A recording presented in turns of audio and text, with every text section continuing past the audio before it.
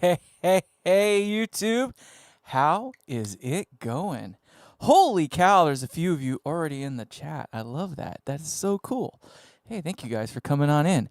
Happy Wednesday, hump day, right? In the middle of the week, we're over the hump. And it's a long weekend, of course, because we got Labor Day coming up. Oh my goodness. Oh my goodness. I've been a busy, busy boy. We've got the drink ready to go, and we've got some more updates and news. I'm kind of open on this one here a bit. I've gotten myself kind of set up to do a couple different things if it goes that direction. But I guess first and foremost, I just want to say, thank you guys for coming in. Short Circuit, Team YDNA, BC Electronics, etc., etc. Oh, so I did my show this weekend. I think there was 6,000 in attendance. It was a good show. I got to run an L Acoustics subwoofer array that I had set up and planned specifically for this event. I got to basically pull everything I own out of the garage and utilize it all. I had a couple of delay lines, the whole nine. Like, it was a hell of a show. It was a lot of fun, and everything went really, really well, except for I did get rained on. It's so funny. So just to kind of give you a little insight to how brutal I am about certain things. So, when you get to a certain level, like, rain should not bother you. Like, unless everything is like literally saturated wet, there's nothing to worry about. When you start getting to that level, everything's basically wireless for all the, the microphones that people are going to be touching and actually doing stuff with. And I always try to use wireless if I can for that reason, because it's obviously nice, very nice to have that level of disconnect from the system, especially when you have musicians that are plugging into multiple spots, et cetera, et cetera. So I knew that we were going to need wireless mics. It started to rain, and everybody else around me is like freaking out. Oh my God, like, don't you need to cover your equipment? Don't you need to do this? Don't you need to do that? Like, what about the musicians? Are they going to be safe? And I was like, they're not touching anything. There is nothing electrically that they are connected to. There's nothing to worry about. We're going to be all right. So, needless to say, everything went really well. It was just funny to watch a bunch of the hands, I guess if you want to call them that, freaking out a little bit while things are getting wet. And I was like, a little bit of water never hurt nothing. Like, and to be honest, if a little bit of water were to get in something and that was the end of it, then I don't want to own it anyway. It needs to blow up so I can get it out of my life.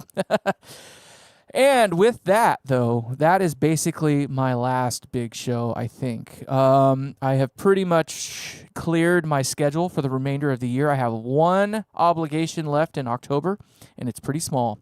I think it's literally just providing, like, it's for a wedding, but it's literally just a couple of lavalier mics, one for the groom and one for the officiant or something like that. So very, very simple thing coming up. But my last couple weeks have been quite busy. As you know, I talk about it a lot, and you can see here I have some things sitting out in front of me. We're going to talk about that here in a minute.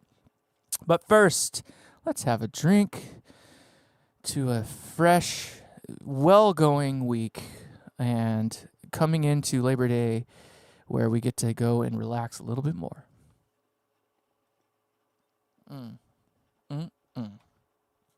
Got the good stuff. So, progress on the I hope this is working. I hope I'm not talking to nobody. Oh boy. Update swinging. I don't know. I'm doing some stuff here to make sure things are working the way that they're supposed to.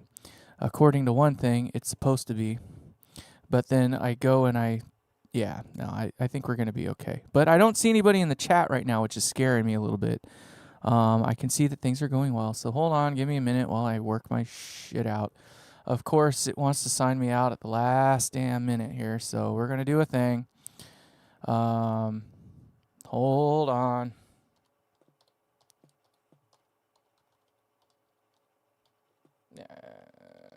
Oh boy. That might have been wrong. Oh my God, I got it right. You didn't see nothing, all right? You didn't see nothing. All right, let's try this again. I need to refresh once again. And then I need to, oh my God, you got to be kidding me with this crap. My apologies, everybody. My apologies. So let's try this again. Literally, I was signed into my account earlier. Everything was smooth, tied up, ready to go. And then as I'm like trying to do stuff here, yada, yada, yada, you can just already tell where I am with my level of frustration on all this crap. Because it's baloney.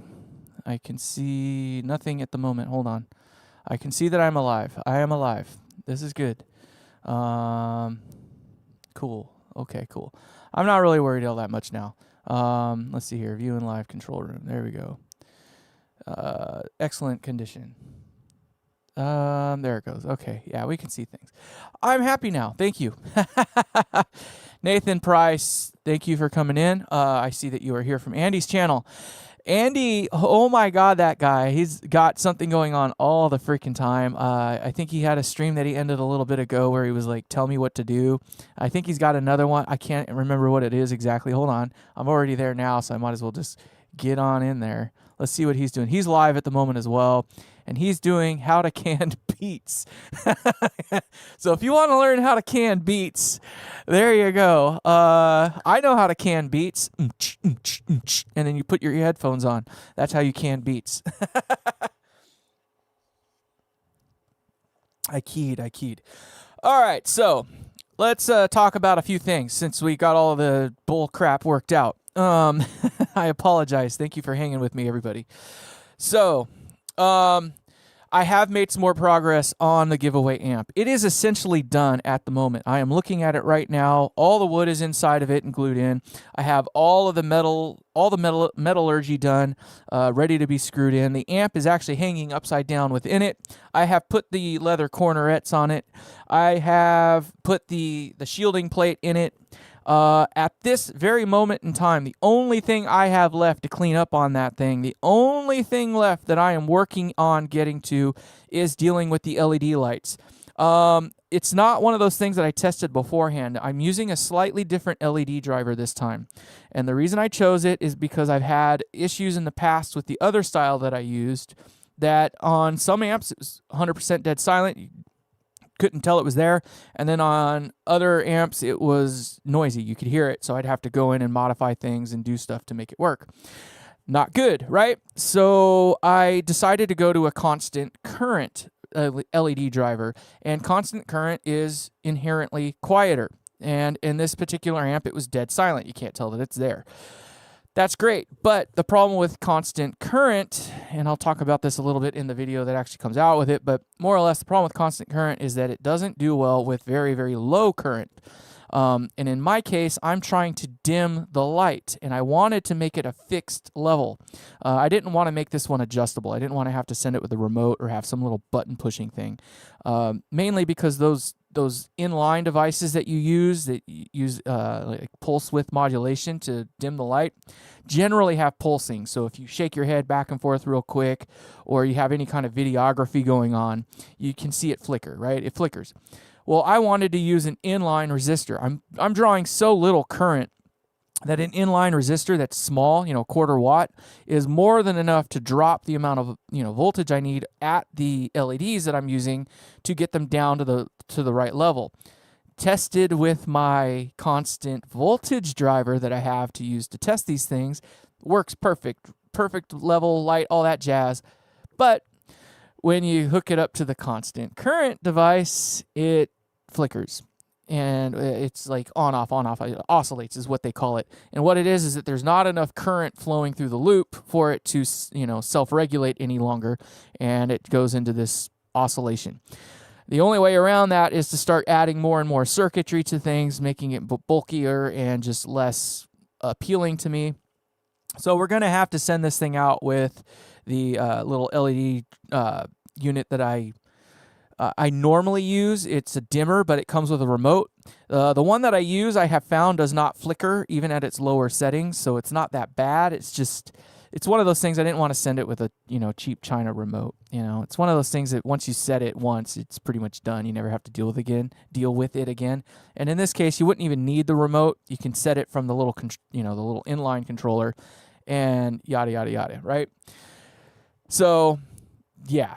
It's one of those things where I probably should have tested all that stuff ahead of time, but we're here now. I'm actually ready to start installing things, so I started getting ready to do all that with this guy here that you could see I built for that. And in there, you can kind of see that little bulge there. If you would focus, you fack, you can kind of just see there's a little resistor in line right there, right?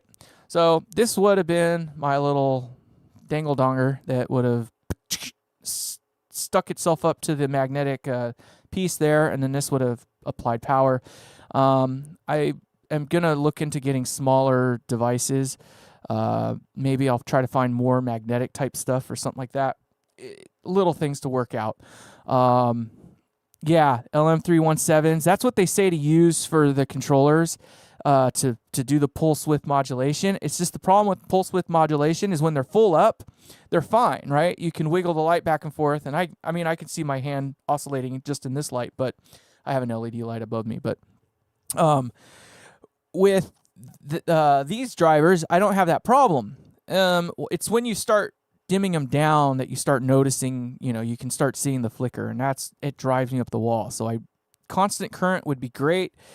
Obviously constant voltage is what I'm probably going to have to go with if I want to dim it the way that I'm dimming it with this little thing here. The problem is the noise, and that's the downer. So I don't like the noise. So I have found that smaller, I've gotten these like really, really small, like literally less than the size of my thumb type drivers, but they don't look very appealing, and I'm sure that they're, not meant for longevity.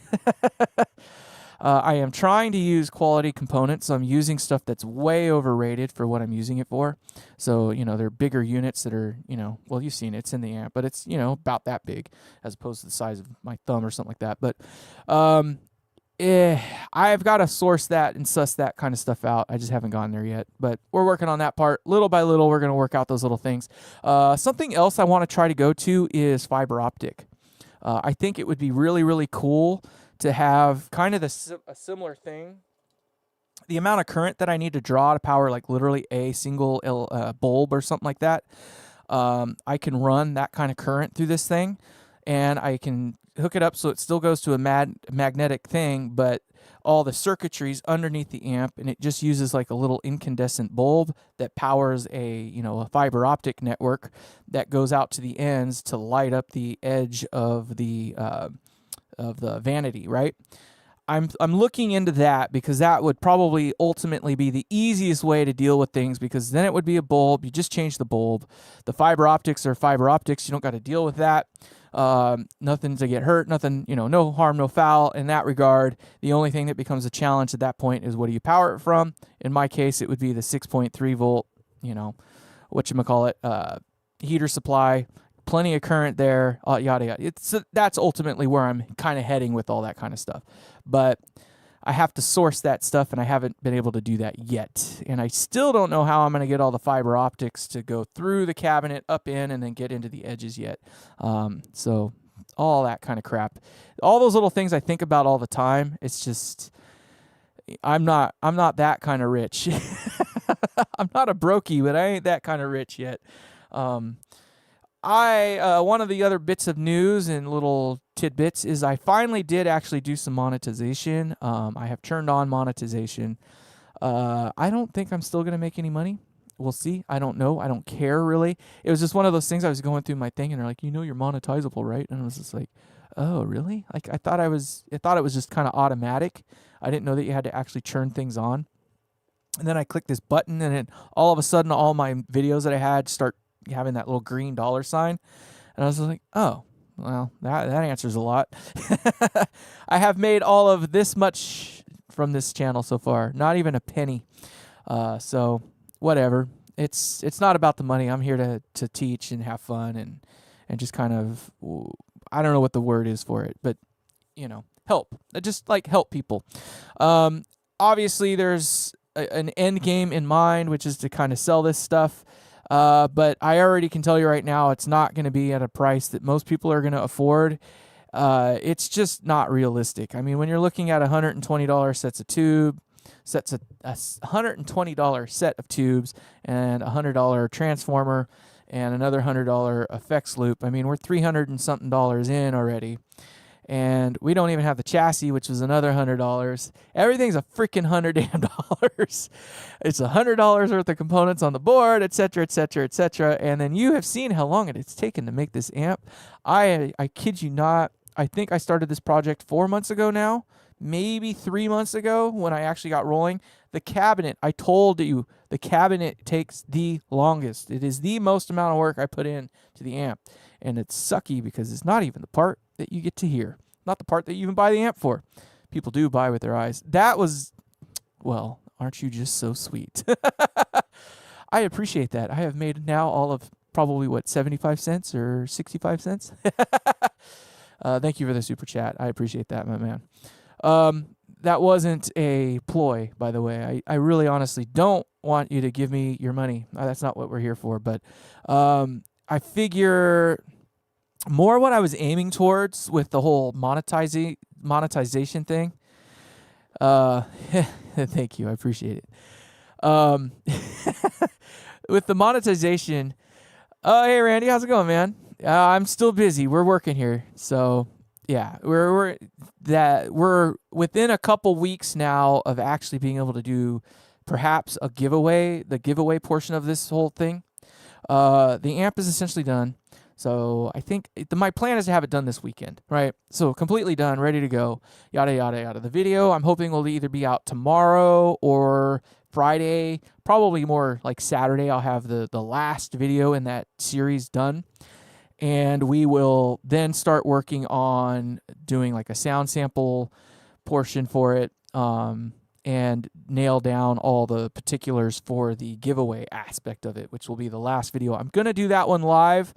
We're going to see here in a little bit. I do have some things worked out to try to do multi-camera angles. You can't see it, but I did get it. I acquired a second screen so I can do more monitoring and fun stuff like that.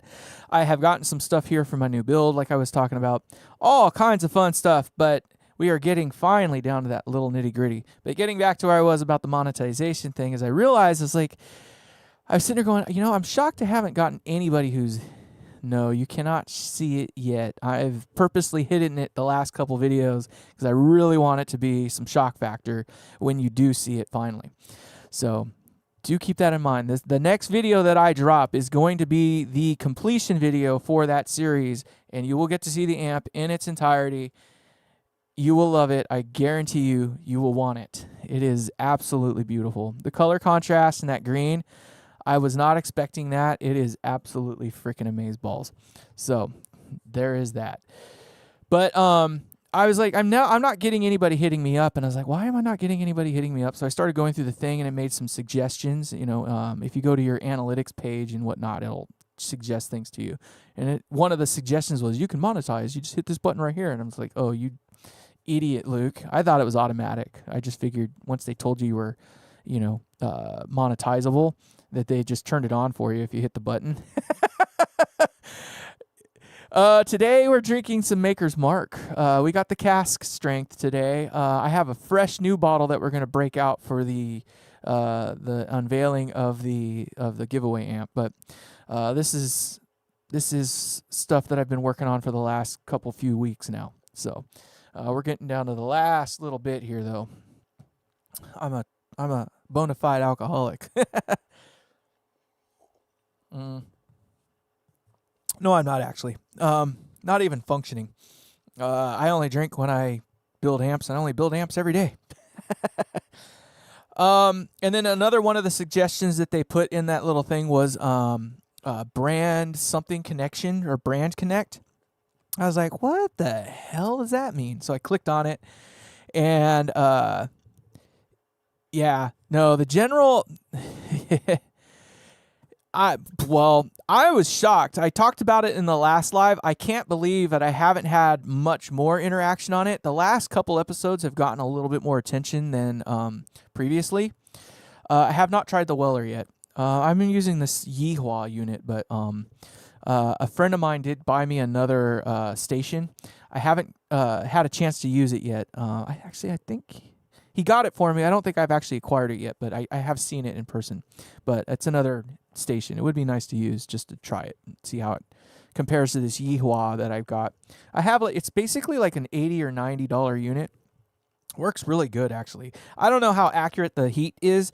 I usually set it for 735C or F or whatever the hell. I don't even know what range it's in, but I set it for 735, and that feels right to me. That's where it feels good. So, rules. It's all about the rules. There's only one game left, with only 1 point left to earn, by the way. So for those of you who are in here currently, which there's actually quite a few of you, I'm actually kind of surprised. You know what? That's what I used for years. When my first amp was built with one of those little $30, 15 waters. And it did well enough, but I'm rough on my tips. I don't know. I burn them up relatively quick. And then once I got this one here, it was just kind of like, oh, they don't actually burn up that quick if you're nice to them. And, I use the tip cleaner, and I, try to make them look nice and keep them nice. And this one's lasted me 2 years now, and it's been kicking ass. It's never failed me once. I'm still on the original. I mean, the little thing won't stay on anymore. I don't know why it won't stay on, but I haven't bothered with it either. It just works. So one of these days I'll get another head or something like that. I try not to keep it on any longer than I need to, but he's brainwashed. He is.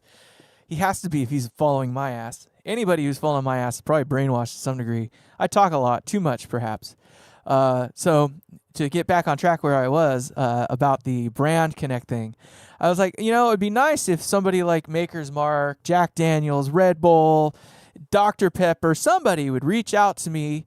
And then I had read the brand connect thing, and I was like, oh, okay, I'll do that. So I opted in, and then one of the things that it has in there is set your price. And I'm just like, well, I don't even know if I want to put my price in there because I know nobody's going to afford it.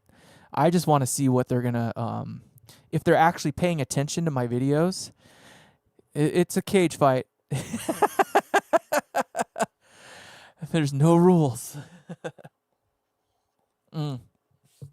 But I want to see if they're actually paying attention and know that, I'm not one of those guys. I'm not a brand, what do you call it? Like promoter in that sense. Like, I don't like wearing shirts that have like Nike on them. I don't like wearing shirts that say the name on them. Lately I have been, just because it's the only shirts you can find when you go to like Ross or something. I got it at Ross, right?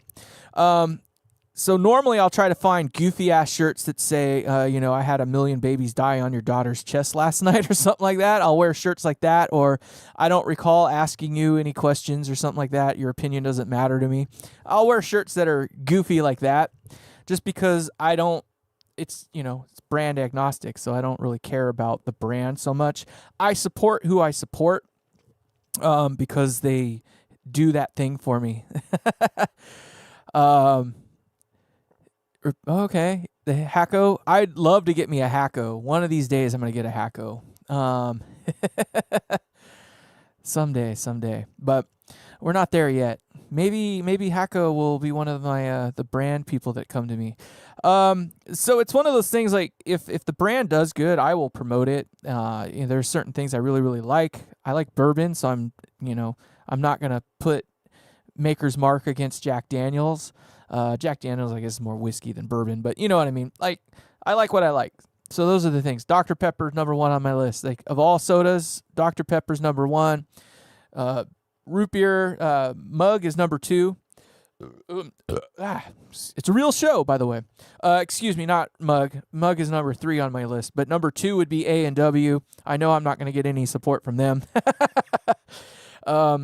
So little things like that. It would be nice just to see where it could go, but I know that if I put my price on there, like I'm not gonna sit there and try to make like an ad campaign in the middle of my videos. I don't like doing that.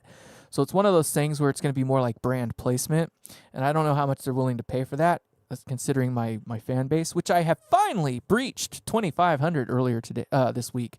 Holy cow. I'm quite shocked that I've finally breached that mark. I've got some work to go, more to go for sure. It'd be nice to get a little faster, but I'm pretty consistent, I feel. My growth has been, about 100 a month or so, thereabouts. So that's good enough for me, I suppose. But let's see here. We must rise above and deliver good audio content. Please, we are working on that. And Team YDNA, I've been watching your videos. That little Princeton dude freaking blows the snot out of that other one that you've been playing. I don't even know. It's not the high watt one. It's the not JTM, but the other Marshall style design. It just has that growl. Maybe it's just the speaker, but it's got the growl. Yeah, no, yeah. I try not to blow sunshine up my ass. That's for damn sure. But you guys knock it off. No fighting in my channel. It's not allowed. We only promote love, and we can curse and all that fun stuff, but we love each other. So, going back a little ways, I've been going back and forth with this new build that we got coming up. As you probably know, when the poll closed, the high gain build of my own design came out on top. Now it's neck and neck again, 43-43 for the, whatever it is, the Marshall design or whatnot. But I don't want to do the Marshall design. I didn't really want to do the Marshall design. I have another amp that's kind of in that ilk anyway, but I just haven't, shown it to you guys. It's nothing like the 1987X or whatever. It's nothing like that. Or Super Lead, nothing. But this build is unlike any other build that's out there currently. And I know Andy loves to give me crap and doo-doo about the fact that I'm going to go with KT88s. I kind of went back and forth on it with going with KT77s. I started doing more math. I did this, I did that. Initially, what I wanted to do was use a transformer that I already had in stock. And with the transformer that I had in stock, it would have worked better with the KT77s. I would have gotten a little more clean headroom than I would have out of these guys. I'm sure you will make a video every day, and I can guarantee you my amp slays. It's this little 5E3. I'm gonna grit my teeth when I put it in the mailbox. It's not only is it just the most gorgeous looking amp that I've built well, I shouldn't say most gorgeous looking amp I've built so far. It's only because I like the color more than the purple one I built. But as a whole, it has kind of everything done in the way that I really like it to be done. So in that regard, it's the better looking one, I think. Yeah, we're going to talk about that a little bit. It's not as great as you think it is. We'll come back to that, though. So I'm really going to grit my teeth, but it sounds freaking amazeballs. Like, it's a really fun amp to play. It's lead friendly. It's rhythm friendly. It's got the grit. It does the 5E3 thing to a degree. It's kind of its own thing in its other way, but it can do rock and roll all freaking day, every day. Killer amp. Super stoked. So I will be making more of these 5E3s. That will be in my repertoire. I thought I was going to be done kind of building that kind of thing for my lineup, but that thing is going to be in the lineup for sure. So this guy here, as you can see, I've got a brand new transformer here. I initially was going to go with one I already had in stock. It was a 3.2K. And it would have worked better with the KT77s. Would have had just a little more headroom. It would have worked just a little bit better, yada, yada, yada. Yeah. Which one is that you want to send to me, though? Is that the Princeton? I'll take the Princeton. That thing is killer, dude. I love Princetons, by the way. They're not the most recorded amp in the world for no reason. So there's that. But I decided to do some more math. I did some more math. This is a 3400 or 3.4K primary output transformer. And you're like, what's the difference between 200 ohms? The difference between 200 ohms shifts this back into the game, if you will. 4K was a little on the soft side. I didn't want to go that way. I wanted clean. I wanted abrupt. I wanted it snappy. I wanted it a lean, mean 50-watt machine. This amp with this setup right here will produce 50 watts of clean output. It's only a 50-watt rated output transformer, but we will have a full 50 watts of pure clean output, no distortion. I think we'll peak out at about 60 to 65 watts if you want to get it that loud. But with these KT88s, we are going to have full spank. It's full send. All the math runs right up where I wanted it to be with the voltage. About 420 volts on the plates is what I should end up with, thereabouts. It's going to be great for these with this amount of primary resistance. So we are going back to the KT88. The KT77s I will use in my other design that currently has EL34s in it. The EL34s are great in that design. There's nothing wrong with it. It's just I want to try something different. The KT77s are kind of like EL34 meets 6L6. You can say whatever the hell you want. I don't mind 6L6s. I just know that the problem with them is that their screen is a little weak. So you can't really thrash on them too hard. So trying to get the full 30 watts out of them, doing it the way that I like to do it is not as easy. It's proven to me with some of my designs that, the 6L6s just don't work that way very well. So there's a way that they need to be ran to get the most out of them. Basically, you need to run them like a Fender, and I need higher resistances. And you think, oh, Luke, that's what your thing is running higher resistances for your primaries. Well, it's harder and harder to find those types of transformers that are readily available when you are doing designs the way that I am with lower voltages. So it doesn't work quite like that. It gets just harder to do these higher wattage designs because everything's a little more fixed. When you're running the smaller tube 6V6s, EL84s, etc., and lower voltages on the plates, you have a little bit more choice. There's more options, if you will, for output transformers to make them do what you want, because you can put a 50 watt transformer on a quad of EL84s, and they don't care. Like the transformer doesn't care. You got 30 watts going out a 50 watt transformer, it doesn't matter. So your options open up. But when you start breaching that 50 watt mark, you pretty much only have 2 or 3 options. You're looking at a 50 watt transformer and they all kind of land right in the same range, or you have a 100 watt transformer. Again, they all kind of land right in the same range. So those are the challenges that I work with. I don't follow anybody. Oh, yeah? Yeah, I'll pour some Four Roses all over that thing. Come on. That growl that thing has is really cool, dude. I'm telling you, I wouldn't get rid of that amp ever. Like, it might not be the magic amp for everything that you want to do. It's obviously not a high gain amp or anything like that, but the growl that thing has, it's definitely a keeper. Tell me again, is that one a reissue or is that an original? Because if it's a reissue, that one came out like middle of the week when the guy was like well tuned.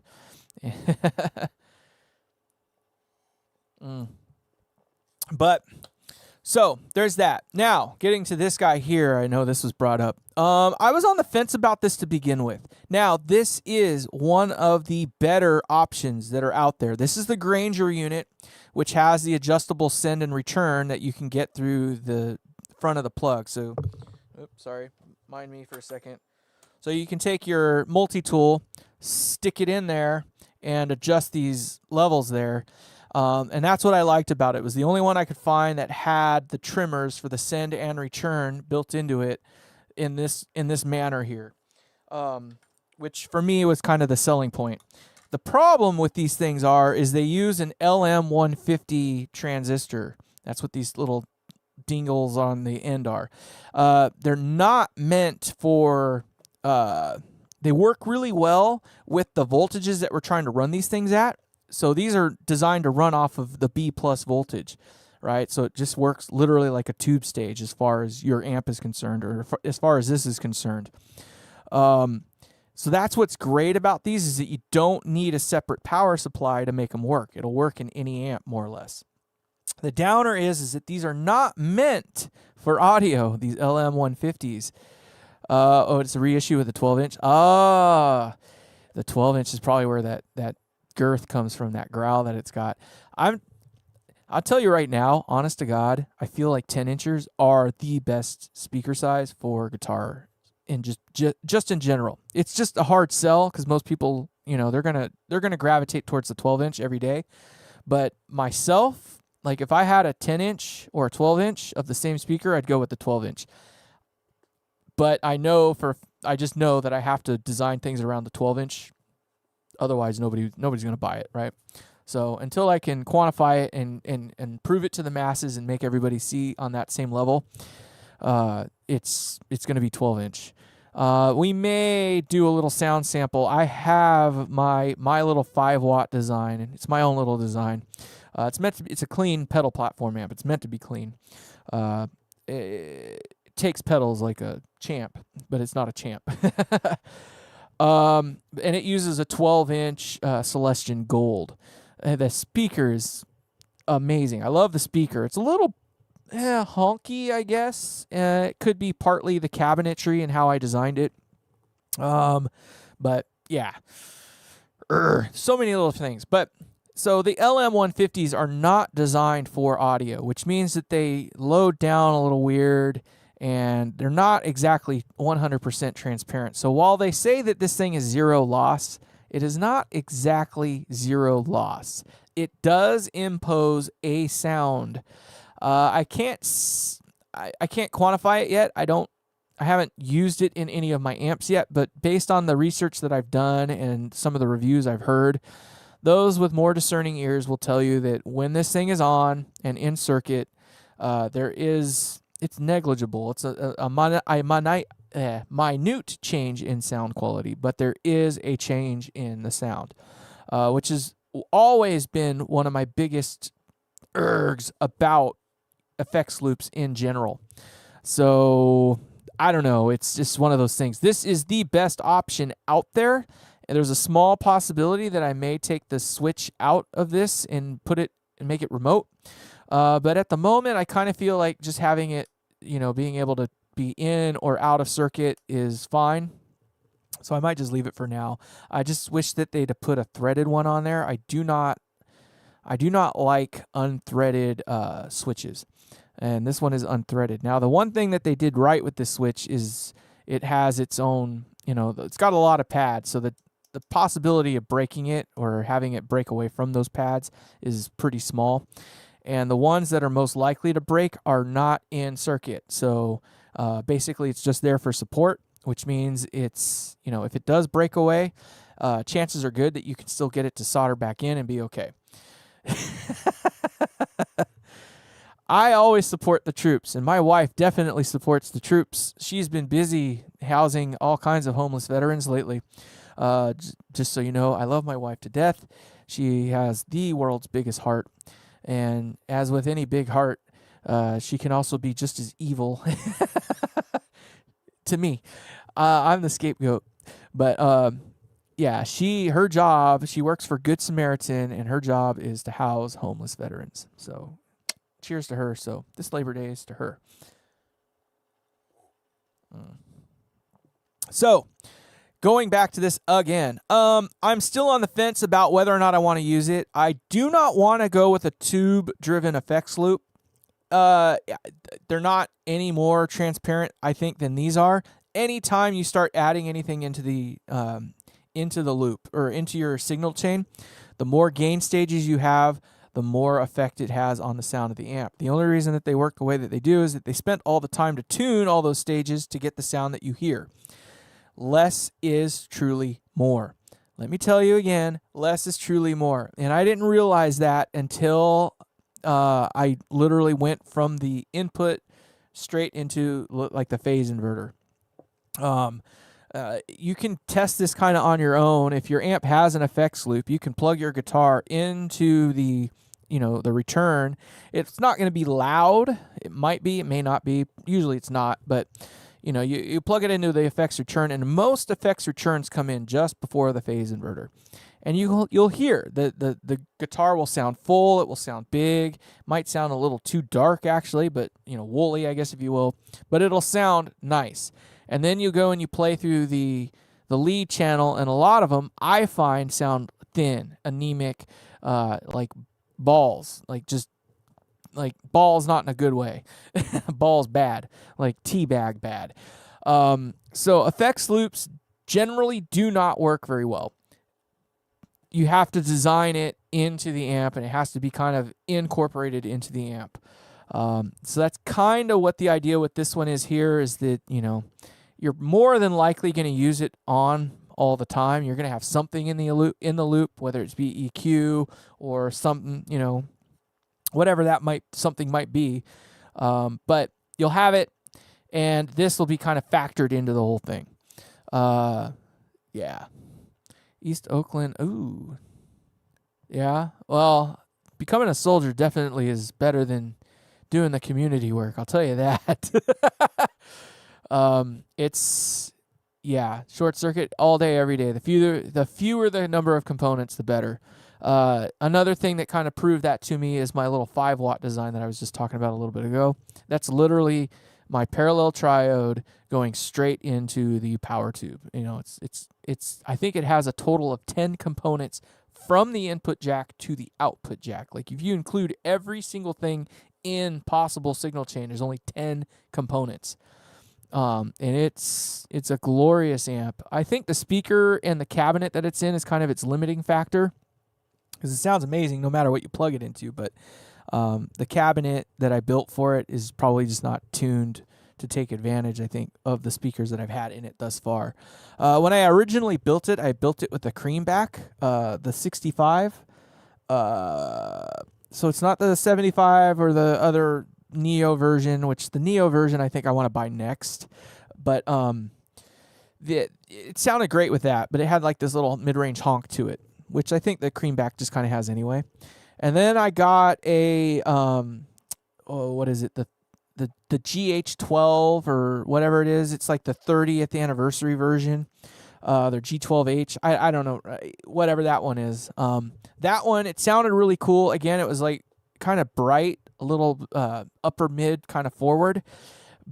Amazing for the infinite sustain though. Oh my God. If you're standing in front of that thing and you have it up just even a little bit and you put on some sort of distortion or fuzz, the infinite sustain thing is a thing. It will do that all day. But it just didn't sound very good to me. And I think, again, it just kind of came down to the cabinet. But then I got the Celestion Gold. I should have gone with the Celestion Blue, I think. But the Celestion Blue, I wanted a speaker option that was going to work for all the amps. And the Celestion Gold is rated for like 65 watts, which I don't have an amp that produces more than 65 watts. So it's perfect. So it's like one speaker that I know will work with any amp that I currently make, and I can put it in a single 12 cabinet. Will be fine. And if I go with a double 12, whatever. So I bought that, put it in that cabinet, and maybe I'll show you in a little bit. Maybe if you guys are interested in that kind of crap, we can go there. But it's the best it's ever sounded. It's really bright, really clear, but it has that Alnico thing going for it, right? It's definitely kind of. I am wrong about speakers? No, never. Yeah, pretty much. Going into psych. I mean, you want to be a doctor, you're not getting paid until you become somebody, more or less. Especially in psychology. I know a girl that got into doing like family psychology. Oh my God. Like she does like therapy for spousal therapy. I don't know about the classic Lead 80. I think I had one at one point. I gave it up. The EVM 12Ls, like that's, what do you call that? That's like chasing the dragon. There are good ones out there. They don't make them anymore. They're not, it's not, you're buying new old stock. The new old stock way is not the way anymore. So if you're buying a speaker that you are getting off of eBay that was used for God knows how long, the last 20, 30 years, you're up a poop shoot on how good it's actually going to be. I will admit that there are good ones out there, but if somebody has that kind of money and can, has found a way to acquire a good set of them, chances are they probably used them. And if they're used, I don't know. What do you mean no? Don't tell me no. I'm pretty certain. Maybe I could be wrong though. Do they still make them or not? Or are they all new old stock or basically used at this point? No, Andy isn't correct in that one. No, I agree. The EV12L, EVM 12L is a killer speaker if you can find it. But so is that JBL unit that came out of their PA speakers that they put in some of the Fender amps. Like I can't remember which model it was, but there is. Again, it's one of those things. They don't make it anymore, so you have to find one. And the one that you find might not be as good as the one that came out of the amp or was in the amp that you sought after it for, right? Just because freaking what's his knuckle Stevie Ray Vaughan had one, and just because maybe what's his freaking name Eric Johnson had one or something like that, doesn't mean it's the best. It sounds good. I'm just saying you have to everything is a little bit different, and it does come down to the cabinet design as well. I want to find a way. Yeah, right, the EV20. I want to find a way to make a cabinet that's like speaker agnostic. It's obviously being tongue in cheek because that doesn't exist, but it would be cool to have a cabinet design that is like so far in the middle of all the different Thiel small parameters. No, you can't. He's dead. Like so deep in the middle of all those different Thiel small parameters that it just doesn't matter. And I know that they say that kind of open back basically wipes the floor of all that crap anyway. But I can tell you just with my 12-inch cabinet that I built for my combo amp the one combo amp that I have, the fundraiser amp, that one, it is very responsive to different speakers.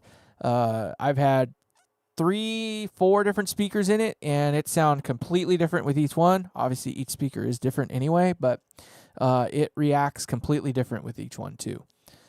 Oh, is there a different Team Y DNA in here? That's currently chatting as a different person then. Oh, okay, never mind. No, I don't think he's been compromised. God, I don't know. I find it interesting that there are people out there doing that stuff, kind of trolling and stealing accounts. I pray to God nobody does that to me, because I'm goofy enough and some of the things I say are kind of out there enough that you can pretty easily fake who I am and probably get me yelled at. Don't do that. It's not cool. I'm cool to you. You be cool to me. I'm all about. I'm a different kind of asshole. All right. I might be your kind of asshole. That's the difference. I love Andy. I know that he's got his things going on with other people, but I obviously it's none of my damn business. It doesn't involve me. I'm not a part of it.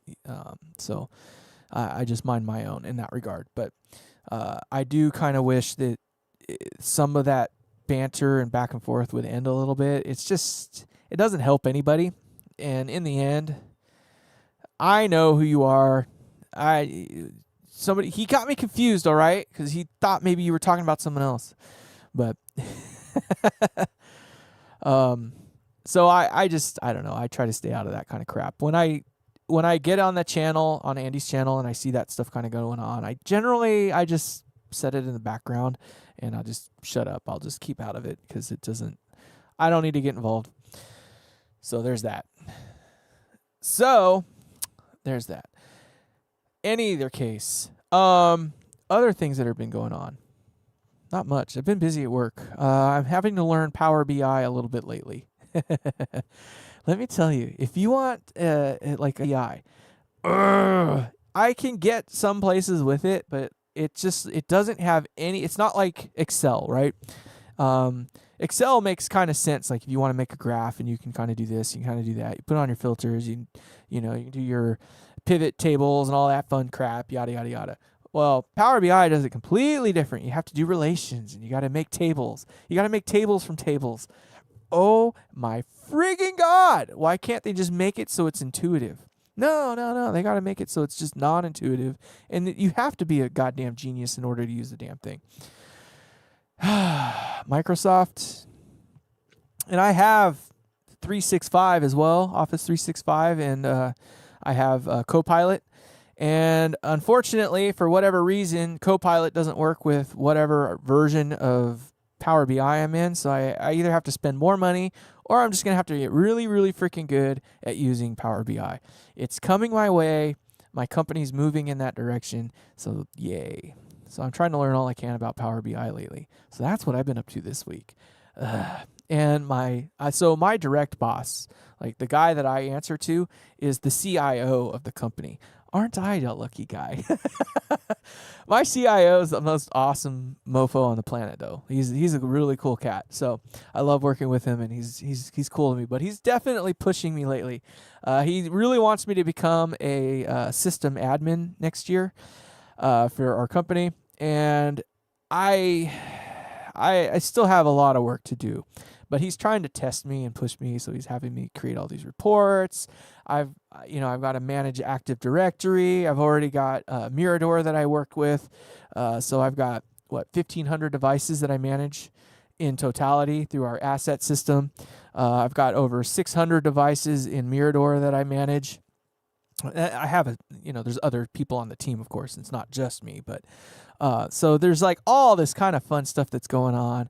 And I'm trying to learn all the system admin side of things. I'm pretty snazzy with Active Directory to a degree, but like it's all the back end crap. Like the stuff that I should have been learning to do first is not what I learned to do first. I learned how to literally go in and start creating groups and security groups and all these like things that are top level or upper level or close at least to the upper level. But the management side and like data cleanup and all that crap, I need to learn how to do all that. I'm not a PowerShell guru either, which doesn't help anything. I can move around PowerShell, but it's not my forte. I am not, as much as I love my job, I am not that guy. When it comes to audio, I'm that guy.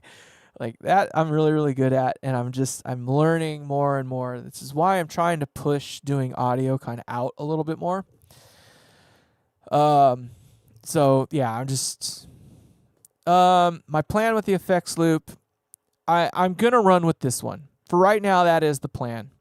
Mainly because I don't think there's not a better available option, and I don't want to design one. I don't want to go with a tube loop, and I don't want to just copy some other tube design loop that's out there. I don't want to do that.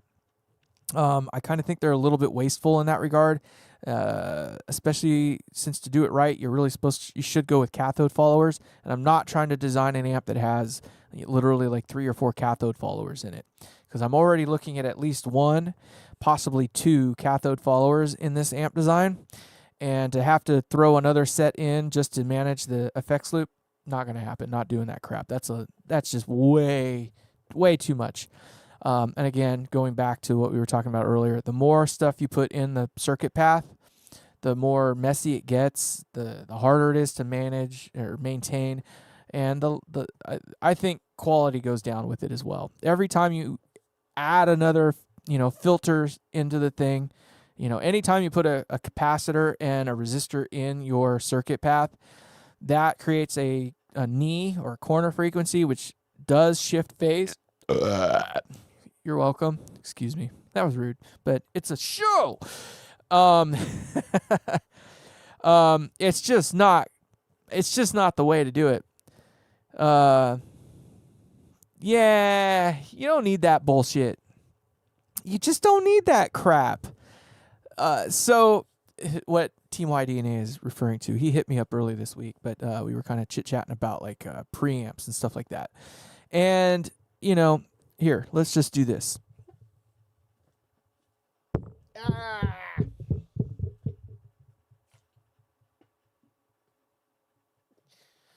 So you got this guy right here. This is an SM57. It's been the king of microphones for the last 100 years because it's just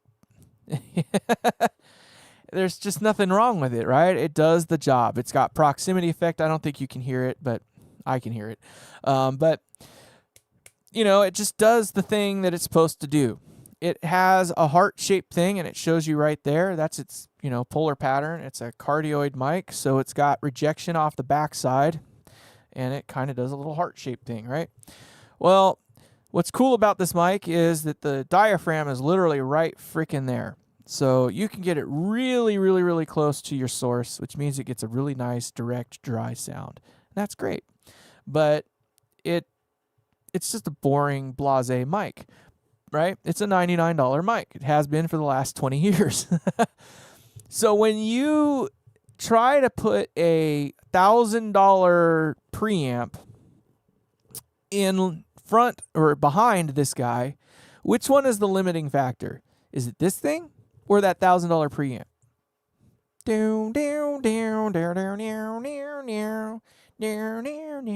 Yeah, you know what I mean, right? So this guy is obviously the limiting factor. And what's in front of that thing, right? So you got a $1,000 preamp, maybe a $600 preamp, but whatever it is, you know, you go out and spend the Neve kind of money. So now you've got this preamp that literally costs more than the thing that you're actually trying to capture. All right, let's say you're coming in with a reissue amp that you bought 20 years ago. Listen now. You know what I mean? So you're literally taking a $500-$600 amp, maybe a $1,000 amp, and then you're running it, you know, you're pushing that sound into a $99 microphone, and then you're taking and, you know, amplifying whatever that picks up and whatever that is with a $1,000 unit, and then you're playing it out of your monitors. Your monitors, what are they? What do they cost? Are they a $10,000 set of monitors, or are they a $150 a piece? Most people, I'm going to tell you right now, don't have multi-$1,000 monitors that they're they don't have multi-$1,000 monitors that they're monitoring through, right? You guys are funny. I love you guys. Right? So again, you're where do you spend your money? Where is the best place to spend your money? This has been good enough for the last 20 years. 100, well, at least 50 years. It's been good enough. Since freaking the beginning of time, this has been good enough. Which means that the preamp that's behind it doesn't mean anything, because Woodstock was done with a bunch of these and a bunch of Shure, you know, the 4-channel mixers, right? I don't even think they had bass and treble for each channel. It was like literally bass and treble for all channels. Like it had a master, a global EQ, right? Had that kind of thing. I think it had a low cut filter. That was about it. Right. Where's the best place to spend your money? It comes from how you utilize your tools. That's really what it comes down to. You have this thing up here that you love to death because you're playing it. It does what you want it to do. All you want to do is capture it. So you've got this mic. So you move it around. Yeah, I can't get anything I like. Well, what do you do if you can't get anything you like when no matter where you put this thing, it doesn't sound like what you want it to? You change the freaking mic, right? You go out and get a different mic that has some different characteristics to it that emphasize what it is you're looking for. Ribbon mic, large diaphragm condenser, small diaphragm condenser, whatever it might be. You find that other mic. And then you do the same thing. You move it all over the freaking place until you find that spot that you like. And they're like, well, I kind of like the blend between this one and this other mic. So then you use 2 freaking mics. Cool. You find the spot that's magic for both of those. Again, all the work has been done in how you capture that freaking device. That preamp means dick all. To me, the preamp means dick all. Yes, the Neve preamps that were in some of these boards that we captured all these things, they're great. Obviously, they're great. Maybe they do something that's a little bit different. When they're overdriven, they sound a certain way or whatever. They have this warmth to them, this clarity to them, whatever that might be. I can tell you right now, you can get whatever the hell you want out of a Scarlett, little 2i2 or 4i2 or 8i2, whatever the hell it is. The little Scarlett, you know, the audio, I don't know, there's whatever the different ones are. The Behringer one that just came out that has the Neve, it's like an 8-channel, I think, or 4-channel Neve copy. That one works just fine. Everybody's going on about it. But where do you spend the money? Because then you're going to go and you're going to plug your mic into a cheap-ass cable that costs $20 maybe. This one's a Megami. It's, you know, a little bit better than a $20 cable. But now you're going to take your $1,000 microphone, because that's the thing that's going to make all the magic, and you're going to plug your $20 cable into your $1,000 preamp. Again, where does that weak link come from? And all of that. Then you go through your DAW.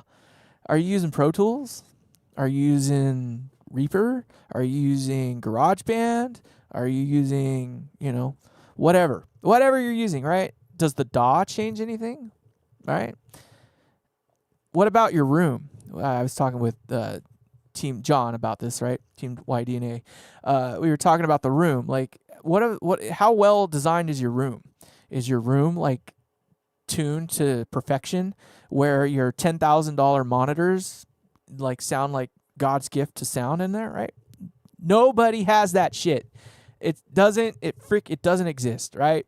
So don't spend your money on gimmicks and toys. Buy the shit that does the work. It starts with a good sound to begin with. So you get a killer amp that just works. It does the freaking thing. It has to do the thing. Not a thing, the thing. And that's where I'm at with my amp designs. It's like they all do the thing, whatever that the thing is, right? They don't do all the things, they do the thing. Might only be one thing that they do, but it does the thing, right?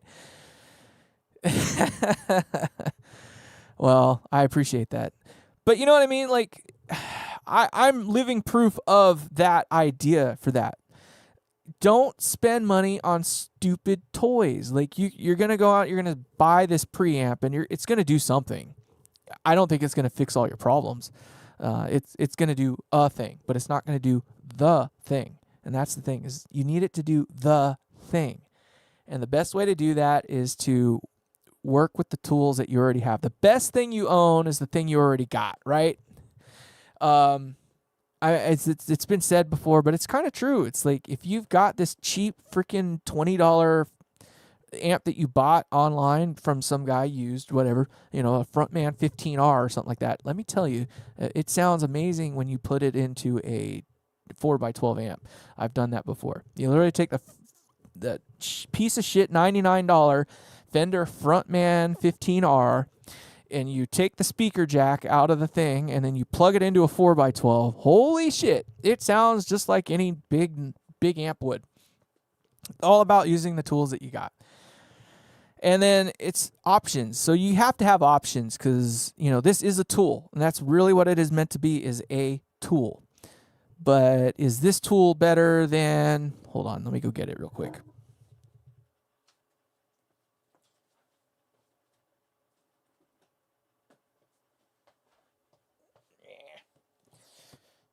Give me a second here. All right, so we're talking about tools. So $99 tool, $400 tool. Yeah. All right, $400 tool. This is a C214. I think they go for like $300 and something nowadays. Like, it's not quite $400, but you know what I mean? Right? This guy right here, very, very expensive. Does it sound like God's gift to sound in front of everything you stick it in front of? Not quite. It definitely sounds great, though. It just doesn't do everything. It does a thing, but it doesn't do the thing. This does a thing, but it doesn't do the thing. But this is a tool, just like this is a tool. This one has its place. This one has its place. And between the two of these, you can probably get any and everything that you want to get out of them. So it comes down to the amount of work that you're willing to do. Part of me wants to show you what I mean by that, just because it's easier to quantify, but it also just means doing more work. But that's the hard part. So as a live sound engineer, my job is to get to the end product now, like right freaking now. I don't have time to futz around. Right? Like, I don't have 2 hours to sit around and move mics. So that's why these are the number one tool for live sound engineers, because we got to be able to put it in front of your amp and just get it. Like, it just has to do the thing, right? And this will do it 99% of the time. Obviously, when you start getting into the upper echelon, they have a different idea. And nowadays, I use, hold on, let me grab it. One of these guys. So this is a Lewitt LC-T240 Pro. It's a $99 mic. $99 mic, $99 mic. $99 mic meet $99 mic. Which one's better? Well, let me tell you right now, neither of them are better than the other. This is just a different tool than this one. This one does something different than this one does. But lately I've been using this one more because I can get more out of it for what I'm looking to do, right? Favorite guitar recordings. I haven't really sat down and been like, that's the guitar sound I want to have. Like listening to like Randy Rhoads and stuff like that, right? Like everybody's going to kind of go down that path nowadays, right? I listen to a lot of heavier stuff to believe it or not. Like I love Deftones and like Tool and all that kind of stuff. Korn, I like that kind of, that heavier kind of music where I can tell you right now, it's not, their guitar sound is kind of dooku compared to, if you ask what's his freaking name from Deftones, like he doesn't even give a shit what it sounds like. He's like, literally, I don't care. I just turn the knobs until it sounds good. He's like, it could be a $10 amp. He doesn't care. But like Diamond Eyes, I love that sound, like right? Like Diamond Eyes was a killer album. I like that guitar tone that he's got on that. And he's probably doing it through his freaking, Axe Effects or whatever. Another album, of course, that obviously comes to mind is all of the Black Sabbath stuff. But, those ones are really hard to get a gauge on. He's using a very rare amp, Tony Iommi, right? He's using what is that thing from Laney called? I can't even remember what it's called. Like the name of the amp, the style that it is, where it's got like the range booster built into the front end of it. Well, now it does. I think the reissue that they have of it. And I think he used a range booster into the front of it. He used something to brighten up the highs. He almost ran 0 lows, and then you got the GH100L or whatever. Right? So you got all these different things that make an amp sound like what they sound like. Obviously, some of my favorite recordings are going to be 80s era kind of stuff. I really like the 80s too. Like, I've never been like super impressed by the Metallica sound. You know what I mean? All right. I'm a guitar kind of guy. Interestingly enough, let's talk about not guitar. So, what's that band that does the thing for Peaky Blinders? What is their damn name? Sitting in a boiler maker. I'm just trying to tune away. But that band, I can't even remember what they're called. Now I need to find them.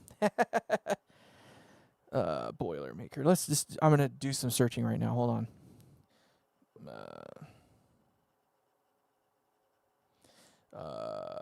Royal Blood. Golly. Royal Blood.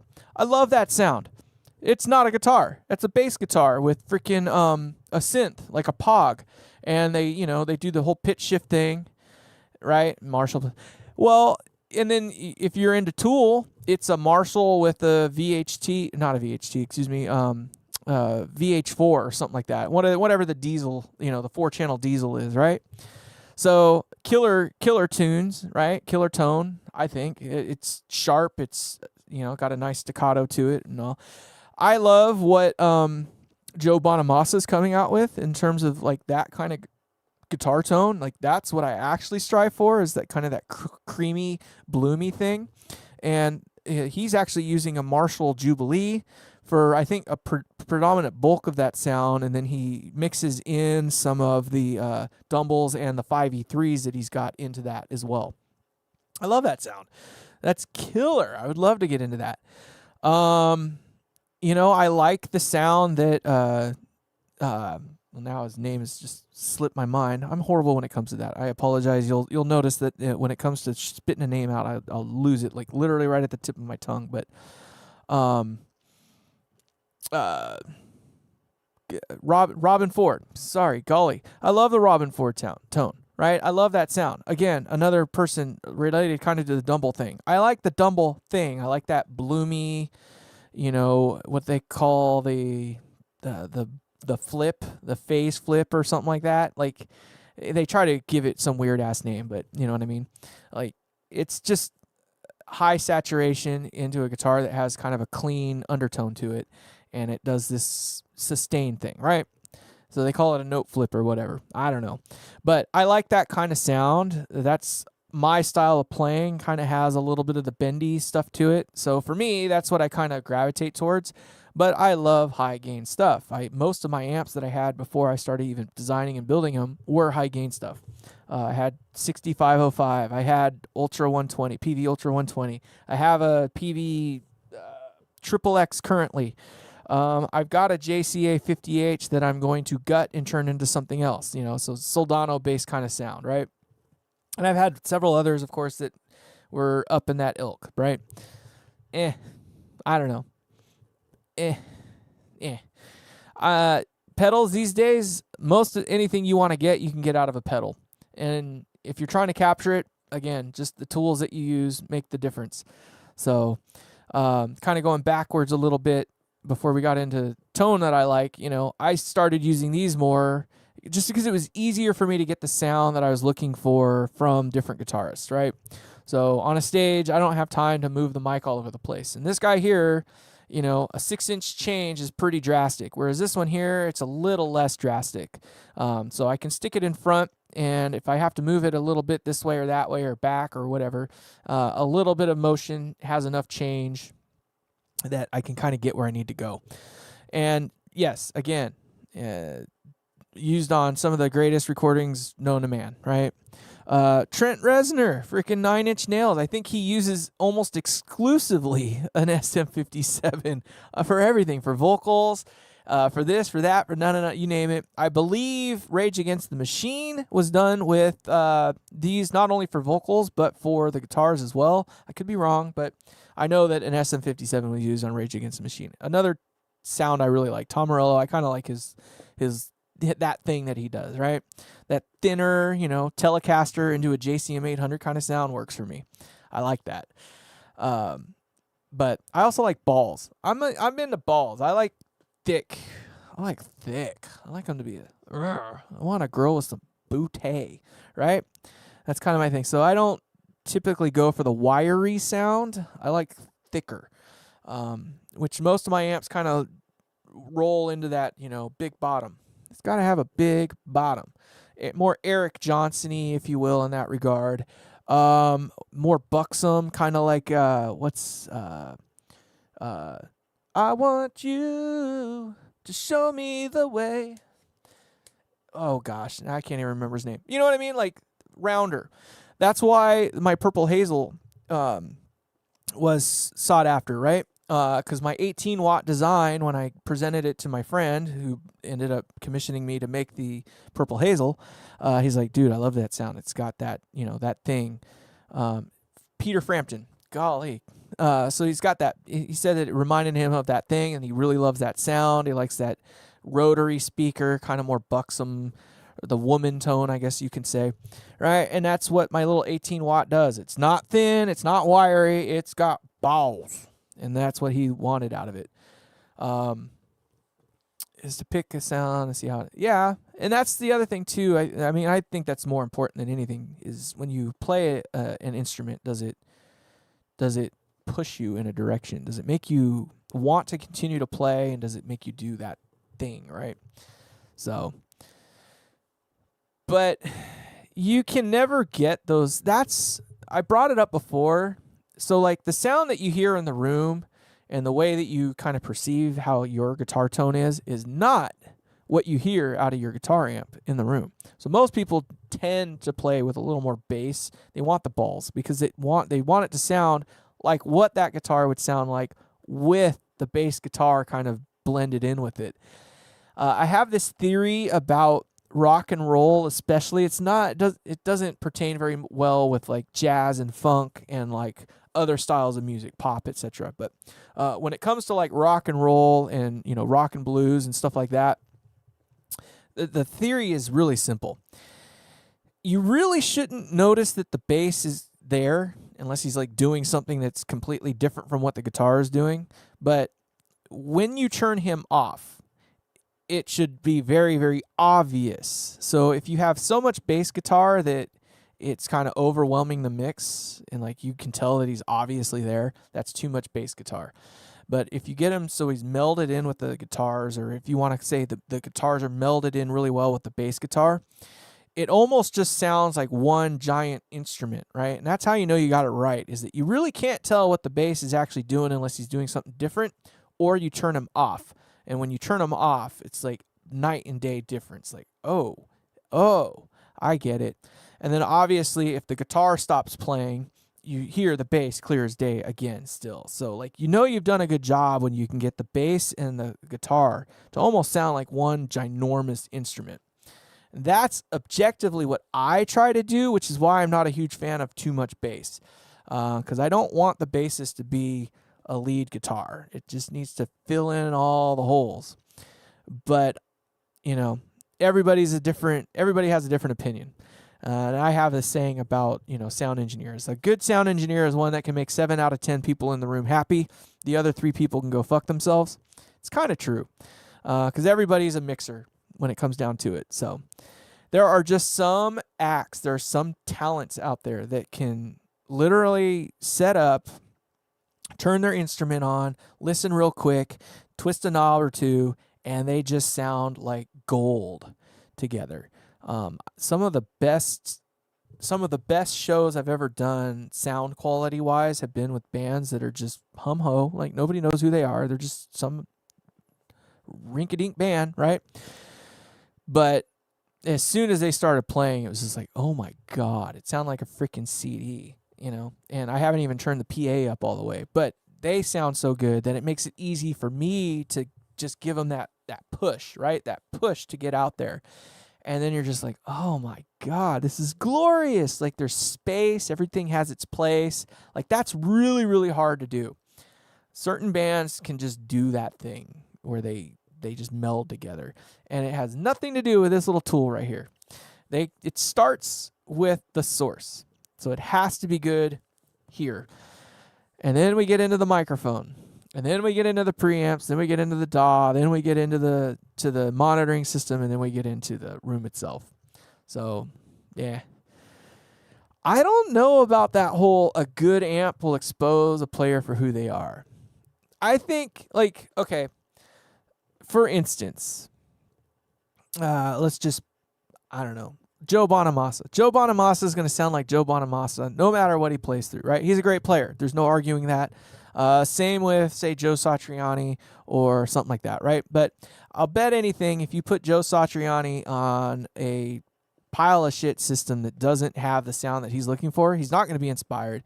All he's going to do is bitch and moan about it, right? He's not going to want to play it, and he's not going to do his thing. But another player that maybe came up on that cheap pile of shit system that just sounds like weird and off and right? What was that guy from Cake? The guitarist from Cake, like literally used like cheap Fender guitars, and he's just got that sound. Like it's a neat little growl, right? The da-dun, da-dun, da-dun, da-dun, da-dun, right? Like that was a killer freaking album. I think it was their most famous one, and that guitar sound is killer. And it's just him playing a cheap guitar through a cheap amp and probably mic'd with an SM57. I think they did most of that production on their own, if I'm not mistaken. I know it wasn't high value production. They tried to keep it, I think simple was their whole thing. So it's just capturing the moment. That's all you're doing. So I guess what I'm saying is that, you know, if Joe Satriani played on that same rig, it's going to still sound like Joe. He's just not going to be inspired to play it. So it might not sound the way you think it should.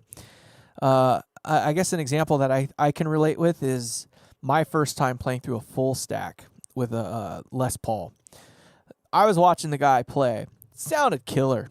Just bitching. It sounded bitching, right? Like, oh man, I want to play that. That's freaking cool. Like my full stack, yada, yada. And he knew I was a player, so he came up during one of their little breaks or whatever. He's like, dude, you want to play? I'm like, fuck yeah, let's go. So I get in there and, you know, I turn it up and give it the Kerrang, and it sounded to me like doo-doo. I was just like, oh, it just doesn't work. Like, what's going on here? Like, I could play the same notes I've always played, but it didn't sound like me. And he's like, dude, I get it. Don't worry. He's all, you sound just like I do out here. And I was just like, but it doesn't feel that way to me. And he's like, no, trust me. Like, I get it. I was where you're at right now. This was when I was younger, so I was still just kind of getting into playing live and stuff like that. And it was just one of those things, like what you sound like to you when you're playing in your space through your stuff and your way sounds completely different than when you play through someone else's, and how you're inspired to play changes. But to everyone else in the crowd, it just sounds like that.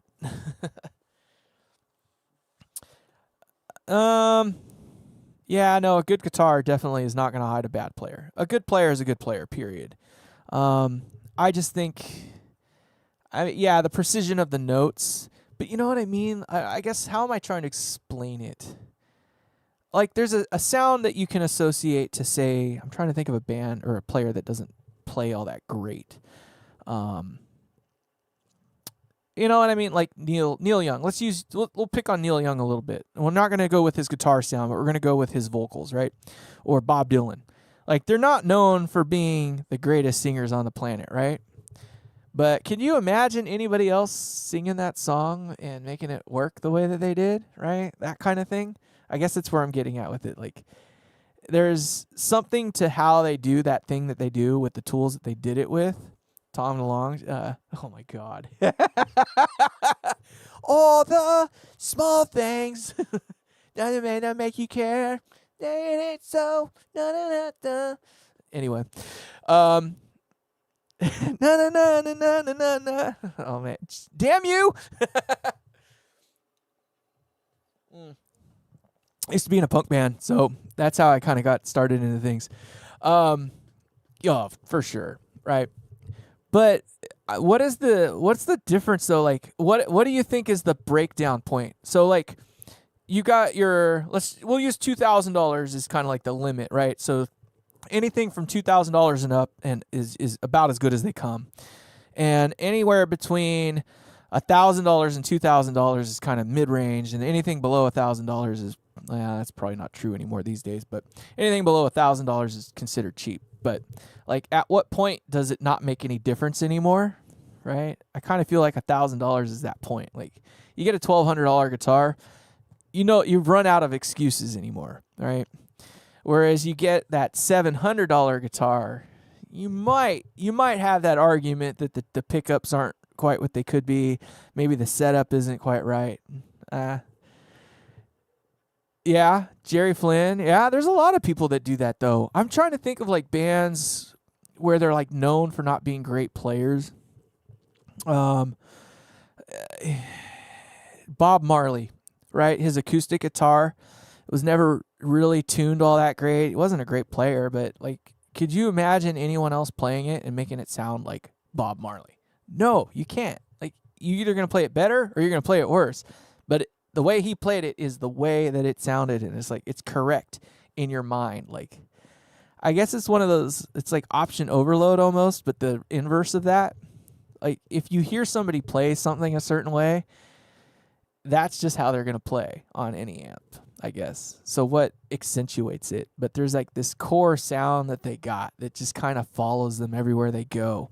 I'm trying to think of somebody, Lukather, Steve Lukather, like that fool, like, he's always sounded great, right? And he's a studio musician, but he's always sounded great no matter what he's done, who he's done it with, and how he's done it. Like, he always just sounds like Steve Lukather.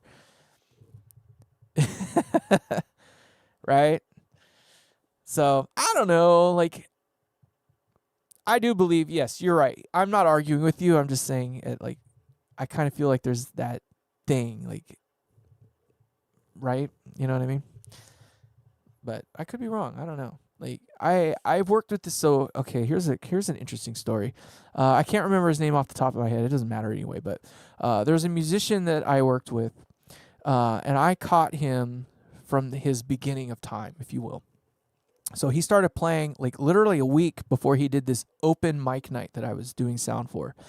And he came in and he played the guitar, and it was just literally strumming A, B, C, D, E, F, G. Like, he just did the chords, and he had the songs in his mind, and he kind of did it was like a reggae / like soul / kind of like, I don't know, folky. It was kind of folky, but it was reggae, kind of had that feel to it. But that was what he had in his mind. But he could barely play the guitar. Everything was just 1, 2, 3, 4, dun dun dun dun dun dun dun dun dun dun dun dun dun dun, and then he sang the song. Wasn't that great? Fast forward 10 years, his songs didn't sound any different. His playing, he was definitely much more proficient, but he never changed like his core sound. Like he always sounded the same, no matter how long it had been since he last played. The only thing that had changed was that he got a full band behind him that were all players, and they were all hired guns. So he had a pro level drummer, had a pro level bassist, he had a pro level lead guitarist, and he had a pro level keyboardist, and they all played their parts, and he did his acoustic and sang the songs. And it just from the first time he ever played in public till 10 years later, the last time I did sound for him, not much had changed. Like the core of his sound was still exactly the same. The only thing that was different was one by himself, solo, versus being in a killer band. And it's just trippy to see that kind of stuff. Like, I guess most people don't get to see that kind of progression over the years. I'm lucky because I've seen it, half a dozen times at least. Literally the guy that just picked up the guitar a couple weeks before. So, in that formula, if you can make it work, damn.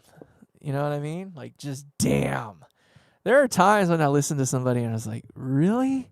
Fuck, if I could do that, that would be great. And I can pretty much emulate anybody. So, I don't think there's a whole hell of a lot of you on here right now, but I'm having a good time. Anyway, a Ween? Oh, yeah, I know Ween. Yeah, definitely seen that guy. Killer. I have another friend who's like a Fish fan. I cannot do Fish.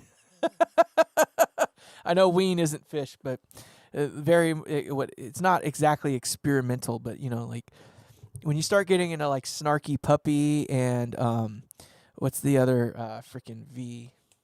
They start with a V. I can't even remember their name now, but yeah, some of those guys, man. I'm gonna move a mic real quick.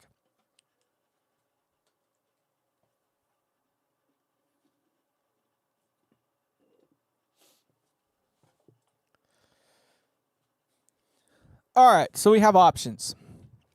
I can kind of show you what I was talking about and show you my little 5-watt amp, or we can just keep talking and yapping a little bit more about stories and stuff like that. I'm kind of leaning more towards the story thing. I like story time. I like how you guys interact. I think I want to say that I feel I have some of the best people in my chat, period. Always. I like how clean it is. I like the back and forth. I like this. Yeah, right? Snarky Puppy. Who's that other guy that was part of Clowncore? I know Clowncore is the name of the duo that did that thing, but the other guy, the actual like main character, the drummer guy, I can't remember him. My wife loves him to death. I like his style too. You know what I mean? A classic example of literally just taking a microphone, sticking it over the top, and making it work.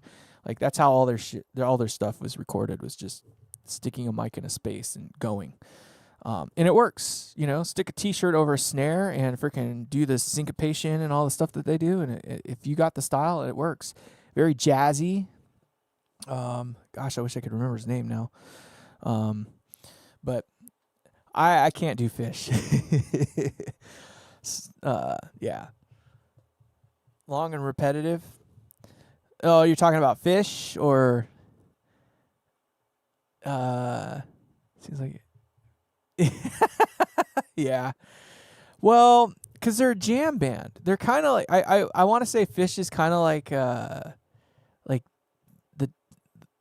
Deadheads. You know what I mean? Like they're just kind of that personified. Like modernized a little bit. So I don't know. I have a friend that's like a huge Fish fan. He's also a bassist.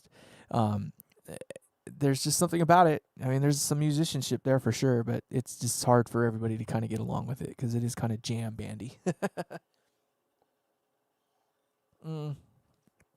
I try to listen to a lot of different music. Lately, I've been on a big synthwave kick, or retro wave, if you want to call it that.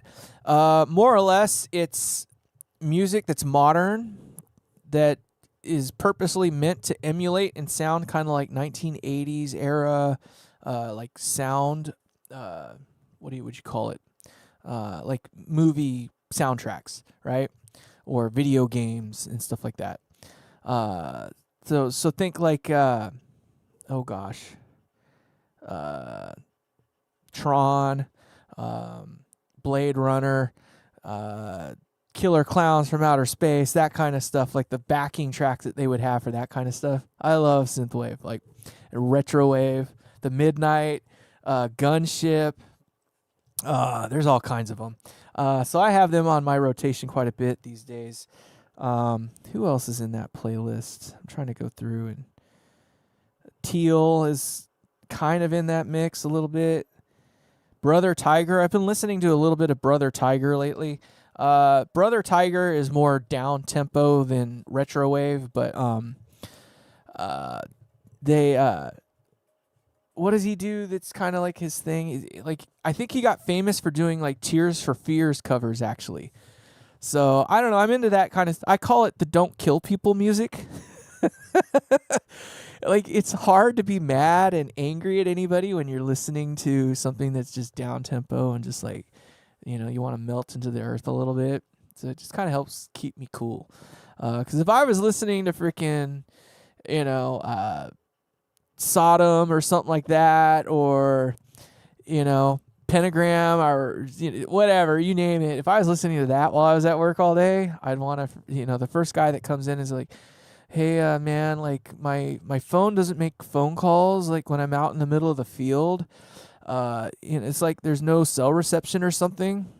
I was like, you came all the way to my freaking office to ask me why your phone doesn't have cell reception when you're in the middle of a field that you said you don't have cell reception? Urgh, what am I supposed to do with that? I can't help you. Does your phone work now? Well, yeah, because I have, Wi-Fi and there's cell reception. Imagine that.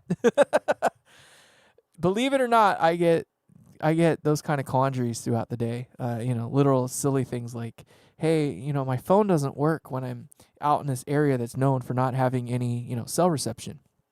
Is there anything we can do to fix that? I was like, I don't have cell reception. I can't put up a cell repeater over there. Like, it's not my cellular reception to repeat. I can't put Wi-Fi out there because you're in the middle of nowhere. The being an IT guy can sometimes be deadly to your soul. Sometimes, it's true what they say about IT guys. Turn it off and then turn it back on, and that usually fixes it. It's absolutely true.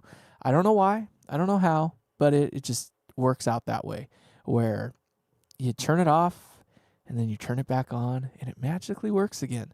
I wonder why. And I also love it. Hey, Short Circuit, take care, man. Thank you again for coming in, and you have a wonderful night. Sleep well, my brother, from another mother. It always baffles my mind that there's just certain things that some people just don't get. And they have this thing on the bottom of their screen. You'll see it like down here, usually. It's got like this little yellow circle, and it's like telling you like, hey, there's this update that's running or needs to run. Yeah, and then if it tells you if you click on it to restart. So, Ghost Burner, let's talk about those gut shots you were talking about. So, what was your Q&A on that one, or what's your query on that? I got my mouse, so I'm ready to go to the interwebs and see if I can find what you're looking for. So I'm ready. We're ready to do this. Let's go. Let's do it. So, Mesa Barbara. Mesa Barba. Hold on a second here. Let me get into that. And so it's Mesa Barba. And it's, what was it again? Hold on, the ZL18? Z18. So Z18 gut shot. Let's go with that. Enter.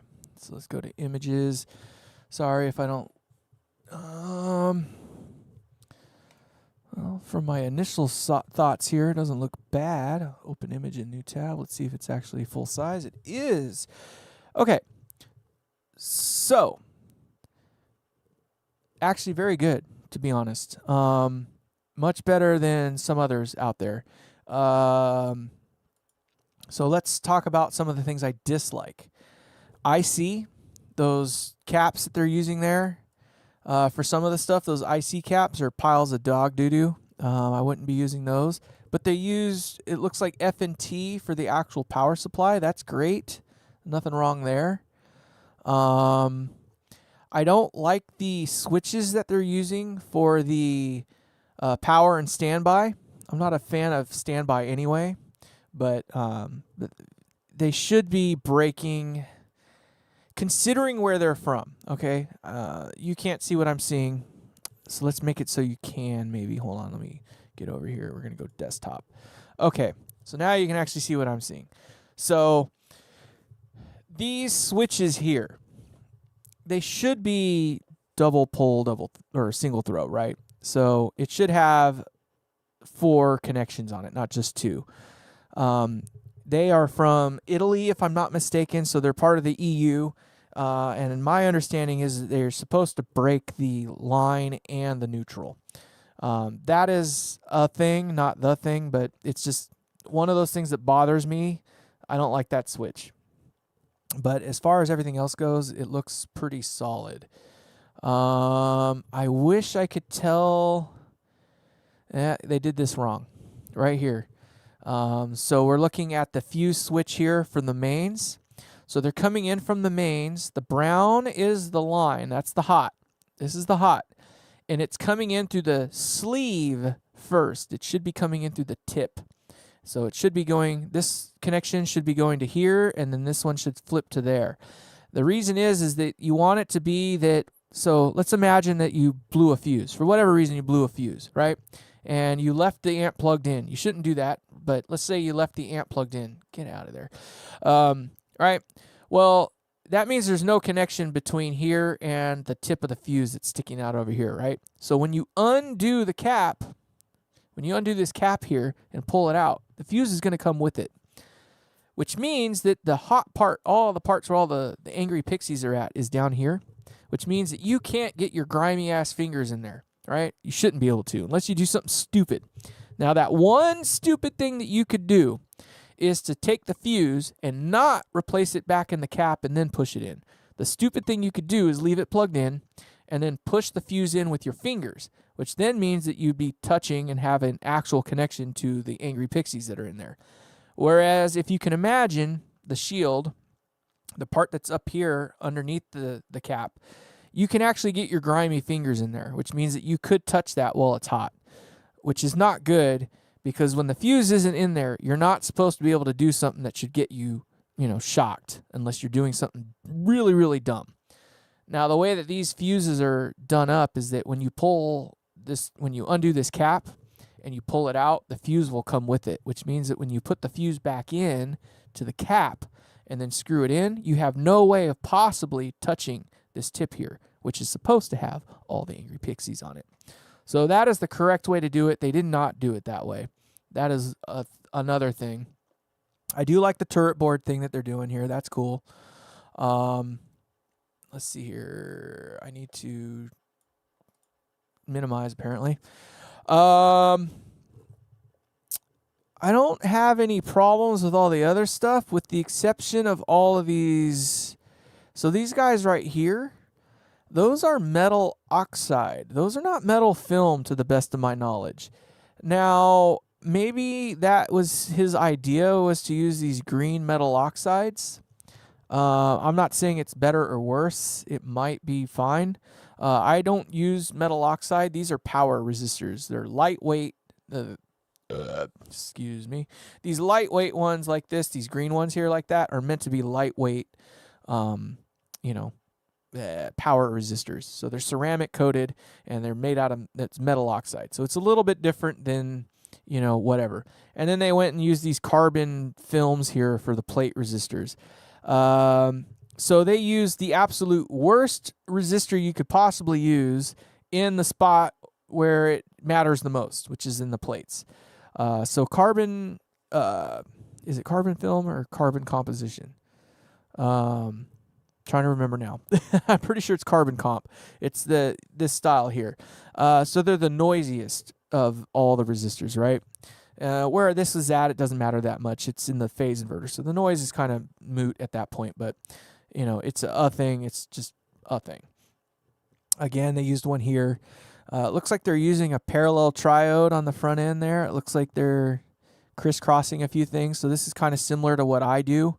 They're using a 220K, so this is kind of set up a lot like a matchless lightning, it looks like to me. Again, they're using a metal oxide there. This basically looks like a matchless lightning to me, with a lot of oxide, metal oxide. Again, maybe not a big deal, so not bad. I like how it's done, though. In this regard, it's done up well enough. I like the turret board. Let's see here. What's this going on here? That's a diode, so it must be fixed bias, I'm guessing. So that's probably the bias adjuster there. So they're using these in the bias supply, it looks like. So it's a fixed bias, 18 watt. It looks like a post-phase master volume. I'm trying to see how they're pulling that off without. It doesn't look. However they're doing it, you can kind of see there. They must be doing it in such a way where they don't need the bias resistors. So when you're doing post-phase master volume with a fixed bias amp, like this one might be, or it likely is, you got to be careful how you do your post-phase master volume, because you need to not mess up the bias supply. And without really knowing how these are connected underneath here, it's tough to say. They could be feeding the bias supply into the pot like they should be, and if they are, that's great. And it looks like they might be, because I see that it references the grid to here, so I'm willing to bet the bias injects here. So that might work out just fine. So what they're doing is probably just dandy. Nothing wrong here. This is totally fine to do with the way that they did this. It looks like they're doing not elevated, but what is that? The word I'm looking for is not center tap, but virtual center tap. So these are low value center taps, maybe. No, that's not going to the heaters, though. Maybe it is. I can't tell. Yeah, those are going to the heaters. So yeah, they're doing a virtual center tap. That's all they're doing there. So nothing wrong with that. Whatever. That works. I don't like having the caps like over the top like that. But the other good thing that they did was they put the grid stoppers right at the pins. That is the proper way to do that. Honest to God, this thing's actually looking pretty good in the grand scheme of things. Couple things I would do different. I wouldn't use that many metal oxides. I feel like they cheaped out here. There's no reason to use this totally random resistor there versus all these other ones that they've been using. They might as well just use a metal oxide. So I kind of have this theory about why they use different parts all over the place, and it's just kind of to make it seem like it's there for a reason and to make it cool to you when it's really not. For $800, it's based on a Fender Tweed Bassman. Could be. The only thing that's got me going here is that they've paralleled the input. So when you go in, you can see here how it's crisscrossed. Now, keep in mind, I do the parallel input thing a lot. So maybe they just built it into it. And then it looks like it definitely goes into another gain stage, so that it's, it probably has a full-on tone stack, which it looks like it does. And then it goes through a makeup gain stage. So yeah, it could be like a Fender Bassman in that sense. Fixed bias for sure. A couple things I'd do different, but overall, it's better than any of the... I don't think they do it this way anymore, by the way. I'm just saying, I think they've kind of gone this way. So this is some of their other stuff, and you can see it's definitely printed circuit board, and they're using radial caps, etc. but it looks like there are, of course, some other. This is another Mesa Barba one, So they're not all that way, but maybe some of their amps, like their 18 watt, obviously is done that way. So good on them. I know at one point they used to be wholly handmade, but yeah. Any other amps you're interested in? Yeah. So it's lower wattage amp. I think it's like 22 watts for sure, and that's about right with 6V6s and fixed bias like that for sure. It's going to be right around that 22 watt range. Fixed bias amps produce a little more output. Let me tell you why. Some people argue about it, some people don't, but here's the way to think about it. So fixed bias, you're biasing an amp under PD. PD stands for plate dissipation, right? So if this is 100%, this is 70%, and this is 50%, you're shooting for somewhere in this range here. So somewhere between 50 and 70% of PD, right? That's fixed bias. Now, why are you doing that? The fixed bias thing is a misnomer, if you want to call it that. It's not fixed. That's where you set it to begin with, and it stays somewhat relative, if you will. It's fixed because you fix it to that point. But that's not necessarily where it stays. So as you turn the amp all the way up, what happens? The voltage sags, right? I mean, that's kind of what we know, is that the voltage sags. Well, the way a power transformer works is that if the voltage sags, that means all the referenced voltages within that power transformer also sag. What's less than negative? Less negative, right? So you don't go more negative, you go less negative, right? So you have to think about how that negative voltage was acquired. It's ran through a diode. So it doesn't start as a negative voltage. There is no such thing as a negative voltage on the power transformer. You create that by running through the diode. So everything coming out of the power transformer secondaries is all a positive relative voltage. So when the voltage sags, all those voltages go down, which means any negative voltage that you had goes up. It's less negative, right? Because you have less positive voltage to make it less negative with. So now you're doing the opposite of what a cathode bias does. So when you sag the voltage down, when you give it the big kerrang, when it's dimed all the way up, your bias goes up. So you're biasing hotter while your head is coming down. That's why you bias to 50 to 60%. The idea is that you never end up at a point where you're running the amp hard enough that the plate voltage and the bias voltage can meet each other to exceed 100% of PD. Does that make sense? That's why fixed bias works the way it does. That's why you bias closer to 50 to 60%. You never want it to go up above 100% plate dissipation. The louder you play the amp, the more likely that scenario is to play out. And that's why fixed bias amps are probably the most popular for burning things up when you crank them up all the way, because people are trying to push it towards 70%, and then they give it the big kerrang, and the voltages drop and the bias comes up, and next thing you know, you're doing over 100% plate dissipation. Tubes burn out, and it takes out the tube, possibly your output transformer, and maybe even your power transformer, or whatever decides to go first. Cathode bias is different. Cathode bias, you're trying to, idle, you're trying to set the bias at idle, so when the amp is just on and not doing anything, as close to or thereabouts right around, 100% PD, right? You're shooting for me, I like to do it about 95% PD, because it will never go above that. Never, ever, ever. When you give it the big kerrang, so you turn the amp all the way up, you're giving it all the beans, and you give it the big kerrang, the voltages drop, but that negative voltage actually goes further down than the PD, right? So it goes down with that.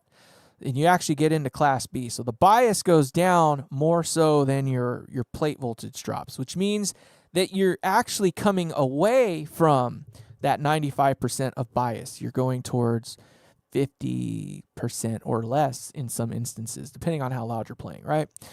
So you're kind of going in the opposite direction. Your bias is running away from you, and it's getting colder and colder and colder the louder you play. So if you like playing very, very loud, running the amps at higher volumes, you're actually better off with the cathode biased amp.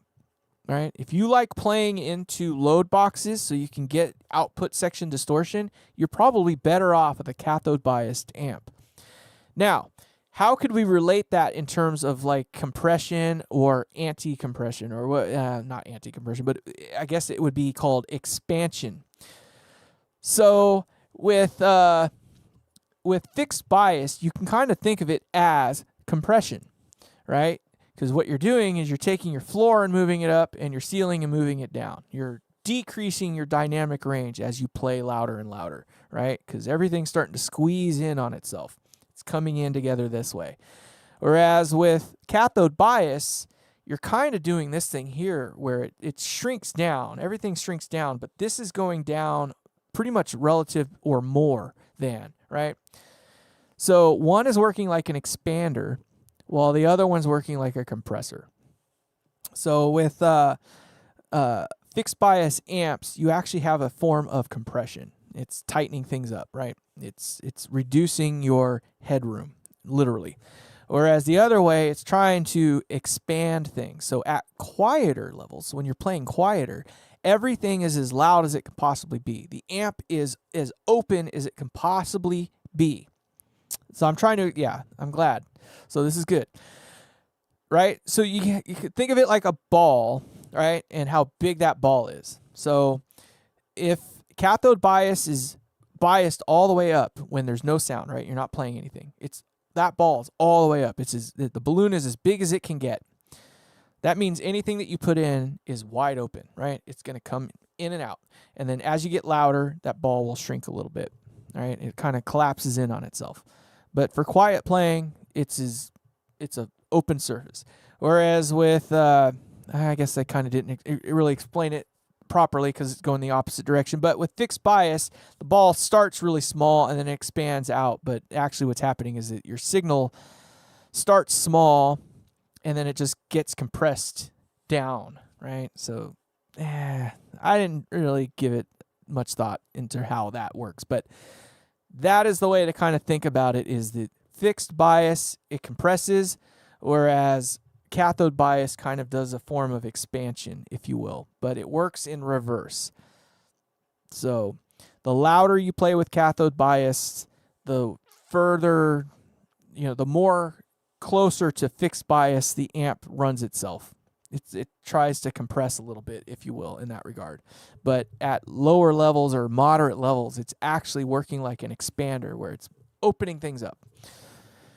I like cathode bias because it does actually have more dynamic range, which is to say that your quietest quiet is quieter than you can get with a fixed bias amp. And it's literally because you have an amp that is fully open at that lower playing level, right? So your quietest quiet is quieter, and your loudest loud is somewhere in between what a fixed bias amp can do and what a cathode bias amp is, right? It's a little bit less than a fixed bias amp. Now fixed bias gets more wattage because as you play louder, it's biasing hotter and hotter, right? Does that make sense? So at idle, you're setting your plate dissipation at 50%, and it's setting it right around 50, whatever watts, 40 watts, 50 watts, whatever that might be.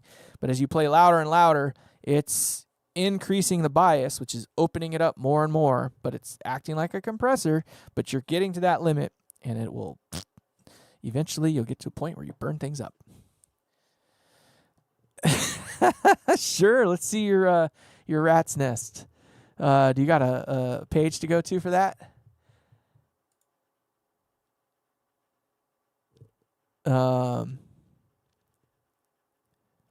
I'm down to see rat's nests. I can show you some rat's nests. Holy hell, I've seen some rat's nests out there. So let's see here. Bad amp gut shots. Let's just do that. Let's just do bad amp gut shots. Maybe it's going to show. Oh, it's going to show as BAD. Like, see? Horrible freaking acronym for them to have gone with. Let me come back over here and see. Okay, one sec. Okay. I'm ready. I'm on the ready for that. Because what I'm seeing here is BAD, like bad, not like what you mean bad. Let's do that and see what it gives me. Because I know there's some bad ones out there. There's some nice ones too, though. All right, so I'm going to take you over. Hold on, I'm going to take you here. We're going to go to my desktop.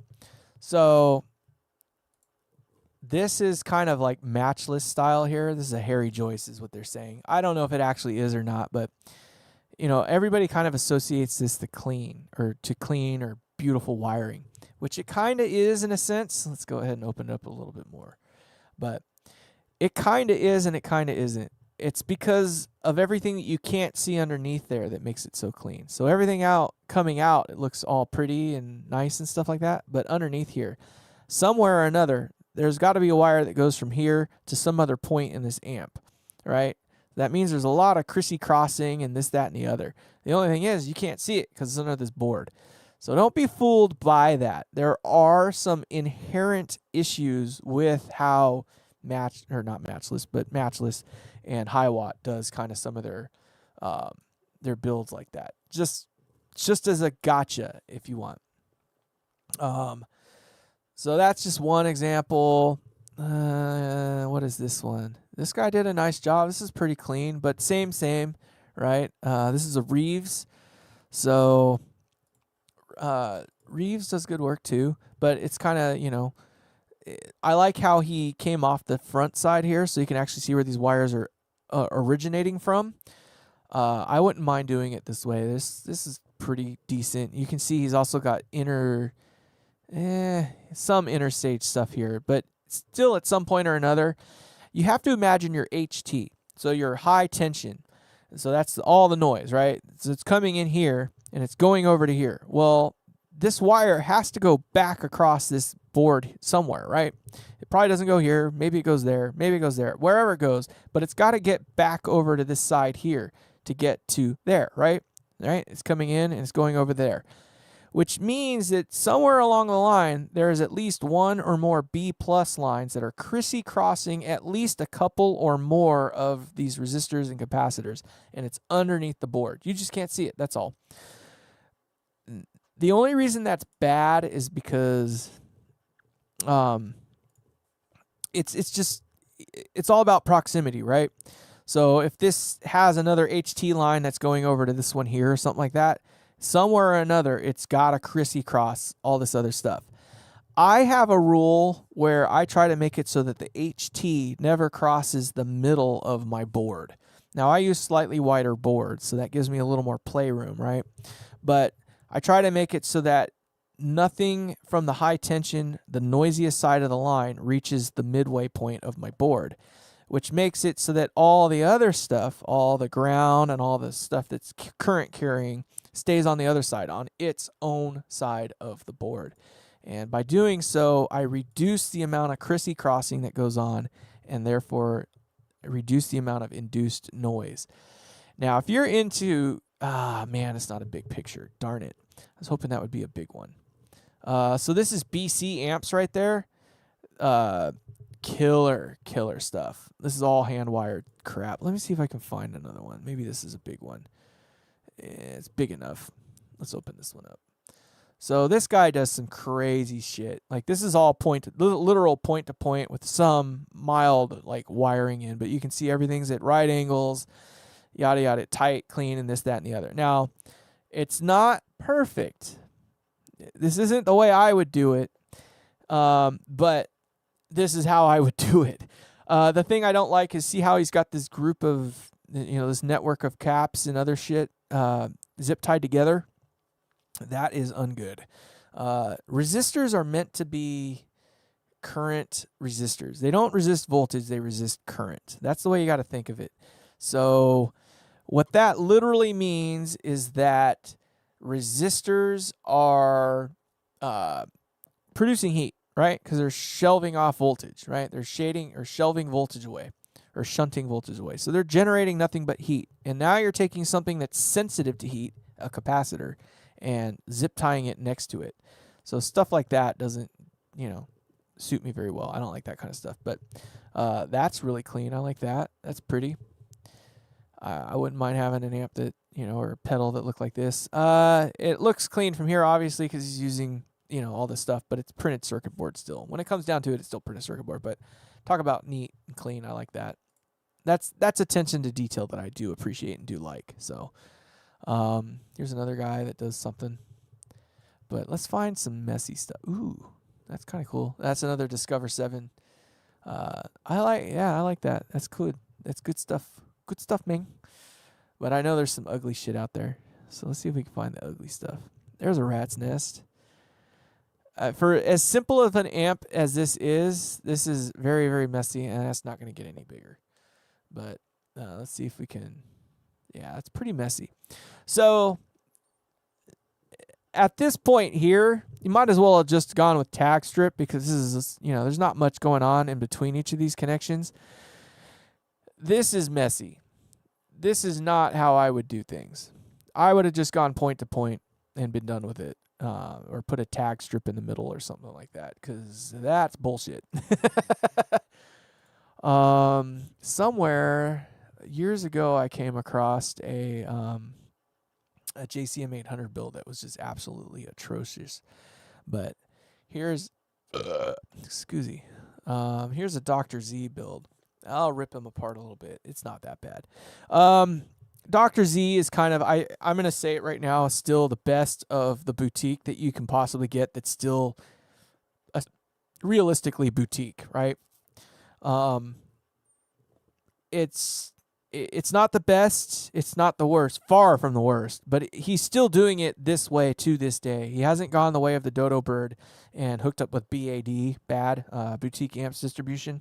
There's a couple things that are just not ideal, but like, I'm not a fan of these caps here. I'm sure they work just fine, but they're not the best of the best. Whatever. But this is some of his earlier work. I think this is a Carmen Gear or something like that. It's one of his two knobbers, but this is as close to boutique as you can get today that is still technically boutique in that regard. If you buy my stuff, yeah, sure, it's boutique only because it's by definition, but mine's kind of modified, if you will. I believe this is a Soldano. Soldano has been doing it this way for a long, long time. It's been PCB for a while. They've always kind of done their output section kind of like this. There's nothing wrong with that. That's totally fine. I don't like this network here going on. So output jacks and input jacks like this here really shouldn't be connected to the chassis the way that they have, like this. It should be on isolated jacks. Now, how detrimental it is up for debate, but you can still see here that they're using some sort of hum balancing to go on. So, artificial center tap or whatever you want to call it. Sorry, bumping things. It's PCB, which, his PCBs are well designed, and it's a fairly simple circuit given what it is. But, he's using single pole stuff you can get away with in America, but not in the EU. I don't really care for that. I just assume break the neutral and the hot. But the big thing I would say that's kind of a downer for Soldano and the stuff that he was doing, this is his earlier stuff here, is the non-isolated input and output jacks. You got to imagine that the ground that's here can physically touch the ground that's there.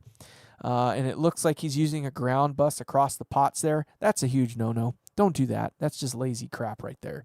But he got away with it. It works. It does what it's supposed to do. So whatever. He's definitely who he is, and I'm who I am. So,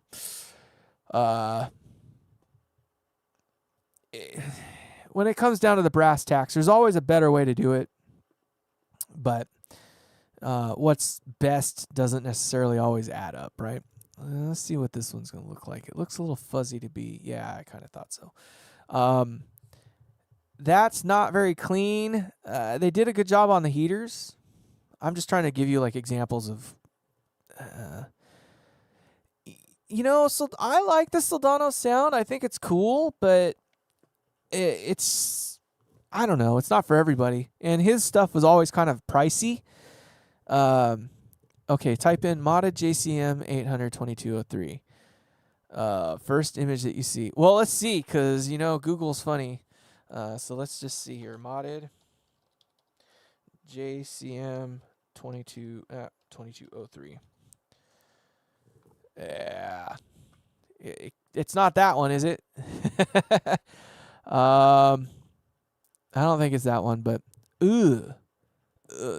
please tell me it's not that one. Hold on, let's rip this one apart, because that one's that's not yours. Please tell me that one's not the one you're referring to. I'm waiting for you to respond. But this one, first image, literally. Okay, hold on. Let's just go into this one here. For the gut shots, is that the one? I'm going back and forth. If that's what you've modified, that's not horrible. I've seen a hell of a lot worse. Like this guy here. Holy hell. Hold on, let's open this one back up. Is that the one? Yeah, it's still there. Holy hell. That is a mess. And why bother? So that's a $13 capacitor right there in this mess. Like, I wouldn't go there with that. No, like first image, that one. Okay, so it was that one. Okay. Well, if that's the case, then that's not that bad. So if this is the one that you're speaking of here, damn, 5,000. Okay, let's go. I wouldn't complain. Like, it makes sense what you got going on. I can see that you did a post phase kind of thing looking sort of deal here, or is that like some sort of a switch or something like that? I've seen worse, bro. That's not horrible. You can see where you've removed things before, which is typical for anything that's PCB. Let's see here. Yeah, that's a small board. That's definitely a 2203. I can see, looks like maybe that's been replaced at some point in time. Did you smear these so to hide or obscure what values you put in there? Or did you use that Celastic glue to make it so that they don't move? It's the other one, brother. It's the crazy one. No, not this one. I wish I could talk to you in more real time. But if it's this one, holy hell, that is wild. That is a lot going on. But if you can pull it off and it still works when you're done, then I guess that's the important part.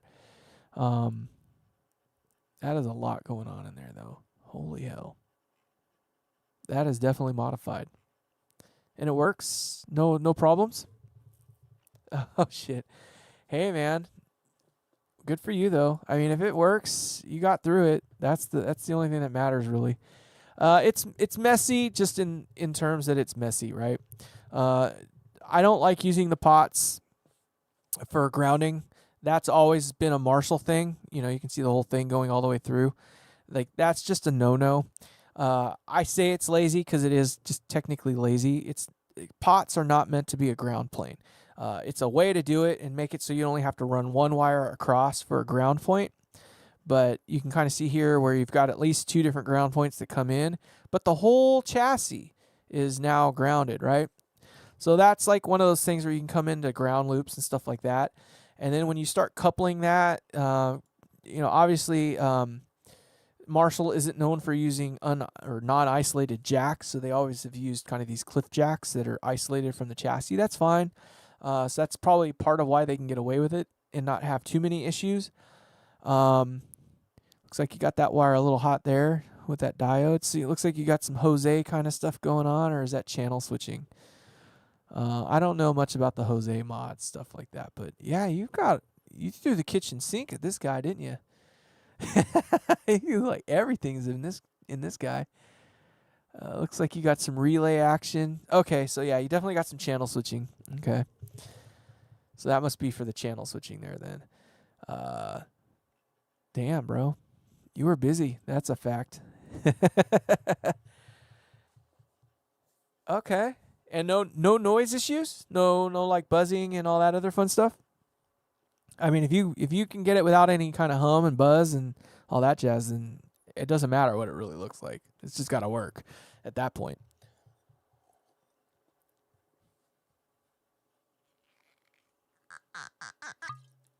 Sounds badass. Okay. On trade. Oh, okay. Hey. Well, then that's all you can ask for, dude. I mean, if you got it on trade, it sounds like you didn't actually do the work, but I mean, the guy figured it out, so that's the important part. He got away with it somehow. It's not ideal by any means, but that's in the end, you know, you got a badass sounding amp, and that's the magic of it. So, killer. Let's go back a little bit here and see some of these other ones. Let's see here. Let's see if I can get this thing to refresh. They don't believe how toxic this is. If you're I don't still believe. Get out of here. And of course, YouTube's being weird on me right now. There was one I saw that actually makes that one look like a godsend. I wish I could find it. I think after I did my video, they took it down because it was that atrocious. It was worse than this by far. I can't remember how I found it. I did pretty much the same thing I did here, but it was. Let me see if I can do it here. We're just gonna do. Let's do JCM 800 gutshots. Maybe it was DIY or something like that. But there's this guy out there that just had the most hideous. Oh my God, it was so horrible. Some of these look good. There's a company out there. I gave them some praise because it was phenomenal. It's kind of like this one here. It might have been this one. Yeah, I think it was this one. This is phenomenal work right here. I still don't like the whole Chrissy Crossy thing going on, but phenomenal work there. I can't remember who that company is. Might be New York something or other, but that is some killer work. It was kind of similar in regards to this one. It was just wires like everywhere, but like they didn't even bother like shortening the leads on the resistors and stuff like that. It was like they got the full length resistor and they just put it in there, and then that was that. Like they built it that way, and everything was just going everywhere. So some of these aren't that bad. Like that's not bad at all. It's not great, but I think this is obviously like a Metropolis or something like that. Yeah, I'm not going to be able to find it this way. Let's do DIY. Let's do DIY and see if it comes up that way. I wish I could find it. I should have saved the picture in my images or something like that, because it was by far the worst amp build I think I've ever seen. It's not far from this kind of crap here. It looks like spaghetti. But so bad that like all the components, they did not cut down the wire length at all. They stuck the whole thing in there, wire and all, just flailing everywhere, and it was just put together. It was just like, what the fuck? How? How did it even work? It might not have worked. I don't know. But I kind of made a point of it, you know, because like the factory stuff isn't that bad. Like this is factory work right here. Like this is livable. This is some earlier stuff here, 83, you know, so this is like first reissue grade. Or actually, this might be literally like the original because it still has the 4-hole. So it was before they went to the 2-hole version. So this is, you know, as far as Marshall and factory goes, this is like great work. It just also happens to be not the greatest way to do it because they're still using the bus bar across the back of the pots, et cetera, et cetera. They're using some different pot thing here that's sticking out weird. So little things, like it's little things that you just kind of nitpick. The design in and of itself isn't great. Like I'm not a fan of Marshall like design. It works. Don't get me wrong. It works, but it's like they did things that weren't ideal. And I've already pointed out a couple of them. So, yeah, you know, it is what it is. Yeah, really clean. No, so the Mesa stuff, Mesa is a different topic altogether. So let's do Mesa amps gut shot. Their earlier stuff not so bad because their earlier stuff was kind of more simple, right? But then they started getting into, this is a 1990s era. I'm trying to think. Here's a Mark IV. But you know what I mean? Like they started getting into their later stuff and it just like went off the rails. This one isn't even the worst of the worst, but you can kind of see it. It wasn't really thought out. Like there's just kind of wires just smattering everywhere. Trying to work on this thing is an absolute bitch and a half. You can't work on it. Like period. You can't work on it. One thing goes bad and it's just impossible to freaking repair. It's not that it's bad in and of itself. It's just not ideal. All these ribbon wires that go over, like, come on. How do you work on this? You can't. You can't work on it. You just can't. So, I don't know. I'm not a fan of that kind of crap. Their earlier stuff wasn't as atrocious, but, you know, this is better than ribbon wires at least. This is probably one of their 50-watt single rec.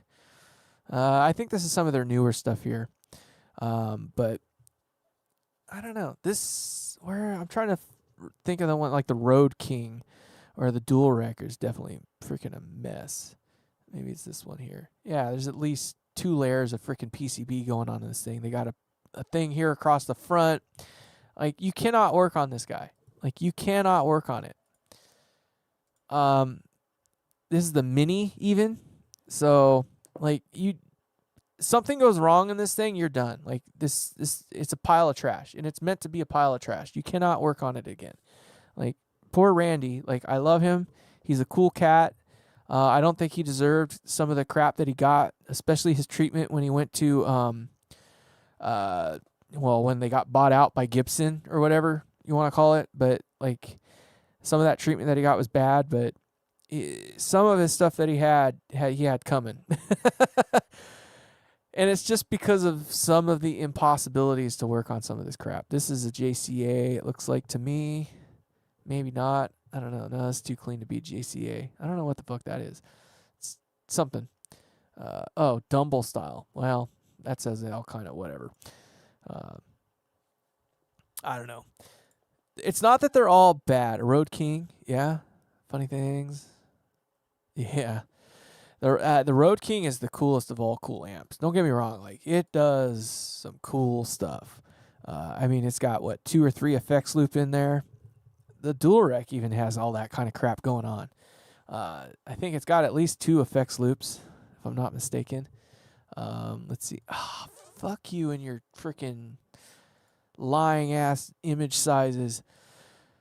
But yeah, when you can have pre and post this, and you can literally do this and that, global, independent, like all kinds of stuff. It's just, let's see here. I actually kind of want to see. Let's see if we can find it. Road King. Yeah, it looks about right. Look at the backside of that thing. Are you freaking kidding me? Like, come on. It's dual rectified. It's got freaking every freaking thing in the damn book. It's amazing it freaking worked at all. Loop controls, you got 5 different connections for it. It's like, oh my God. All these ribbon cables, that's where all the problem was. And then you got this PCB, you got that PCB, you got this PCB. Like, when it works great. When it breaks, it breaks. I don't know if this is actually a Road King, but I wouldn't be surprised. That's about what they look like to me. So yeah, I don't know. So I love picking on this. I'm going to show you something right now. Valhalla amps. Let's see if I can find them. They're going to be in all. There it is. Clean to extreme. These guys here, they got a different one. They've got some new stuff. These guys, I don't know how they get away with it, but yeah, they've completely changed their lineup because they've redone things. So the Ragnar, They've removed some of the picture. You motherfucker. There we go. Reconnected. I'm back. Badlander. We'll come back to that here in just a second. Let's see if we can actually get... No, they completely changed their layout. Rancho de la Luna. The Jotun 20. Yeah, they've changed things. So they had a bunch of different pictures. It was all the same picture that was just like photoshopped, and they just like changed the color. They had the pricing on there. I think enough of us made some noise. You can see they don't have any pricing anymore. This amp, I think, is like literally 12 grand is what they were pricing it out as. And you can see here now they don't have that. And now it's just Get in Touch. I kid you not, literally just 2 months ago, it was a completely different amp or a completely different layout. All the prices were there, and it was astronomical. So now you gotta inquire. So totally different. All right, so let's go back. We'll check out the Badlander here. So let's go. Hold on, let's do Mesa Badlander, not Ganger. Gut shots. I can't imagine it's gonna be far off from what's already been out there. Yeah, so the Mesa Boogie Badlander, still same. Yeah, it's just a bunch of wires going everywhere. I'm not a fan of this stuff. It's just okay. So, truth be told, a well-designed PCB board, there's nothing wrong sound quality-wise with it versus that of a normal turret board, right? Nothing wrong. In fact, it can be better. But where everything gets lost is that yeah, see how they're using the double? No, they're not. Yeah, they're still using single pole. I'm shocked they're getting away with that. I don't even know what that is. It looks like it might be a choke or something like that. But okay, anyway, getting back on track. The most PCB boards are not very well designed. They're pretty much basic. Like they're using the same technology that they've had since the 1980s or 90s, right? Like it's just same. Even though that there are AI tools now and other, design software that can literally make this thing so it can be better than any possible amp that you can possibly design. Like everything would be designed to within a gnat's ass. It just wouldn't look like this. It wouldn't fit in the space like this, right? So most of the companies don't go for, actual functionality as much as they do practicality. So it's like it's good enough to do what it's doing, and it fits in the space that we want it to fit, and it does what we need it to do. It's easy to manufacture, yada, yada, yada. And we don't have to pay $10,000 a year for this special software that will design this thing to make it actually better, right? That's where it breaks down. Yeah, no, those things are expensive. The Valhalla amps, they completely changed their layout, and I think it was because they knew people like me were going, get out of here. But, so... yeah, you got these things here. They're obviously using some OEM stuff here. So this little board right here, Mesa did not design that. They didn't build it. Nothing. They integrated it. It was integrated to work with their PCB board. This is an OEM part. So you can buy this yourself tomorrow from some company out of China. All these ribbon cables, same, right? This is all stuff that you can, get out of China. The thing that always trips me the frick out is how they use 5 or 6 different resistor types. You can see that they've got like the 1/4 watt metal film. They got 1/2 watt metal film. They got some carbon film or carbon comp or whatever the hell they want to call them. I think it's carbon film. But, they got like 5 different types of resistors in here, but they still use tantalum. Tantalum is a problem. It sounds better in some instances, but it's very, very timid. And they've got lots of tantalum in here. These guys here, those are tantalums. The problem with them is when they go, they freaking go.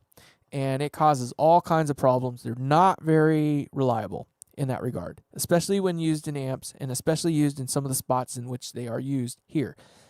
When you see a tantalum in an amplifier, guitar amplifier, run. It is going to cause you a problem sometime in the future. Period. No ifs, ands, or buts. I don't care how good it sounds. Tantalum is a problem. Now, going towards silver mica. Same with silver mica. I love silver micas because they are the best audio-wise in terms of sound quality for some of the parts that you use them for. The problem with silver micas are they are prone to failures. You have to spend a lot of money on them, and you have to get a certain type. Cornell Dublier, the CDM branded ones, are pretty dang good. The Sozo ones, or Zoso, whatever. The Sozo ones are good. They're rated really, really well, etc., etc. But you have to get them rated for as high as you possibly can, well above what you intend to ever put through it. And you have to spend the money on them. They're not cheap. The Sozos that I use are $13 a piece. The CDMs are not cheap either. They're about $8 a piece. That's one. So some of my amps have 2, 3, or 4 of these things in there. So imagine that. So just keep that in mind. Tantalum, stay away from it. Do not use it in your amps. I don't care. There's no way to justify how it sounds to make it viable. It will fail, period. It might not be tomorrow, might not be today, but when you least expect it, it's going to go. Silver mica is a second in order from, bad. If you're going to do it, spend the money, get the good stuff, and it will last just as long as any of these other parts in here will.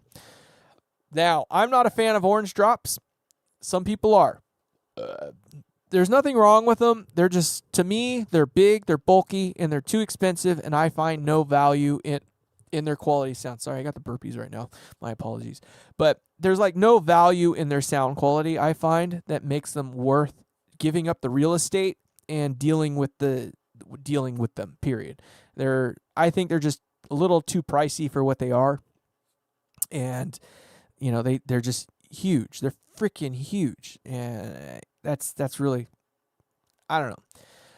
I wouldn't say I'm a plethora of knowledge. These are opinions, all right? So everybody's got opinions. And like an asshole, I got one too, right? So I've said it in other videos before. Get what you like. If you like what, the amps that have orange drops in them, so we're talking like Dumbles, we're talking Mesa Boogies, we're talking even some Dr. Z's. If there are a series of amps that utilize these orange drops that you like, and that's where you think you want to go with it, you cannot go wrong. It will work. It's going to do the thing, right? It's just, I don't find any value in it. That's a me thing. So you just kind of got to pick one and go, right? Obviously, don't shoot to the bottom. Don't find the cheapest one you can. No, don't buy the knockoffs. When it comes to the tantalums, like I mentioned before, they're prone to failure, and they will fail, period. They don't really work. They're not really meant to do what we do with them in these types of amps, period. The silver micas, same kind of thing. Like, they work really, really well for high frequency stuff. They work really well in guitar amps for the purposes that, we tend to use them for. But that's not to say that they're without issue. When they do fail, they cause all kinds of weird problems. So you have to spend your money there. You can't cheap out on that. Whether or not you want to go with the cheap, the cheapest of the cheap crap, and I'll show you what I mean by that. So let's come on over here. I'll open up a new page, and let's just go, what do I want to call it? Yeah, let's just go cheap capacitor. Fuck it. So let's go to images so we can just see a bunch of them, right? Like, when you see these ones that come out of China, they're obviously out of China, and they're no-name brand. You get this style here.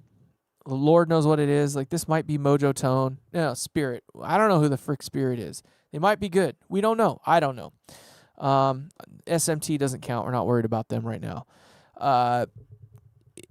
It's just when you start getting into these weird ones like this, this is obviously a knockoff. Even though it says 105C, you can't guarantee that it actually means 105C, right? But then you get, this is a knockoff right here. This is meant to look like a Nishikon. That's not a Nishikon. Nishikon is light years better than anything we get or use in most of our amps today. So when we're talking like F&T, which is, I think, honestly the best that we can get for our purposes of building guitar amplifiers, F&T for our practicality is as good as it comes, right? But the actual best stuff out there is the Nishikon, and it's cheap. You can get a cap that looks kind of like this, This is RJH, but it's not a Nishikon. But you can get those, and those Nishikons are going to blow the crap away out of the FNTs any day of the week. The Nishikons are rated for 105C. So let's just look. There's different models, of course, of them. But they look kind of like this, and they say Nishikon right on them. But, they're rated for 105C. They are proper caps. They will blow the snot out of the FNTs that we get on any given day. The problem is they don't sell them in, axial. They sell them only like this, in the radial format, which kind of makes it challenging unless you're doing the kind of stuff that, is production-based, right? But then you get into like the Mallory. So Mallory, let's just do that. So Mallory is fine. There's nothing wrong with Mallory capacitors. These are great. They're cheap. Honestly to God, they're cheap. You can get them all day. CDE, it has like an M through it, 150, whatever. These are cheap. Let's see here. You can kind of see what I've been up to lately. What are these things selling for? Currently unavailable. Whatever. Of course, I had to pick the one that wasn't available. But you know what I mean? Like these are out there. They're cheap, $2.95. Whereas the Sozo stuff, and there's again nothing wrong with these. They're just not the best. They're not the best of the best. But the Zozo stuff is more expensive. These blue ones are not cheap. They're $5.40 for this smaller one, and it gets up to like $13 for the more expensive stuff, right? The yellow stuff isn't as egregious. It's $4.25 for some of the smaller ones and up to $9 or $10 for the larger ones, right? These are good. I think these are kind of the end of the line versus the Jupiters. Let me make sure I'm not leaving you guys in the dust here. Japanese. Yes, the Nishikons are Japanese. And they're really, really good. Let's see here. Jupiter caps. These are much, much more expensive. $7.95, and they go up to $13 or $14. You get some of these ones here, $209. Come on, bullshit. It says copper foil. These are obviously, more aimed at like the hi-fi, more of the snake oil kind of people. Like there's nothing that actually makes it cost that much other than, them being able to get away with that. But let's see if I can find something. I can't find anything that gives a price directly, but whatever. Let's go here. 1746. I don't know what that is American, but if it's 1746 euro, it's probably $20 American. You know what I mean? So like Jupiter is expensive. Probably not worth the money. I kind of draw the line at Sozo or Zoso or whatever the frick their name is. I kind of feel like that's as good as you can get for that amount of money. After that, you're just spending money on this kind of crap here. Synergy.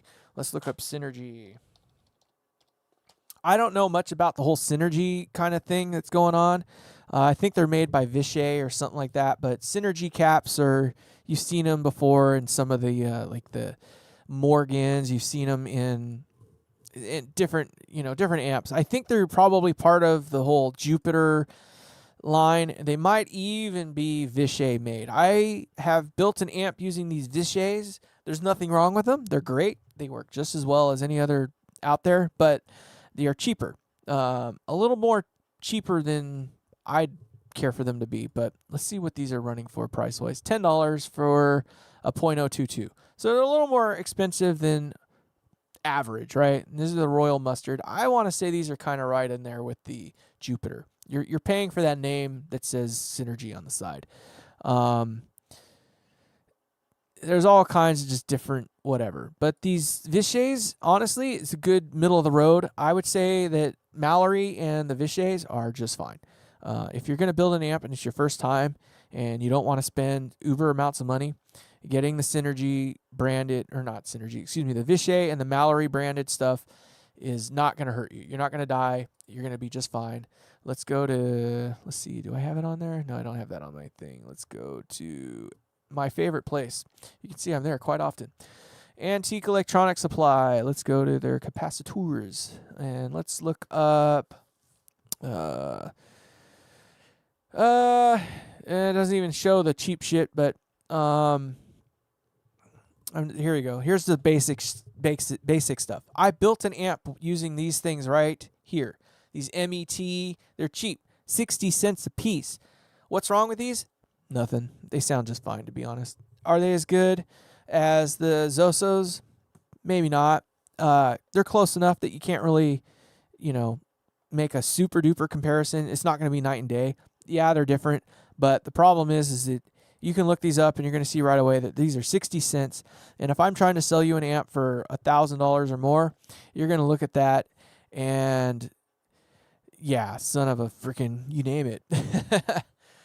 All that marketing, like, when you look at Mercury Magnetics and stuff like that, like their transformers are super duper expensive. And it's crazy to think that they're that expensive, but they are, and they get away with it.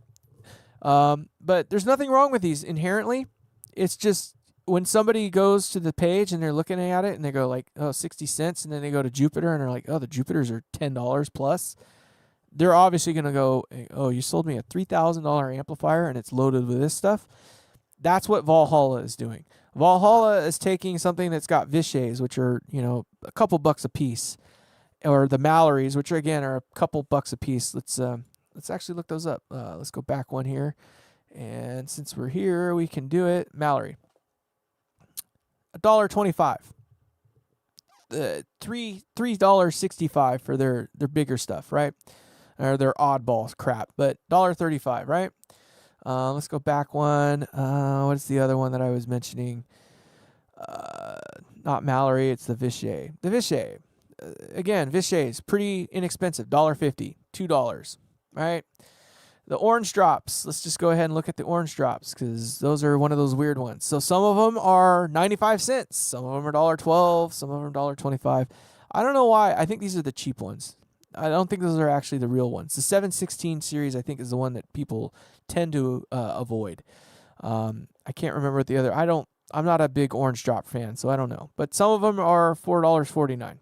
I don't know.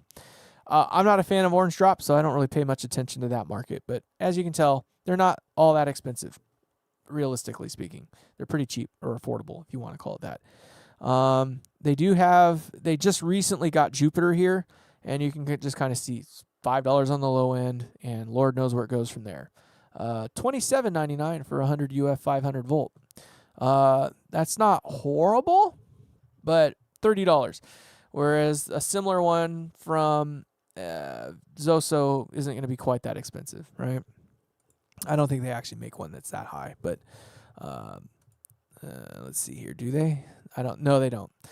The Zoso is a little bit different in their line, but this is the one that I use in my amps here. And you can see at the value that I use, oh, it's actually come down in price. It used to be $13. Now it's $10. It's dropped $3 since the last time I purchased them. I need to buy a stock in that because holy hell. Made a liar out of me. MOD. Probably not bad. A lot of people are using them nowadays. Cheap. They're affordable. 250 UF at 25 volt. I want 100 at 350. They don't have any at the voltage I want other than the 20. They got a 40. There's a 50. And there's an 80. It wasn't high enough for this recent amp build that I was doing, but they're rated for 105C, and that's the important part. So these are about as good as you can get given the values that they got. I'm not a fan of, what are they called? Sprags. Sprag is, I still think they're kind of digging their way out of the hole that they created for themselves several years ago. But, 500 volt, 40 UF is about as good as it gets. You can get 100 UF at 40 volt. 450 volt. But that wasn't quite enough for me. So this new build that I'm going on with here, let's backtrack a little bit here. My apologies. We're going to come back to me. Work it out. There it goes, reconnected. So F&T makes these multi-caps. Now, I'm not a fan of multi-caps, and they're not cheap by any means, but they're as good as they come. I got these ones here, the 100 at 500 volts. That's as big as I could get at that price. And what I'll do is I'll run them in parallel with each other. And when you run these in parallel, you get double the UF at the same voltage. So I'll have 500 volts at 200 UF. So that's why I went with them. And I have two of them. And that's what I'm going to use for my filter cap stuff that I got going on. So these are going to go into this amp here. I don't generally like these, mainly because most people, when they use them, they have a common ground, right? So the one ground feeds both of the positive, anodes on these things, which means that you got one reference point for both of them. That's not good in most cases. Excuse me. But anyway, so my favorite mass-produced amp today, I kind of talked about them earlier. I think Dr. Z is honestly the best money you can buy right now. It's still made the way that they should be, and I'll show you what I mean. So let's go over to here. Let's open up a new page, and we're going to go Dr. Z amp gut shots. And let's go images. And let's just open up one maybe we haven't seen already. Let's do this one. Okay. I said open sesame. Oh, I did open it. Never mind. I got to look a little closer. My apologies. All right. So this is a more recent one. He does some things that I don't care for. You can see here he uses unshielded outputs and probably inputs as well. It looks like he's using a shielded input at the very least. And then he's still using single pole power and standby. I don't like standby at all. This new amp that I'm building, as high gain as it is, will not have a standby. The standby will be built into the power section via a thermistor, which will give it a slow start so it's not so shocking on the components inside of the amp. So I'm not worried about that. But standby is a thing that we do not need any longer. It's just a waste of money and time. But as far as things go, he is giving you the best value, I think, for the money. This is maybe, what are they selling for these days? Let's actually just look. Let's just go to drzee.com. Z amps. Not there. Let's go here. I don't know if he actually posts his prices or not. I imagine he does, but let's go products. He's got the new Legacy line, which is kind of cool, but let's just go to his current lineup. It doesn't look like he actually shows the prices anymore on his website, but in that case, then let's just go back a little ways, and we'll go to Sweetwater, because that'll give us some pricing. Oh my God, with the freaking ads. $2,699 for a Maz 18. Like, that's cheap compared to what some of the other stuff. The Z-Lux $3,000, that's the most expensive amp I think he's got today. Z40 $2,000. They've come up a little bit in pricing, but you used to be able to get like a Maz for like $1,200 to $1,400 or something like that. This is the non-reverb version too, so it's come up in price a little bit. The Z-Rec is obviously his flagship, so that's obviously going to always be a little more pricey. His Dr. Z Z80 is another newer one that he's done. This is the one that's got, I believe, KT88s in it, if I'm not mistaken. So they've come up in price a little bit. Obviously, with things going the way that they are, I'm not that shocked, to be honest. So $5,000. It looks like it's the combo though. So I think it comes with all you see here, which I can tell you right now, those Celestion Golds, I just bought one of those recently. Those are $320 a piece. So you're looking at, damn near $600 at least in just speaker alone. Forget about the cabinet itself. The amp, I'm not sure what he's got going on in there. It doesn't look like KT88s. It looks like he's using something else.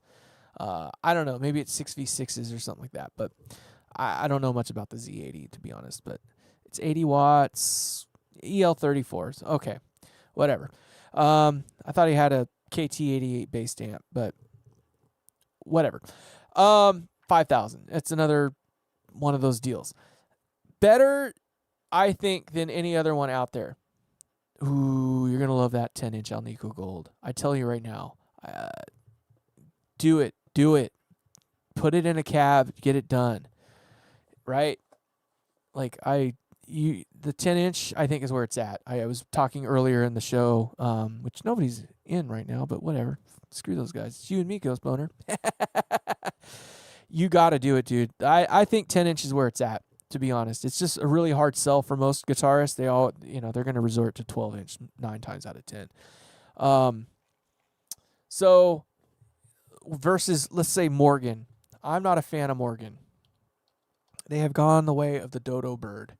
They used to be done very much like Dr. Z was, so they did things very similar to this, a little sloppier, but very similar. Whereas now you can see that their pricing is a little bit more tenable for most people, and that's because they've gone the way of the dodo bird. They went to BAD. So these are not what they used to be. It is let's just look at it. Let's just open up another page, and we're going to do Morgan. Yeah, let's just do gut shot. We got that. We'll see some of the old versus the new. So this is the new stuff here. So not a very good picture, but let's enlarge that a little bit. So this is the new stuff here. As you can see, it's on a turret board, but it's an eyelet actually. And what it is that this is actually a PCB board with eyelets in it, right? So that's how they made it cheap. That's how they brought the price level down. Again, they're still using single pole stuff there. They're still using standby, whatever. This is their VVT or their variable voltage output stuff, whatever. This is their power scaling shit that they got going on. They still borked it right here. If you look at this is the fuse. I don't know how they can get this stuff through CE and all that crap, but if this is the line, which it obviously must be, this is coming out and then it's going into the sleeve, not to the tip. And then it goes from the tip out, right? This is backwards. It should not be done that way. So there's still little things like that they're doing that are wrong. These are not high dollar caps here. Those are cheapos. They're basic bitches. We don't like them. Things like this, it's probably not that big a deal here, but that's a big resistor. And it's sitting right next to a cap. This one's a little less egregious than some of their other designs. It's little things like that. But the way that they made this affordable is that this is an eyelet board with a PCB trace underneath it. They're using cheap parts here. That's not a CDM. That is a silver. It's just SM. This is the cheap silver mica that I was talking about here. That is going to be a failure point at some point.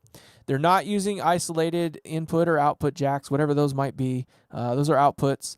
Not isolated. That's a no-no. And then the way that they've also cheapened it up is the chassis. They've got one chassis that works for 5 different amps. And you can see here that they've got these little plugs that go in these holes that they're not utilizing. It's little things like that that drive me up the wall about Morgan. Now, this is some of their earlier stuff. So this is stuff before they went to bad here. And you can see it's not much different. They're still using a plug and a hole. So they use the same chassis for 5 or 6 different amps. Again, still using 2-pole. Not a great idea. And they're still wiring the fuse backwards. It should be this going to the other way. All right, this is backwards. It should not be going to the sleeve first. But whatever. Unisolated jacks on the outputs. And this one isn't one of their more egregious ones, but you can kind of see they don't really spend the time to like straighten out the leads and make everything look all pretty. They just kind of put it in there. I consider Morgan amps to be kind of the ooga booga of the boutique amp line, if you will. It's literally like ooga booga. I put amp together, you play. That's kind of like that, for lack of a better way of putting it. Still good stuff. Yeah, it's cost efficiency is literally what it comes down to, though. Yeah, it's just how to meet a price point. And that's where it's gone. So here's another earlier model. This one's big enough. We can check this one out. This is looks like an RCA 35. You're using F&T. So it's not that they use cheap stuff. They're using the Sozos or Zosos or whatever the fuck you want to call them. They're using the nice stuff. It's not that they used bad crap. So Morgan used to be good. They had some bad design practices, but as the crow flies, if you will, it wasn't horrible. Now that they've gone to BAD, it's horrible. Don't do it. I wouldn't go there. And yeah, that's all I can say about that. Dr. Z is still made like this right here today. Maybe not with all the greatest stuff. It looks like it's an SM rated. I can't tell if it says CDM or SM on it or not. It looks to me like SM, but so they're not using the best of the best of the best. But yeah, it's SM. I can see it there now. But it's not bad. This is as good as you can get for that kind of money, I feel. That is a me thing, though. If I had to go one level beyond that, in terms of, production amp that I actually like. Oh yeah, BAD owns them too, yes. BAD owns a lot of them. Actually, we can find that out, right? Meow. So this is B.A.D amps. Let's see here. Well, of course it's not going to give me. It's going to go BA Bad Cat. BAD. Fuck it. We're just going to go with the actual name. I have an idea. Let's just do it right. So we're going to go boutique amp distribution. There it is. Hey, what do you know? I've searched it before. Imagine that. Yay. So this is what they own. They own Tone King. They own Diesel. They own Soldano. They own Morgan. They own Bogner pedals. Bogner's, he's in a weird space right now. I don't know what's up with that yet. Wampler, I love Brian Wampler. I love his stuff, but it's a shame that he went this way. I understand why he went this way, but Synergy, which is, I can't get behind that at all, but Ignator and then Friedman. These are all friends with each other here. Like, I don't know much about Tone King and their history, but all these guys right in this range here all kind of know each other. They all played in the same field with each other. So they all know each other by first name basis, and they call each other on the weekends and be like, yo, bro, check this out. You know what I mean? Like that kind of level. This is what they own. BAD, BAD, is a business model. Oh, yeah, Diesel too. BAD is a business model. It is a race to the bottom. So I don't know if you remember Jet City amplification. That was Soldano's kind of first entry into things in that realm, right? So Jet City was kind of a conglomeration between Soldano and a couple other people. And their idea was to try to get their amps down to a cost point that was available to the masses. And they succeeded.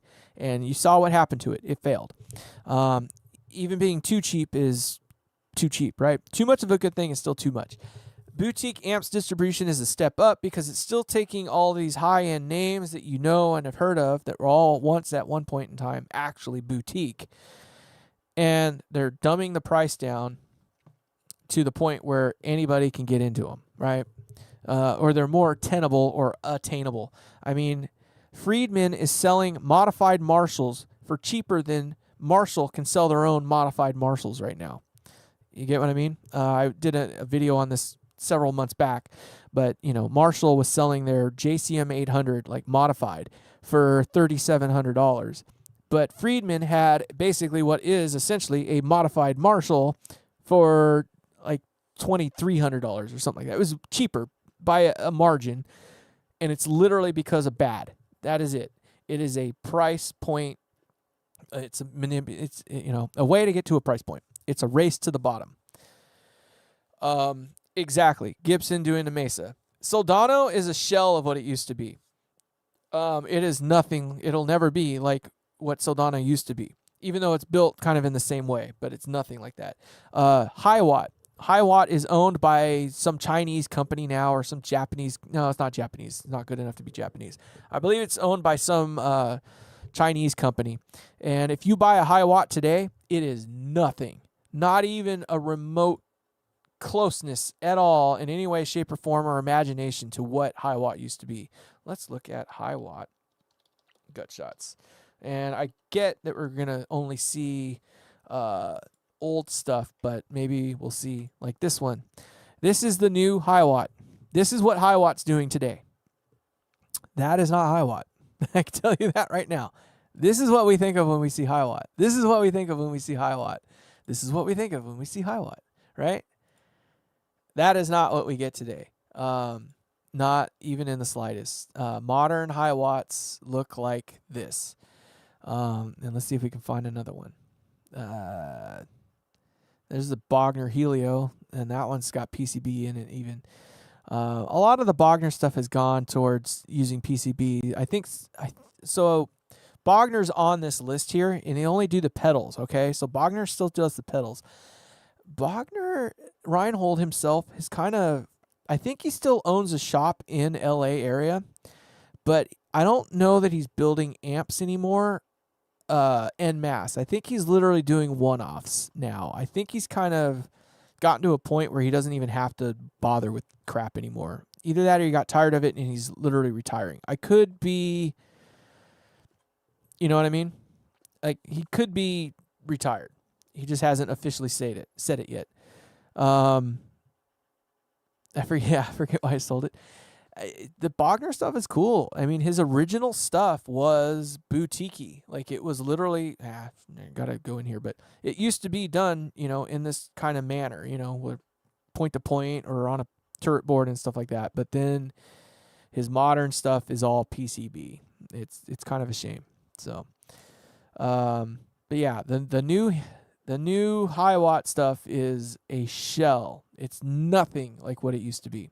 Period. So don't think if you're buying a Hiwatt today that you're getting the good stuff. VHT is kind of an interesting case. VHT might be about as good as you can get and still be at this level, at least for the price. And I know Steve Fryette is rolling over right now in his sleep. He's not dead yet, but it's PCB based, but it's on a turret board and it's a lot cheaper. I mean, I think this is their DH50 or something. It was like the Dumble based amp or something like that. But it's crazy how cheap these actually are, considering that it's still kind of point to point in a sense, or at least turret board. But I don't know. It's still cheap. I don't know. Everybody does it a little bit different. I still do it a little different. I'm not saying that my way is the best way to do it. It's a way to do it, and I feel for me, it's all about the compromise. Some of these, it's a compromise. Like, you look at this, and you're like, that's as good as it can possibly be. Like, how could this be bad? And it's great because you look at it and there's nothing there. Like, you got all this open space. There's just a couple wires poking out. It's just when you look underneath this thing, all the wires that go everywhere. It's not the best design. It's a cool design, and it's hard to argue with how good it looks. But underneath this little strip right here, there's all kinds of wires that are jumping around to different things. And they can introduce problems. They can. I'm not saying they do, but they can. Some Hiwatts can be noisy when you crank them all the way up. It's a cool looking design, but it's not the best design. So while they are considered to be the GOAT, it is not necessarily without incident. It was just done up better than anyone else is doing it. I will probably do something actually with this new build of mine that's similar. Metal Band, that thing was always the Fryette. So Fryette obviously is using PCB stuff nowadays too. He used to do, again, more. I think Fryette was kind of the first to go in the way of the PCB and modern production stuff.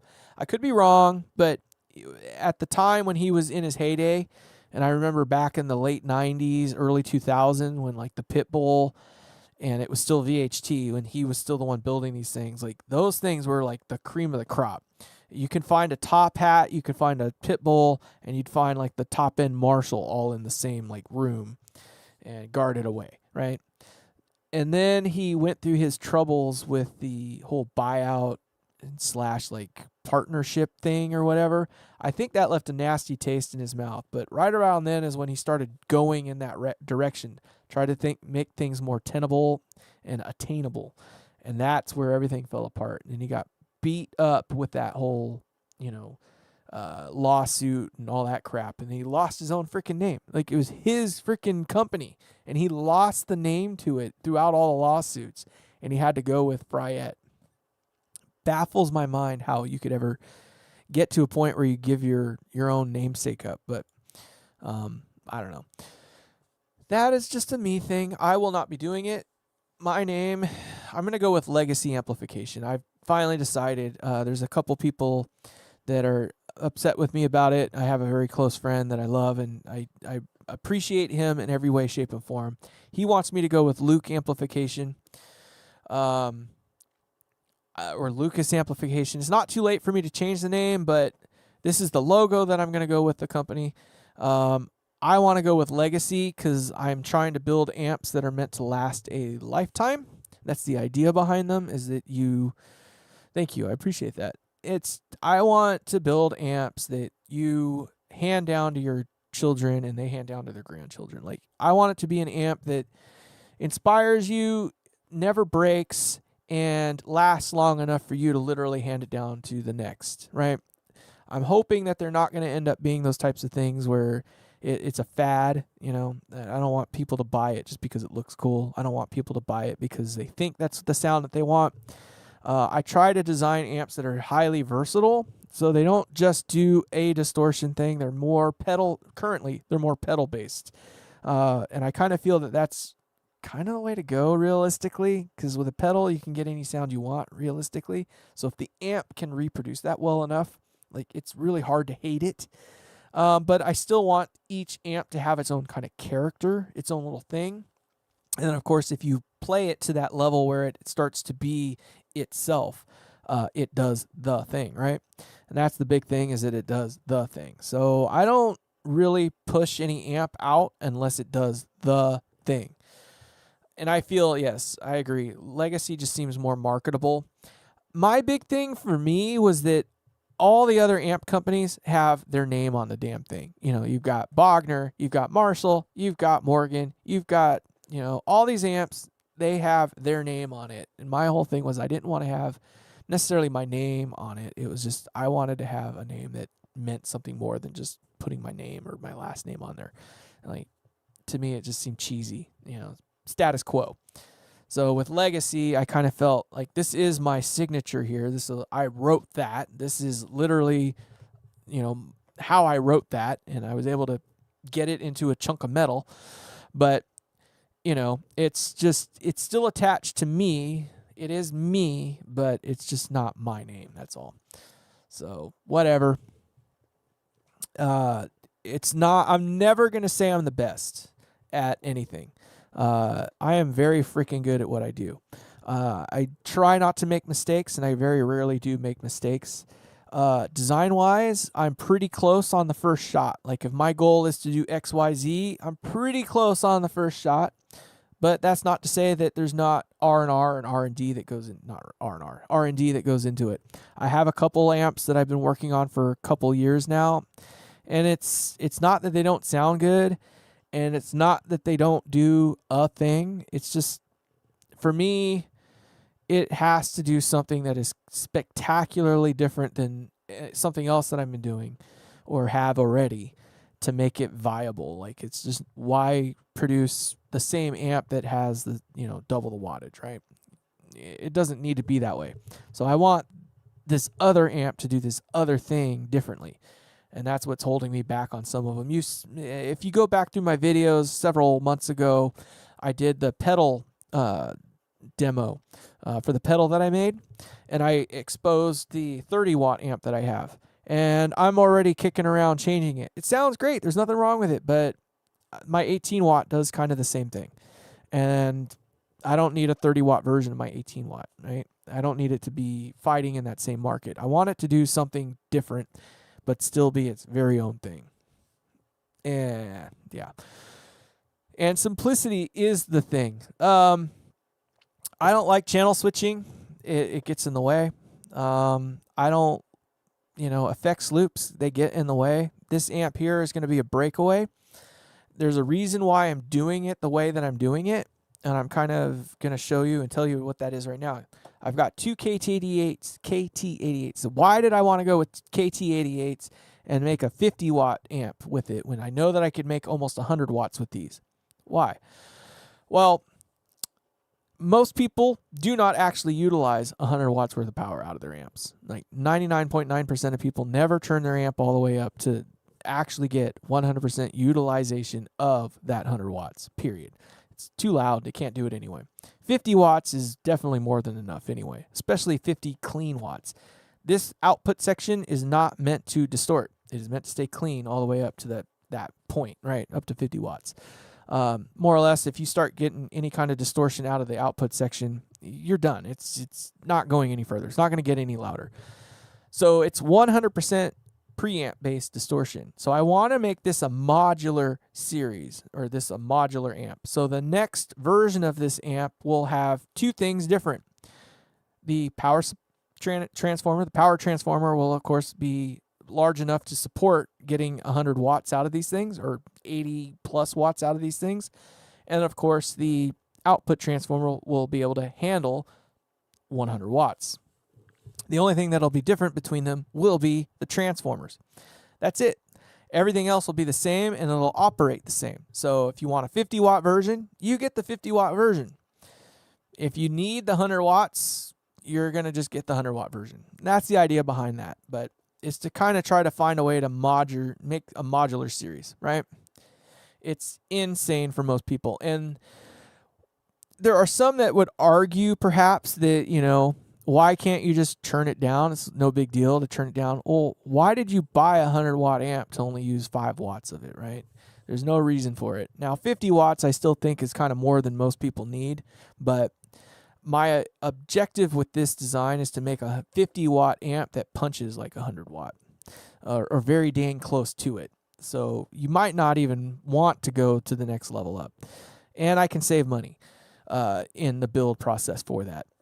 Tubes cost the same, but at least now you only have to buy 2 instead of 4, all right? By going with like a KT77, EL34, 606 or something type amp, right? So tube cost wise, you're coming down to this price point, and that doesn't increase. Transformer wise, let me tell you, when you get into the power needs for 100 watt, bigger transformers cost more. Same with the output transformers. So you almost, add another transformer to the cost. So if this is $100 and my power transformer was the one that I'm using for this build is like a $300 transformer, we're looking at $400 just in transformers. Well, imagine adding $600, another $200 to that to make it a 100 watt amp, right? So you've just, increased quite a bit of cost in that. To me, it doesn't, I don't know. It's a way to kind of level the playing field, if you will, but still offer up that ability. Because for those that need it, they'll use it. Yes, he does. I think he has a 300 watt amp. He likes higher wattage. He basically his thing is that he doesn't like anything less than 100 watts. And, of course, his idea behind that is that with that amount of power, you can literally rattle your teeth out. And, it can do anything and everything in between 0 and kill. And it's true, right? You can. And the way he designs his, you can do that. You can play it at bedroom level if you want to. But to me, it's like, what a freaking waste of all that energy. You've got 300 watts worth of power, and you're only utilizing 2 watts of it, 5 watts of it, 10 watts of it. Hell, even if you got 300 watts and you're burning up 100 watts of it, like, to me, it's yeah, right. So the headroom to me isn't the problem. It's utilization.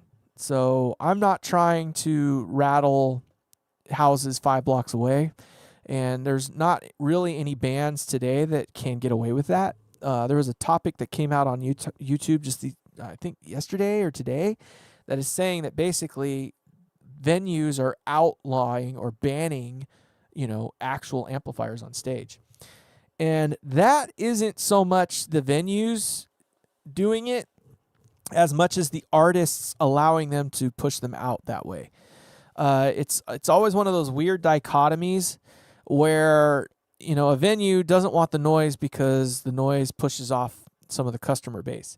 Obviously, the customer base is what provides the income for that, right? It's what affords it. But the artist is an artist for a reason. And no, I wouldn't say it burns up tubes like crazy. You can design it to be easy on the tubes. It's just, they're just sitting there doing nothing, right? And you're still burning them up. So when you got to blow through, $300 in tubes and a tube set, that's what's going to kill you. But the artists allowing the venues to push them there. I talked about it not too long ago with that John Mayer thing and the whole like the Dead show or whatever it was at the Sphere. And this, they said that you are not allowed to have live amps on the stage. They have to be out in the back somewhere. And he did it. He succumbed to that. I'm going to play at the Sphere, and I'm going to allow them to dictate how I do my artistry or my work. That baffles my freaking mind how somebody at his level would bend to that. To me, it would be a no-go. Like, for me, the integrity alone would be like, oh, well, then we're not going to play here. Fuck you. Like, get out of here. Like, that's just bullshit. You're paying me to play my music, or at least the music, the Dead or whatever, So I'm playing it the way that I play it. You don't dictate to me how I'm going to do my artistry, right? Nobody told Bob Ross how to freaking draw a damn painting, right? Nobody told freaking Van Gogh how he's going to paint his painting. Nobody told freaking, what's his knuckle, how he's going to paint the freaking Sistine Chapel or whatever the frick, right? Like, nobody's telling Joe Bonamassa, I love that guy right now because he's the only asshole on the planet that puts his foot down and does his shows with his amps at full freaking blast, no fucks given, right?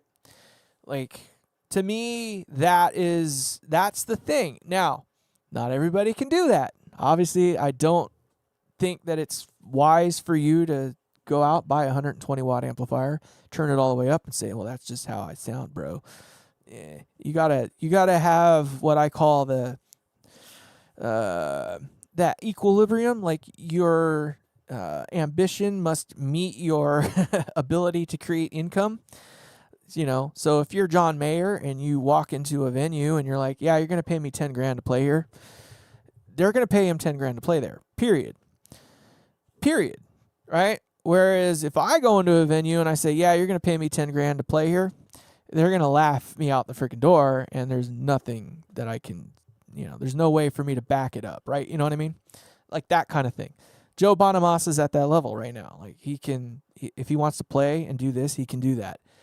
That's what disappoints me about the John Mayer thing, is like, he didn't have to do what he did. He could have put his foot down, or he could have just not done it. And to me, I'd rather, just out of the integrity alone, not set that precedent that you can dictate to an artist what they can and can't do. The Super Bowl is kind of another example of that kind of crap. Now, obviously, a totally different circumstance, and I understand why it has to be the way that it needs to be, but you know what I mean? That whole idea. Prince, I think, was kind of the last guy to pull it off the way that it needed to be done. He wanted to play a real guitar, and he wanted to actually sing the songs, and he got to do it in the actual freaking rain. And interesting story about that show. I don't know if you caught it ever, but apparently they rolled everything out. They put everything together and it worked at first. And I guess right before they started, or maybe in the second song or something like that, there was a plug that had like 408 volts or 240 volts or something that came undone underneath the stage, and it killed power to a section of it. There was a guy, one of the stagehands, that was down there, and he plugged it back in and held it there while it was raining for the remainder of the show. And of course, you get that show. Like, probably the best example of a freaking halftime show that could possibly ever be done. Period. So I didn't get to watch that. I was disappointed that I missed that particular halftime show. Luckily, we have TV. We can go back on YouTube and all that stuff. We can watch it again. But it would have been something else to have watched it, I think, in real time. Because I don't think it's ever been the same since. Just saying. And then to be able to do Purple Rain while it's raining at the halftime show for the freaking Super Bowl. Come on. Somebody was shining, that the freaking God was smiling or something. Like, it literally, they threw him the freaking the freaking super lotto that day or something. that is, I'm full of opinions. Like I say, I'm an asshole just in every way, like everyone else. But I want to feel like I'm pretty well grounded. So yeah, getting back to just wattages and stuff like that. Like my little 5-watt design, I thought I was going to play it tonight. It looks like I'm not going to. Totally fine. But that little thing is loud enough to keep up with a band. Now, I'm not going to say it's going to keep up with a metal band. Hell no. But, a blues band or some like cover band, it's totally fine. I'm using the Celestion Gold I was talking about. That's a pretty efficient speaker. I think it's like 96 dB, 1 watt, 1 meter type thing. So it's a lot of wattage, a lot of power actually in a speaker. So you put 5 watts into that, you can get pretty good mileage out of it, over 100 dB. What is it? So it's 3 dB per doubling. So 1 watt, you get 96. 2 watts, you get 99. And by the time you get to 4 watts, you're just breaching 100 dB. So you're 104 dB, 102 dB. So yeah, Celestion Gold for the win. So that, it'll get right close to 105 dB. Right close. 103, 102, close enough. Out of a little 5-watter. So it's a killer little amp. Fun to play too. You throw a pedal in front of it, a boost pedal, and it just does the thing. Like, it's so fun. It's been dubbed by my constituents as the sweet little sister. And the reason it's been dubbed so is that it is such a sweet sounding amp, and it's so coveted. Like, you just want to play it, and you want to love it and hold it and hug it and protect it and all that fun stuff. It's like your sweet little sister that you will do anything in your in your world to protect and make sure that it's well taken care of. It's a awesome little amp in that regard. And then I have sweet little sister's dirty little bastard brother, another 5-watt design. It's kind of like a Champ. And that one, it's called the Dirty Little Bastard for a reason. So yeah. So I have the GH1230 or the G12H30, right? It's very popular with a lot of the boutique amps. I have 2 of those. I used it with that 5-watter. It does the thing. Let me tell you. Like, if you want that, I was talking about it at the beginning of the show, actually. If you want that infinite sustain thing at really low levels, it's good for that. But it has kind of this like mid-range thing. I think it's the cabinet, the way that I designed the cabinet for this little 5-watter that I'm talking about. That it just, to me, it sounds really nasally. Probably works really well, to be honest. But it just didn't sit with me very well. So I bought another one, so I have 2 of them, and I put them in a 212 that I got. I know that I need to put them in an open back though. From my understanding, those G12H30s do the more like, they do well in open back cabs. That's my understanding. But I don't know. It's really, really difficult. I think that has a little bit to do with it. It's not that it's too bright. It just has like this upper mid, like if this is 20 hertz down here and this is 20 kilohertz up here, you think flat. It's just got like this thing up in this range here that's just like a little sharp to me, pokes out at me. And that's the part that kind of makes me away from it, at least in the cabinet that I'm using. It's a really tall cabinet, I guess, if you will. It fits just around a 12-inch. I think it's 14 inches wide. I'd have to redo the math on it, but like maybe it's definitely more than 12, obviously, but like 14 inches wide by maybe 14 or 15 inches tall, and it's I think it's 11 or 12 inches deep or something like that. I think it's closer to 11 inches deep, and it just maybe isn't the spot for it. 112 G12. So I have a quad of those, the G12 T75s, in a 4x12 cabinet. I think they sound great. I don't know. In that cabinet, they work really well. Very linear is what I would say. So they don't have any one frequency that pokes out too much. They're pretty linear. like maybe a little bit brighter than you need them to be, but that's not necessarily a bad thing. But they're definitely not too bassy, and they're not too mid-rangey. Like, they're pretty linear. So I do like the G12 T75s, at least in the cabinet that I have. I tried those in a 1x12 ported cab that I have. It's a 90s era Seymour Duncan, and they did not work on that one. Actually, not much has worked in that cabinet, to be honest. I currently in the Seymour Duncan cab I was just talking about. I have the Creamback 65s. They seem to work pretty well in there. It seems to like higher wattage speakers with a little more oomph to them in the low end. So it's got to be the cabinet. I just need to play with that. Now, I'm not a cabinet maker because it takes too much time. I put too much energy and effort into the cabinet, to be honest. To me, it has to look really, really good. And that's the hard part for me, is making it look good and still maintaining like the aesthetic that I want, and yet still be functional. And it just eats all my time up. So this giveaway amp, I don't know if you're part of that giveaway, Ghost Boner, but you haven't. I'd have to go through my things, but if you haven't built any points yet, you still have an opportunity, because I'm pretty sure you're subscribed to me, because I do recall seeing you before. But I have another opportunity coming up here in the next few days for you to gain another point. And right now, any point is better than 0. So I have this game going on for the giveaway amp. The giveaway amp is absolutely 100% free. All you got to do is win. The way you win is by getting points. Points turn into tickets, and tickets get blown out of a box. The last ticket out of the box wins. All right? Pretty simple. It's the fairest way I can think of to do it.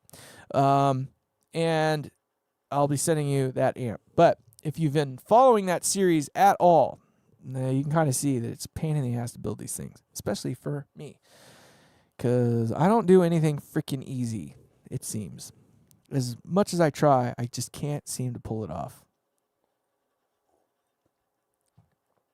So there. So you get points by answering the queries. Now, all the other games right now have been closed. I think I've only done like 4, maybe 5 games. No, 4 games so far. And I call them games just because there's no other better way to describe it. But the game is simple. You have to watch the videos, obviously, like you are right now. You're watching the live. So there hasn't been any gimmies in this particular chat today, but generally I'll lead you up to it. I'll load you up on what to look for. So I'm kind of, in this case, loading you up now, telling you that the next video that comes out, the next video I have that comes out is going to have a game in it. You just have to watch the whole video to see what the rules are, because there are rules and they're different for each game.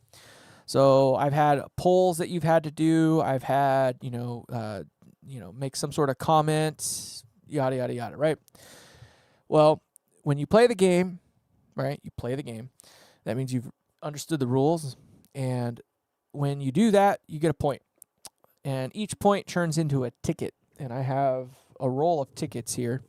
And right now, I think I've only got like 75 to 100 points earned, conglomerated between all players so far. I think I maybe only have like 30, maybe 40 players. So, add 2 or 3 points per player on average, right in there. So maybe 150 tickets total, whatever. But kind of like Andy's doing with his not giveaway, but his raffle, which I did get in on, by the way. Just telling you, I paid the $100 to get the 5 tickets. I think it's worth it. I mean, $100 to win an amp that someone else made.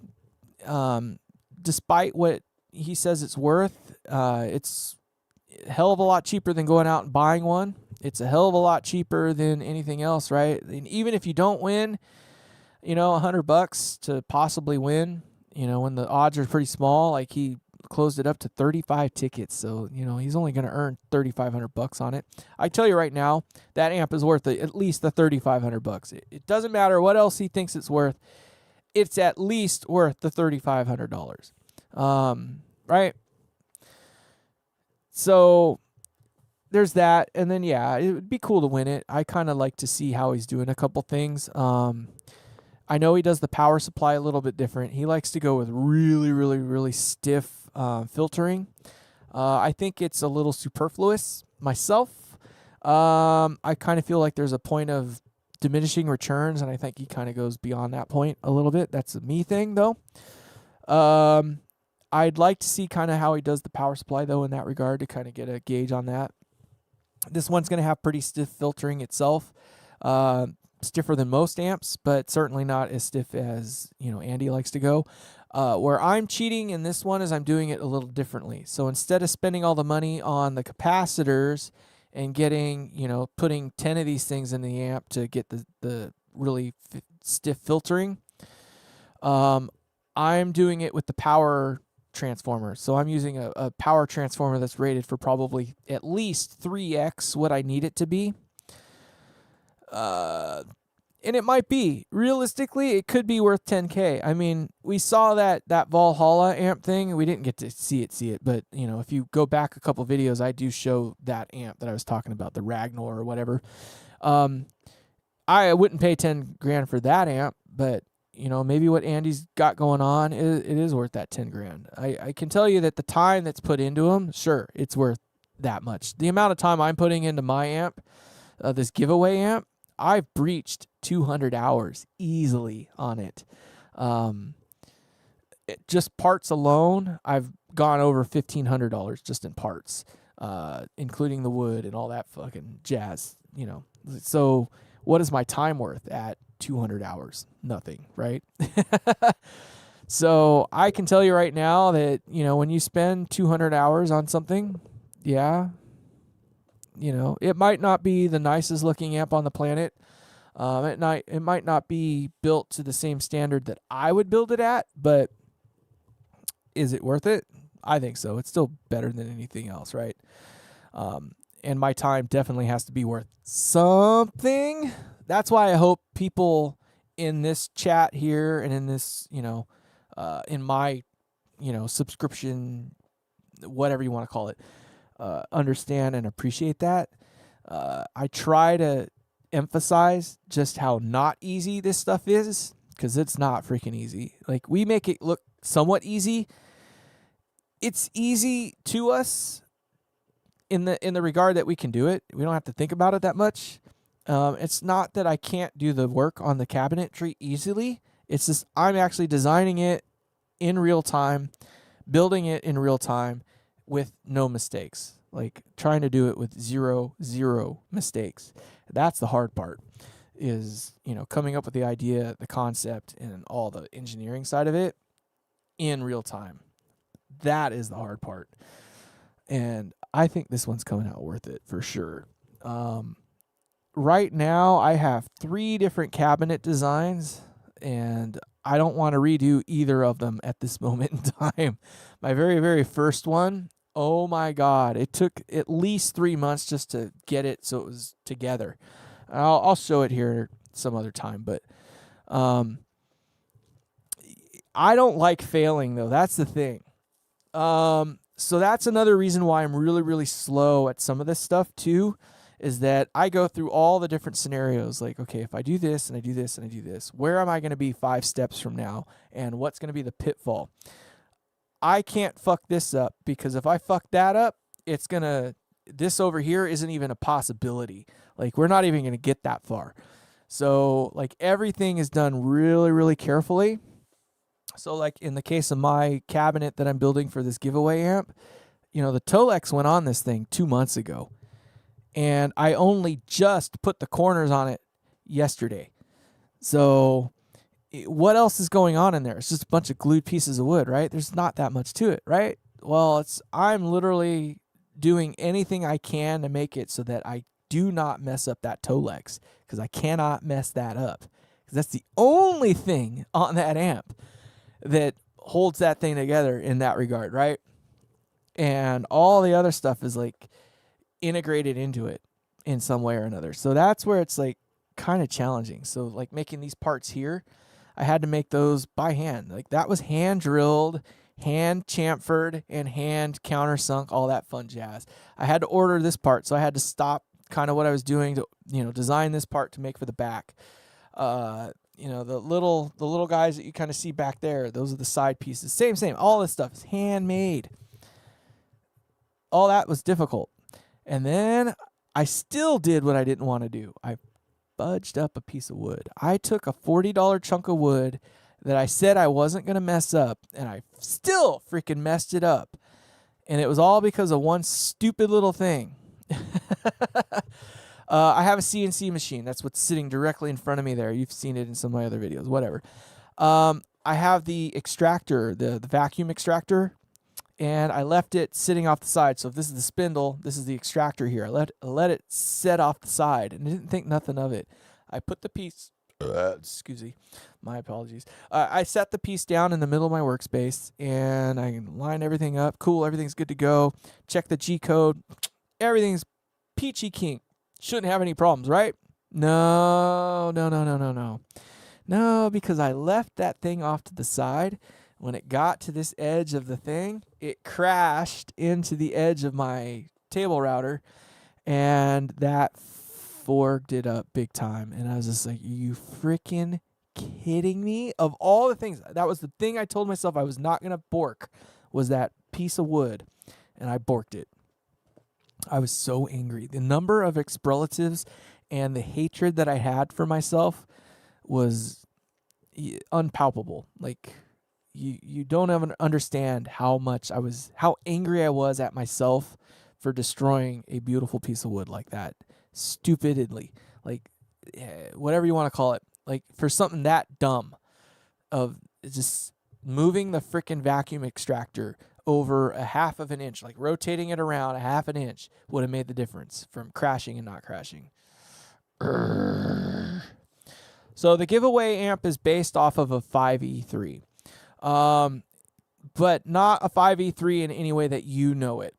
So I am using slightly lower voltages on the power transformer, but I am rectifying it with a tube that allows the same relative voltage as a real 5E3 would have. So it has a slightly different feel. It's a little bit firmer, if you will, right? It's not as loose and spongy. So I have the same relative voltage on the plates and all that jazz as you would have in a 5E3, but I'm doing it differently. Stiffer power supply, for sure. Overrated for what is going on in that amp. Okay, so there's that. Next is the output transformer. I am not using the same output transformer that would be it's not like a 59 Tweed Deluxe at all, but it's same basic idea. But yeah, 50s era, 5E3 Tweed Deluxe, yes. In that ilk. So, firmer power supply, better filtered, and just firmer. No sag, less sag anyway. There's that. And then for the output transformer, I'm not using the typical, I don't know what you would call it. I think they use a 6K or maybe it's an 8K. I don't know. But I'm using a JTM 45 output transformer. But I'm using the 7200 ohm version that they have.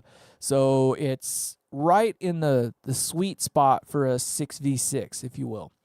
But it's a 45 watt rated transformer. So the output transformer has no saturation. It's full bandwidth. It can handle whatever the 6V6s can throw at it all day, every day, yada, yada, yada, XYZ. Where it differs from there, and that's pretty different in and of itself, and I have 4, 8, 16 ohm as well for that. So you can pretty much run it however you want. It is a head only. I'm not selling it with the cabinet. It's not a combo amp. It's the head only. But where it differs from there is that imagine a 5E3, how it has its two inputs. And usually you jumper them together, or you just run one or the other, right? Well, I'm using my parallel triode in the front end. So it has kind of my thing going for the first gain stage. So I like using parallel triodes. What that does is it's kind of like taking and bridging both channels together, if you will, on like a Marshall or some of the Fender stuff, right? It's kind of like that. It's using a shared plate resistor, a shared cathode resistor, and all the other connections jump together. And you can actually see those things on the amp when we do the expose soon in another few days. You'll see all that. But it does something different. It's a little bit bolder of a sound, so it's bigger, like thicker, I guess, if you will. It has a little more harmonic content, right? It's just different. That's the only way to explain it. But it feels good under the fingers too. It has a feeling to it, and that's part of why I really like the parallel triode thing. Is it has that feel to it. You can get the Fender bubbly kind of thing going, but you can also make it, more abrupt and oomph. It can have that oomph. It provides a little more output than a single 12AX7 would, a single triode of a 12AX7 would, so it has more oomph to it in that regard as well. So not only is it thicker and bigger, and it has just a little more push into the next gain stage, which at that point, it's more or less like a 5E3, except for I don't have the same tone stack. In this amp, I'm just using a bass cut only. So it's my low cut circuit that I use, which is a fairly low loss circuit. It's just a variable circuit that basically takes a very low value coupling cap and a higher value coupling cap, and it runs them in parallel with each other. And then you can vary how much the large value rotates in over the top of the smaller value. And with that, you can get it to go from fairly thin sounding to pretty ballsy, pretty big and woolly if you want it to. Obviously, it's kind of designed to sit somewhere in the middle so that you can have a little bit of both. So there's that. No other tone control, no high cut in that range. It's literally just a low cut. Then it goes into a volume control like normal, nothing different there. It goes into the next gain stage, which is typical for a 5E3. Nothing crazy there, standard. Where I change things up is I'm using the grid stopper. So they have there's a modification that you can do to a 5E3 to make it so the distortion isn't so blatty and so splatty, I guess. That's the only way I can describe it. But with that, you can you put a grid stopper. It's a high value grid stopper. In this case, it's a 1 meg. And it goes in there, and that's the only thing that's different in that regard for that is that grid stopper. And it makes the distortion kind of go from that blatty and kind of like, I don't know how to explain it. You can't really explain it. You have to hear it to know it. But it takes it from that and moves it somewhere else that is less that, right? So it holds together better. It doesn't do that fuzzy thing or that weird distortion thing that most 5E3s do. It stays together a little bit better. It cleans really well. It holds together pretty well a little bit longer, but still gets into that 5E3 grit, if you will. It's more lead friendly, I guess is the way to explain it. Output section wise, there's not much difference, except for that I have a post phase master volume. So I have two volumes on this thing, pre-phase and post phase. With the post phase, that allows you to get more, phase inverter distortion if you want it. Or you can dime it up. And if you dime the master volume all the way up, it acts more like a normal 5E3 would. But then I have a high cut circuit, and the high cut circuit is more or less like a Vox, like an AC30 or something like that. It literally just shunts the highs across the phase inverter, if you will, or the two phases of the output section, and it shunts the highs off, right? And it's rather effective, but what's nice about it is that because it's late in the stage, it doesn't really affect gain all that much. And it's non-interactive with the other tone control, the low cut. So the highs and the lows don't work against each other or with or for each other. They're their own thing, and they're separated by so much that they're just not affected by one another. So that's the idea behind it, and it works really freaking well. It's so fun to play. The reason I came up with that design was one of my other designs, which is now called the Atlas. It's more or less the completed version of that amp. The Atlas had, at one point in its stage or its life, a 5E3 kind of based output section. The only thing that was different was that at the time I had 6L6s in it.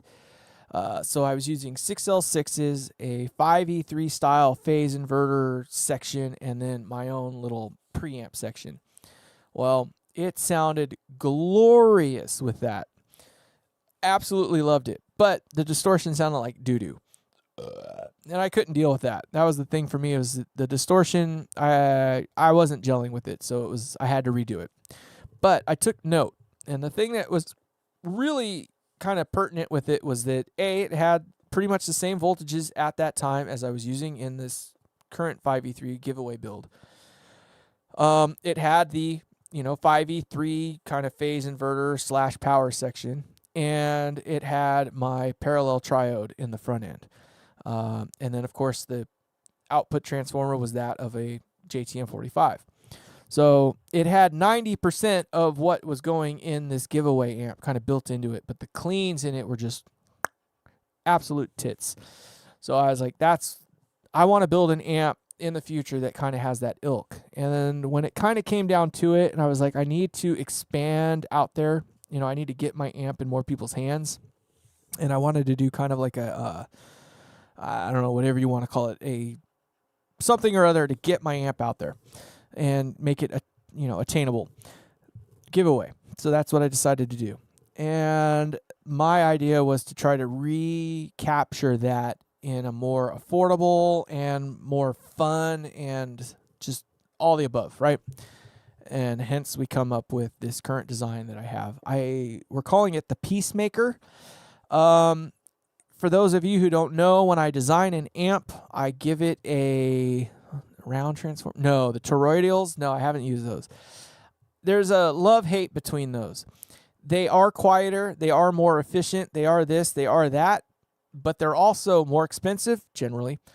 And they're also more difficult to implement. And what I mean implement is that there's not as much ubiquity with them, which means they're not as easy to obtain in all of the values that you would like to get, which means it's more difficult. You have to design around them as opposed to finding a transformer that is designed more or less around your amp, right? I don't know if I want to go that way. I don't like the way they look either. I mean, it's just, it's flat, round, and just kind of looks like a donut sitting on your thing, like a wart. I kind of like stand-up transformers, to be honest. But that is a me thing. That is a me thing, and only that. Functionally, they are better. There is that. But for what we're doing, yeah. So yeah, there's just this was an opportunity to kind of take an idea and run with it, and I think it worked out really well. I am digging this amp. I think whoever wins it, I think is going to love it, to be honest. And even if they don't, I've said it before, if you don't like the amp, I'll pay for the shipping for you to give it back to me. Like, just be honest. Like, it doesn't do me any good to send you an amp and then you be like, yeah, it's really not that cool, bro. Sorry. I could kind of do without it, I'll pay you the shipping to send it back to me if that's the case. Because obviously then I need to do more work on the thing. But I don't think anybody's going to want to do that. I kind of feel what I'm hoping is not going to happen is that whoever wins it, I've talked about this on one of my other lives, and Team YDNA kind of made a joke about it, but it would be interesting to see what happens in a couple years' time. Like, is somebody going to win this and then put it on Reverb and see if they can get anything out of it, money-wise? It would be neat to see how it sells there, if it holds value or acquires any kind of value or anything, right? The hope is that they don't do that, though, because I want it to be one of those things where it's literally a legacy and they get it and they're just like, this is fucking amazeballs, and I want to keep it forever and ever, all right? I hope it goes to a good home. I mean, obviously I've set up the rules in such a way and created a game and such that I can't decide, who I want it to go to. luckily, the way that this game is kind of panned out is that those who really have been interested in it have played the game. And I think those that really, really want it have done the part to play the game. And it's not that difficult to play the game. It's just, yeah, I do require an investment in your time. There's a reason why we're not doing anything for the game in this particular thing. We're going up on 4 hours now, which is amazeballs. This is currently the longest live stream I've ever done. And this is probably the most boring live stream I've ever done. Because it's literally been this almost the whole time. Baffles my mind. Thank you guys for coming and hanging out with me. I do appreciate that. Ghost Boner, you don't understand how much I appreciate this. So thank you. I am not obviously trying to appeal to anybody. I do understand that at some point you're going to want to see my face. Everybody's going to want to see me. Yeah, right? It's just been you and me, my man. I know that if I want to take my brand to the next level, I feel I have the best subscriber base. Like, my biggest plan or goal wasn't to have just a bunch of randos that come in and get what they want and then leave. Like, I really, really want to have people that are here to talk this talk that we're having.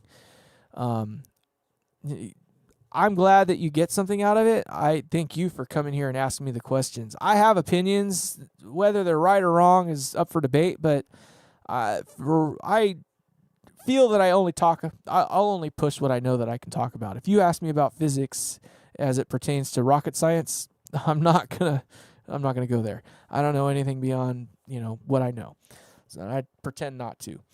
Or I'm not gonna pretend to, if you will. But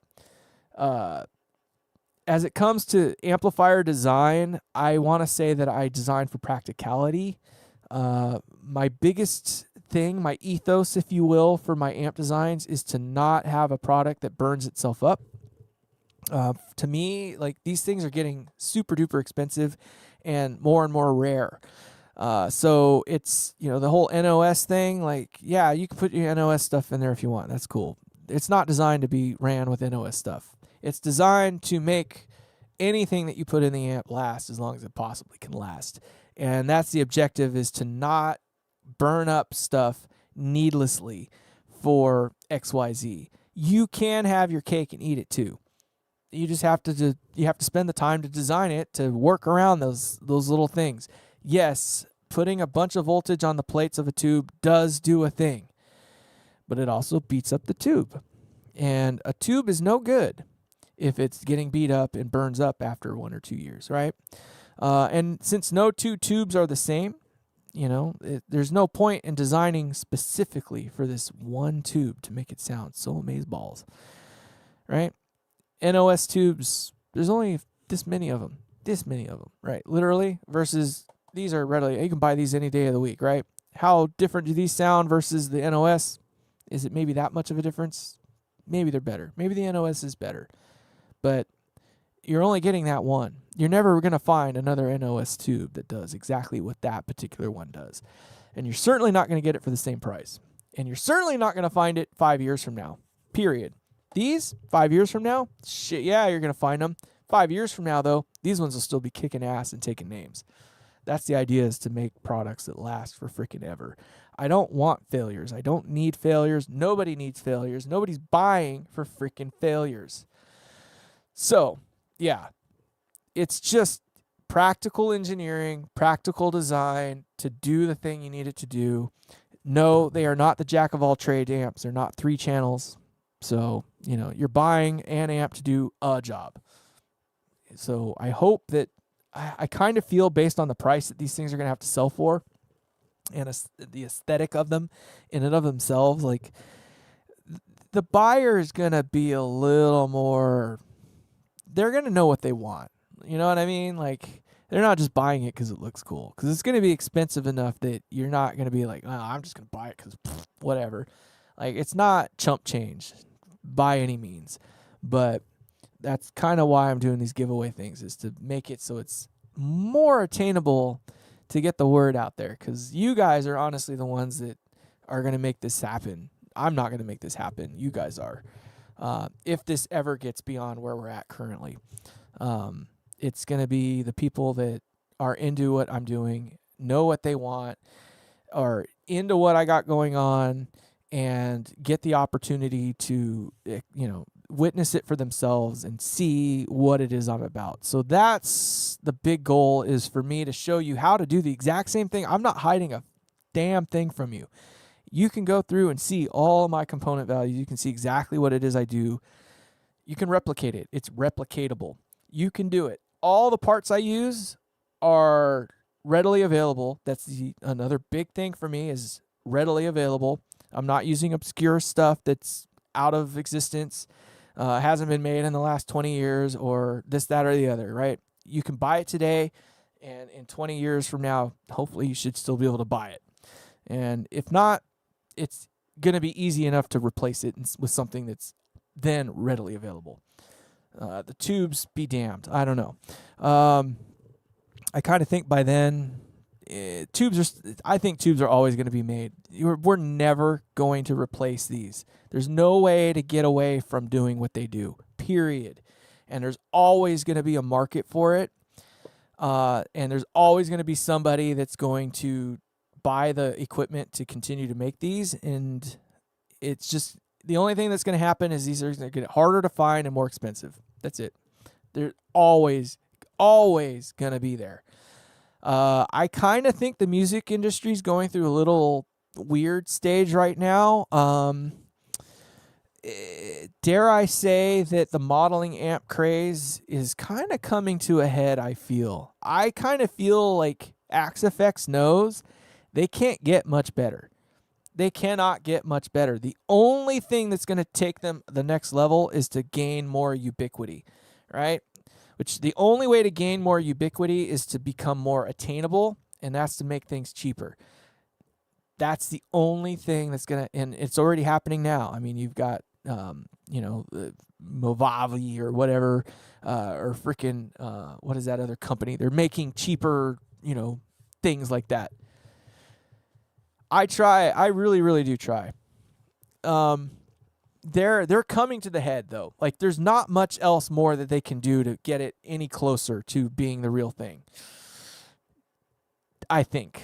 Like, I haven't played them recently to say. I know how to expose, like, the weaknesses that the modelers have. Like, the modelers will never be this. Never. Ever.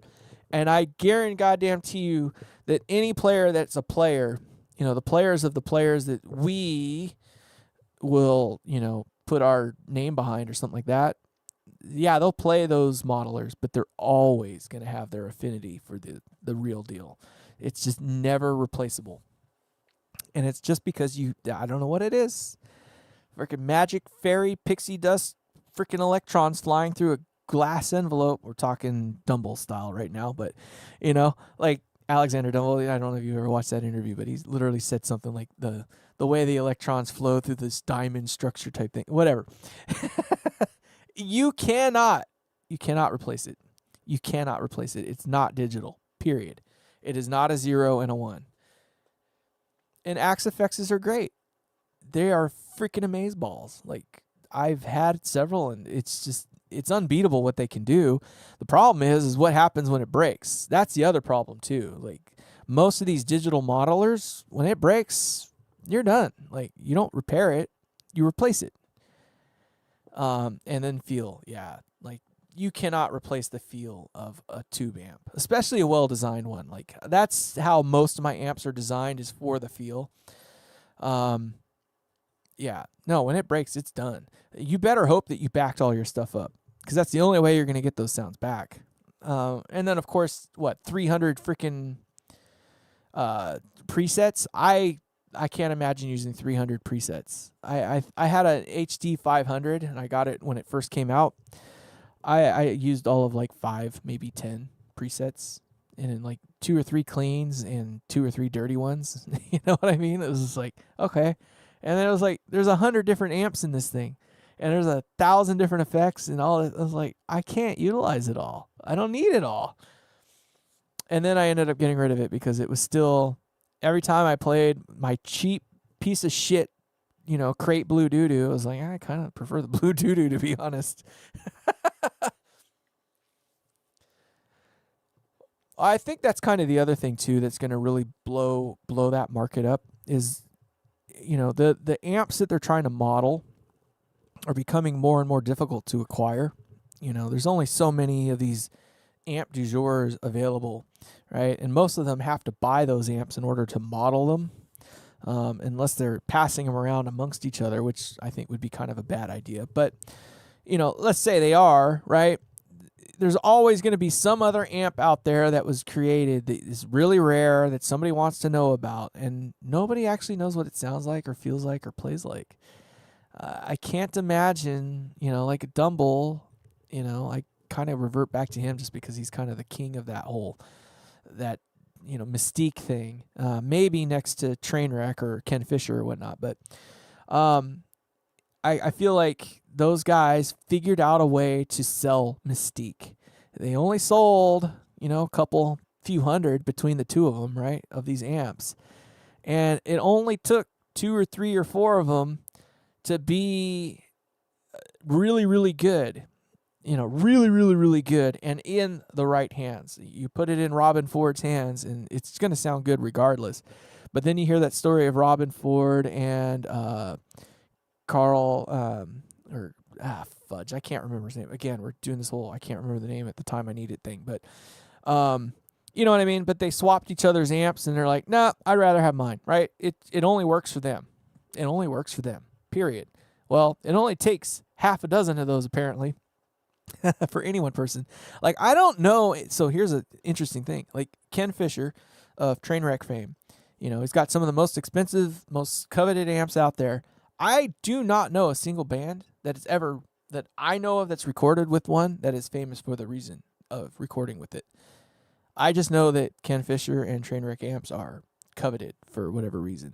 Like there's that Glenn Kuykendall guy or whatever. Kuykendall, I think that's how I apologize if I butchered it, but like that guy, great player, made that amp sound amazeballs, but like that's the only guy I know of any level of fame that played it. Like it's like always kind of tripped me out. Dumbles, like there's only a few, Larry Carlton, that's the name I was thinking of. But you know what I mean? Like Dumble has just a larger thing. I can only think of one instance where I had a Trainwreck style amp on my stage. It was made by Comet. And, it sounded okay. It was a Liverpool model, but it was just like, it wasn't like, oh my God, like that's the thing, right? Granted, it was a Comet still, but it wasn't actually real Trainwreck, but it still wasn't great. I've had 3 or 4 Dumbles on my stage. I can only say maybe 1 or 2 of them like really kind of did the thing. The other 2 were just like, yeah, okay, it's a nice amp. It sounds like every other amp out there that's decent. And then, the 1 or 2 guys that really like owned it, and it was still just like, okay, I get it. It works. Cool. It only works because you're doing things that way. You know what I mean? And I think Robben Ford, he uses these other amps that are Little Larry or something like that, or Little John. I don't know. There's some company that's out of the southern states over there or something like that. And yeah, they're handmade, point to point, all that kind of weird stuff. Two Rock, I'm not a fan of Two Rock. That is some bullshit right there. If somebody is totally sold on Two Rock, good for them. I'm not naysaying. It's not that they're bad amps. They sound good. They're fine. It's not that. Yes, they are basically Dumble copies. It's more or less what it is. But they are ridiculously expensive for what they are. They are literally PCB amps, and they do that stupid thing where they use 5 different resistors for no freaking reason. Now,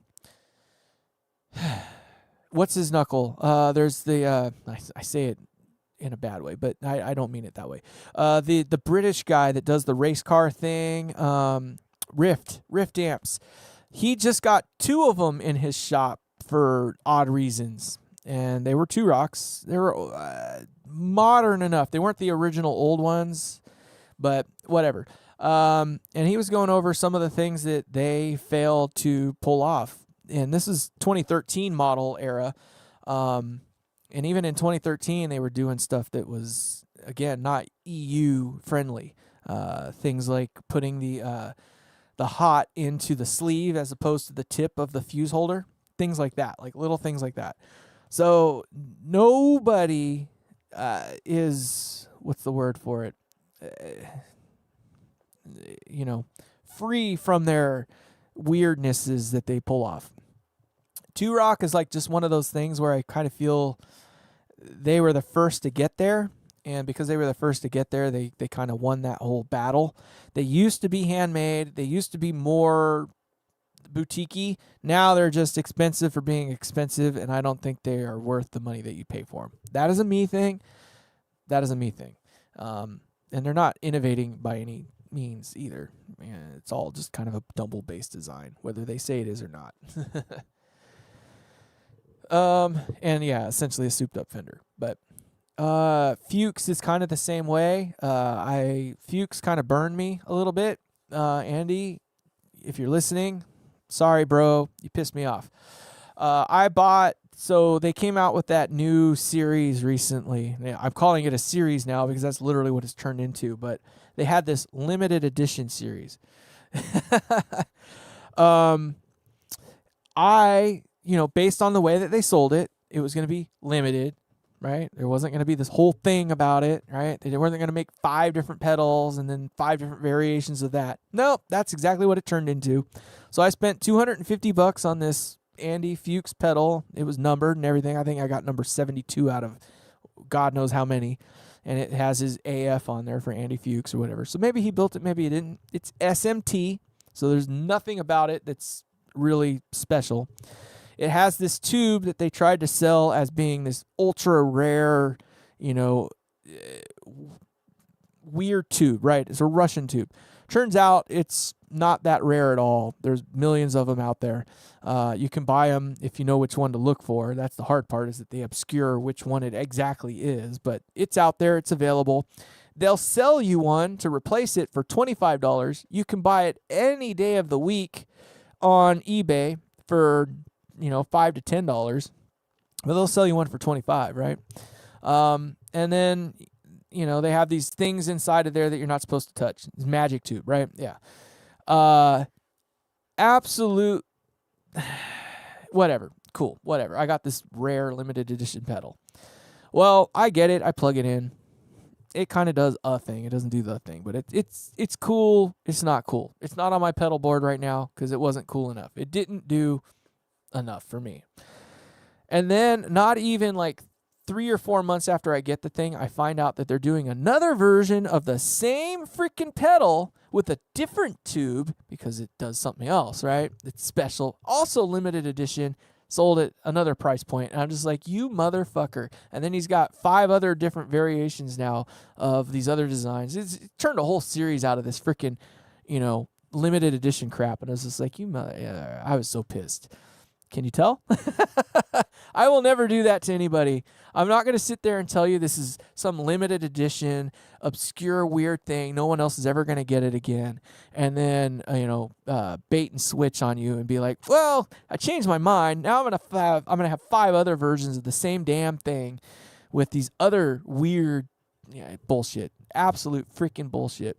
The only reason I'm keeping it now is because it might actually be worth something 10 years from now. Maybe.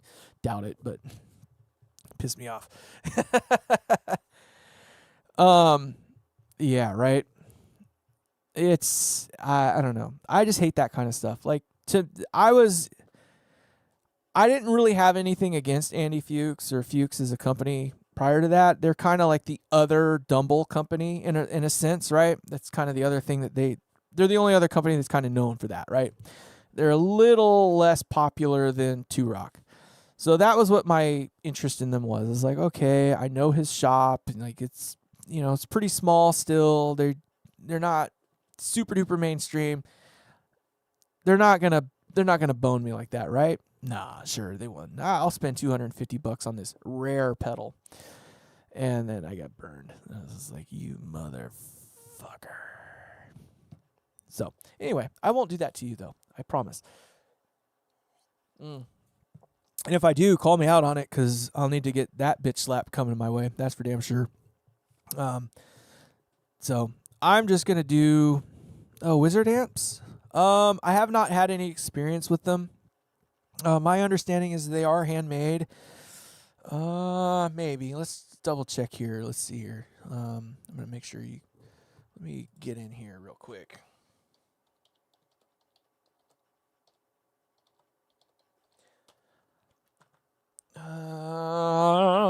So they are handmade. I kind of figured they were. I know a little bit about them, but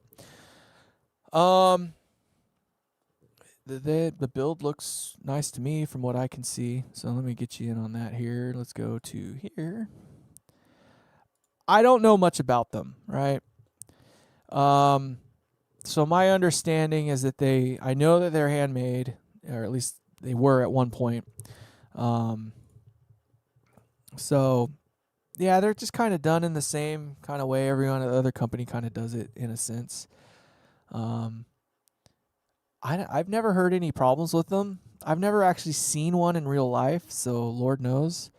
I think they're probably just fine, to be honest. It looks like a standard kind of build to me. That's kind of how I build my amps, realistically. It's just kind of in that ilk. Again, they're using the non-isolated jacks, which, again, as we know, I don't particularly care for. Doesn't look like they're using the highest of quality capacitors. That's not necessarily the end of the world. Let's see here. What is this? Looks like this is a Headfirst design. So Headfirst is coming up. Headfirst is kind of like the new Friedman, if you will. And I don't mean that in a bad way. So I like the dude from Headfirst Amps. Makes some cool stuff. Sorry, you're going to get burped on a lot today, apparently. So he's a cool cat. But he's kind of just doing modified amps. Like, he's just basically doing modified Marshalls, modified Wizards, apparently. Wizards really aren't much more than modified Marshalls in and of themselves anyway. They kind of do some other different things, I think, in terms of topology to kind of push themselves away from that. But my understanding is they're more or less just modified Marshalls or modified Sun Model Ts or something like that. I could be mistaken in my understanding. I might be thinking of like Mad Amp or something a little bit, but it is what it is. I think there's nothing wrong with them. As long as they're being made to the same standard that I saw in those pictures, I don't see any problem with them at all. Beefy Marshalls, yeah. Properly made. I'll say properly made or better made than Marshall, if you will. Like, you know, they say like, what is it? Copying is like the ultimate form of flattery or something like that, or emulation is the ultimate form of flattery. It's true to some degree. Like, it's hard to knock on Marshall for coming up with what they did. They basically took a Fender Bassman and found a way to stretch it into 5 or 6 different models, right? They got the JMP, they got the Plexi out of it, they got their whole lineup is essentially the existence of the Fender Bassman, and they found their way to modify that. Now, what is the Fender Bassman? The Fender Bassman is literally just Fender taking shit right out of the RCA handbook and then putting it together, right? He did things that probably weren't right, but they fit in there. He did it, right? It worked. That's all that matters. I kind of found it funny that Fender released their Bassmaster or whatever the fuck it was. What was that? Basically their copy of a Marshall that was kind of a copy of them. That kind of whole thing. It was funny, but you know what I mean. It's cool. Like Fender, Marshall, and Vox. Like those are the big 3, right? So everybody copies those guys.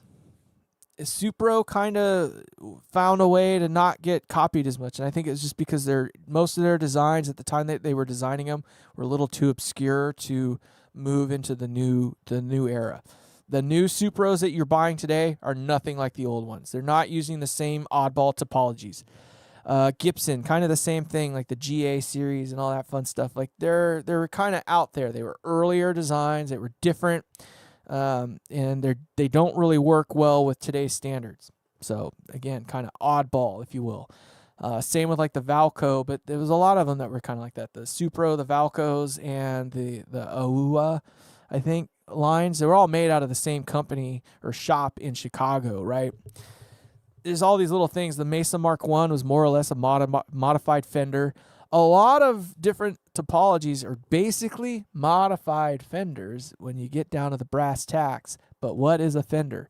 Nothing more than a modified RCA handbook. He literally took the circuitry out of the handbook and applied it, or took some hi-fi aspect of it and applied it into a guitar amp. Like literally that. So Andy talks about this on his page a bit. It's true what he says. Back in the day when you bought, these RCA handbooks or the RCA manuals, it was because they made the tubes. Well, the only engineers that knew how to use these things were the guys that actually did electronics, right? But they needed to give them direction and how to utilize these tubes, because nobody knows like that you can use a triode as a rectifier. Like it still can do those things. You can do computations with the 12AX7. You know what I mean? Like it can turn on and off just like a normal transistor would. So they had to show you or tell you what this tube was meant to do. That's why there's a 12AX7. That's why there's a 12AU7, AT7, etc., etc. They had different functions. That's what they were designed for. The only way you would know that is if you read the freaking RCA manual, which told you, hey, this is a 12AX7. It's got 2 triodes in it in a single envelope. You can do this with them. You can do that with them. Here's some design examples, practical. You start with this voltage on the plate. You put this value plate resistor in there. You put this value cathode resistor. It gets you this, operating range. Here's the load lines. Here's how you read that load line sheet. Yada, yada, yada. All that crap told you in the book. Well, nobody cared so much about the load line crap, right? They're like, okay, cool. I bought this transformers for a freaking radio that was already being made. So I bought that transformer. I got a 12AX7 tube, and I want it to go out of this freaking amp. So I'm going to take an EL84, and I'm going to do this because this is what the RCA manual says to do. Bada bing, bada boom. You've got yourself an Epiphone Junior. I can't remember what they called it at the time. Gibson was more popular for that particular design. But then move on to the Fender, and you get the Fender Champ, right? Same, just kind of different topology. All that came out of the RCA manual. Well, then you start moving into the European markets, because there was different technologies on either side of the pond. So you have, hey, James, how's it going, dude? Welcome to the party. Yeah, you kind of caught the ass end of it. We're running on 4 hours now, so we're probably getting ready to call it quits here pretty quick. I got to get to bed pretty soon, but in either case, you get on the other side of the pond, they have a slightly different tube topology. Of course, everything works different over there because they're 240 or 250 or whatever their voltage is over here is different than what we have over here. And they're designed things a little bit differently. The Big Daddy, exactly. Well, that's the only thing that made a difference is that, Jim Marshall got a hold of a Fender Bassman. And he's like, well, I don't have those parts, but I got this part. And I can't make exactly that voltage because I have this transformer. So I'm going to change this, I'm going to change this, I'm going to change that, and out comes that. You know what I mean? So it's, is it a copy? Essentially, yes. Because, where is it not? Well, he did some other things differently. He used more, was it less? I can't remember if it was less or more feedback in the Marshall design. The Marshall is actually cleaner, longer than the Fender Bassman is, believe it or not. So everybody associates Fender as being the clean, loud, and Marshall as being dirty and loud. Nope. It was actually the cleaner sound could be achieved with the Marshall. And a little bit of it had to do with how they got there. A little bit thinner sounding, so they used, lower value coupling caps, etc., etc. And then the way they did everything up, it was just different. That's it. Denny from Vox fame, I can't remember his first name, but something Denny or Denny something or other. But whatever. He was deaf in one ear, believe it or not. Yet he created some of the most linear amps out there. He did things literally by the mathematics. His objective was to create an amp that was linear. It was flat. It had basically an even, frequency response from one end to the other. That's more or less how he designed his thing. That's why he picked the speaker that he did and worked with Celestion to make the Bluebell. It was the most linear speaker that you could get at that time.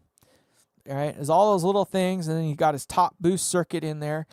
It was all about getting things to be more linear. It wasn't about that bass boost and having all the thump and the bump, but all those different guys, they all had their slightly different way of getting to this thing that they did. And Fender, Marshall, and Vox are just the ones that are the most ubiquitous in that term. And it's just funny because each of them kind of has their own little way of doing it.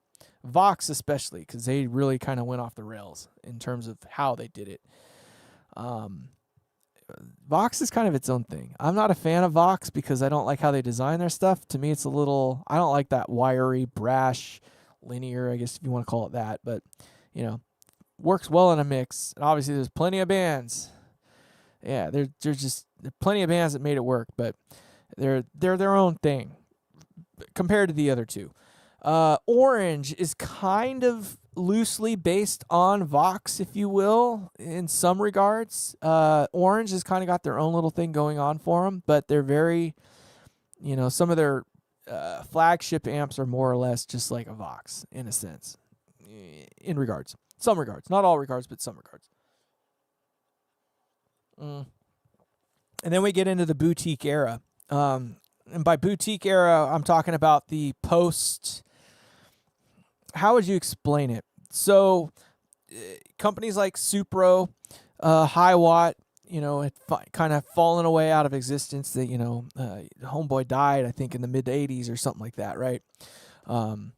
So some of these companies started going the way of the dodo bird. So Valco, Supro, Hiwatt, and some of these other larger companies at the time started to fail. They were going away. The only ones that managed to survive that whole period, if you will, Vox wasn't out of the woods, to be honest, but Fender, Marshall, Vox. Like those were the big three that managed to kind of stick itself out into the mid 80s, early 90s. And then you get into the 90s and you have companies like Dumble. Alexander Dumble was starting to do his thing.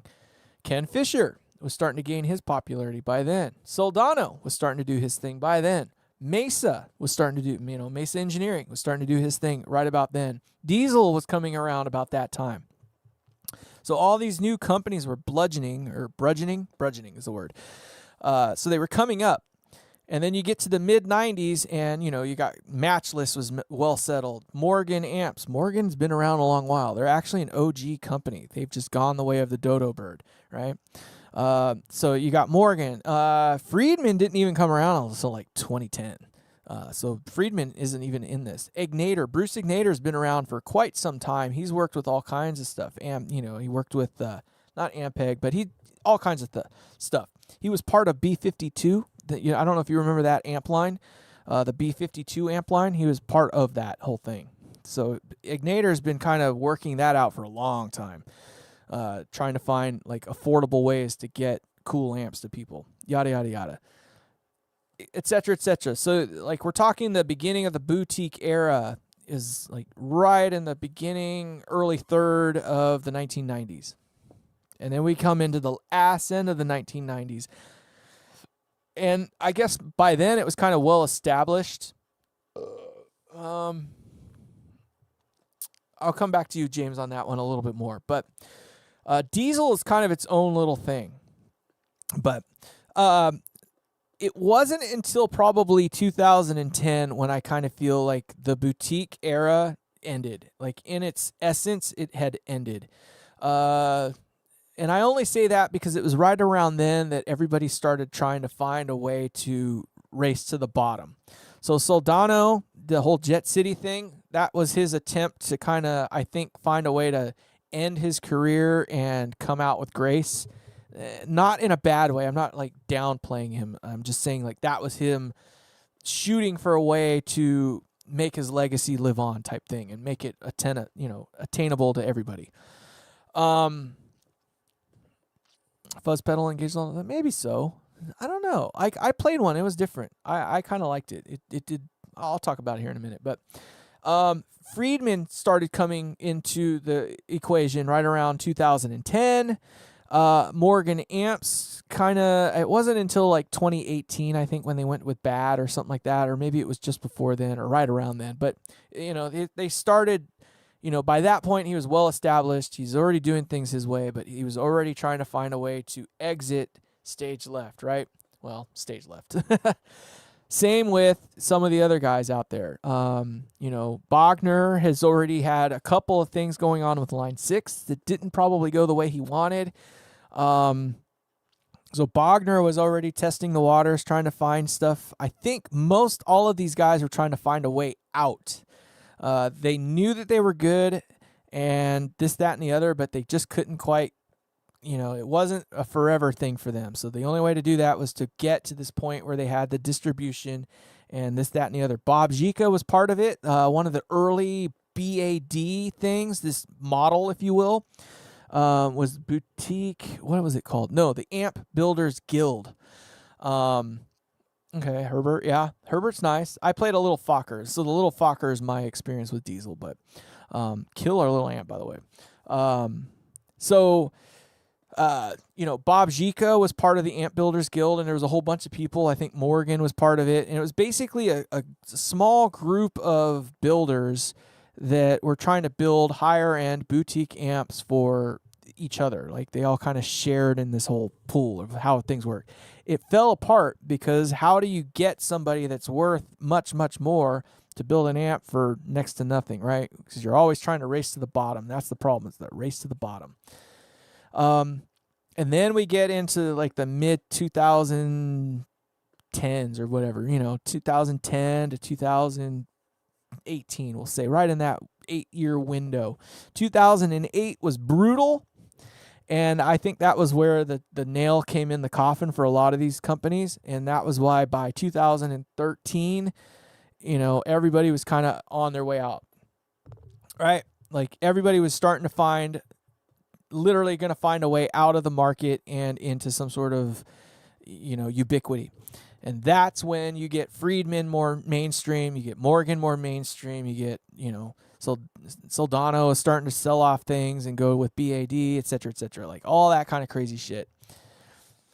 Yeah, in 2010, oversaturation for sure. I mean, Line 6 was heavy. Everybody was freaking heavy.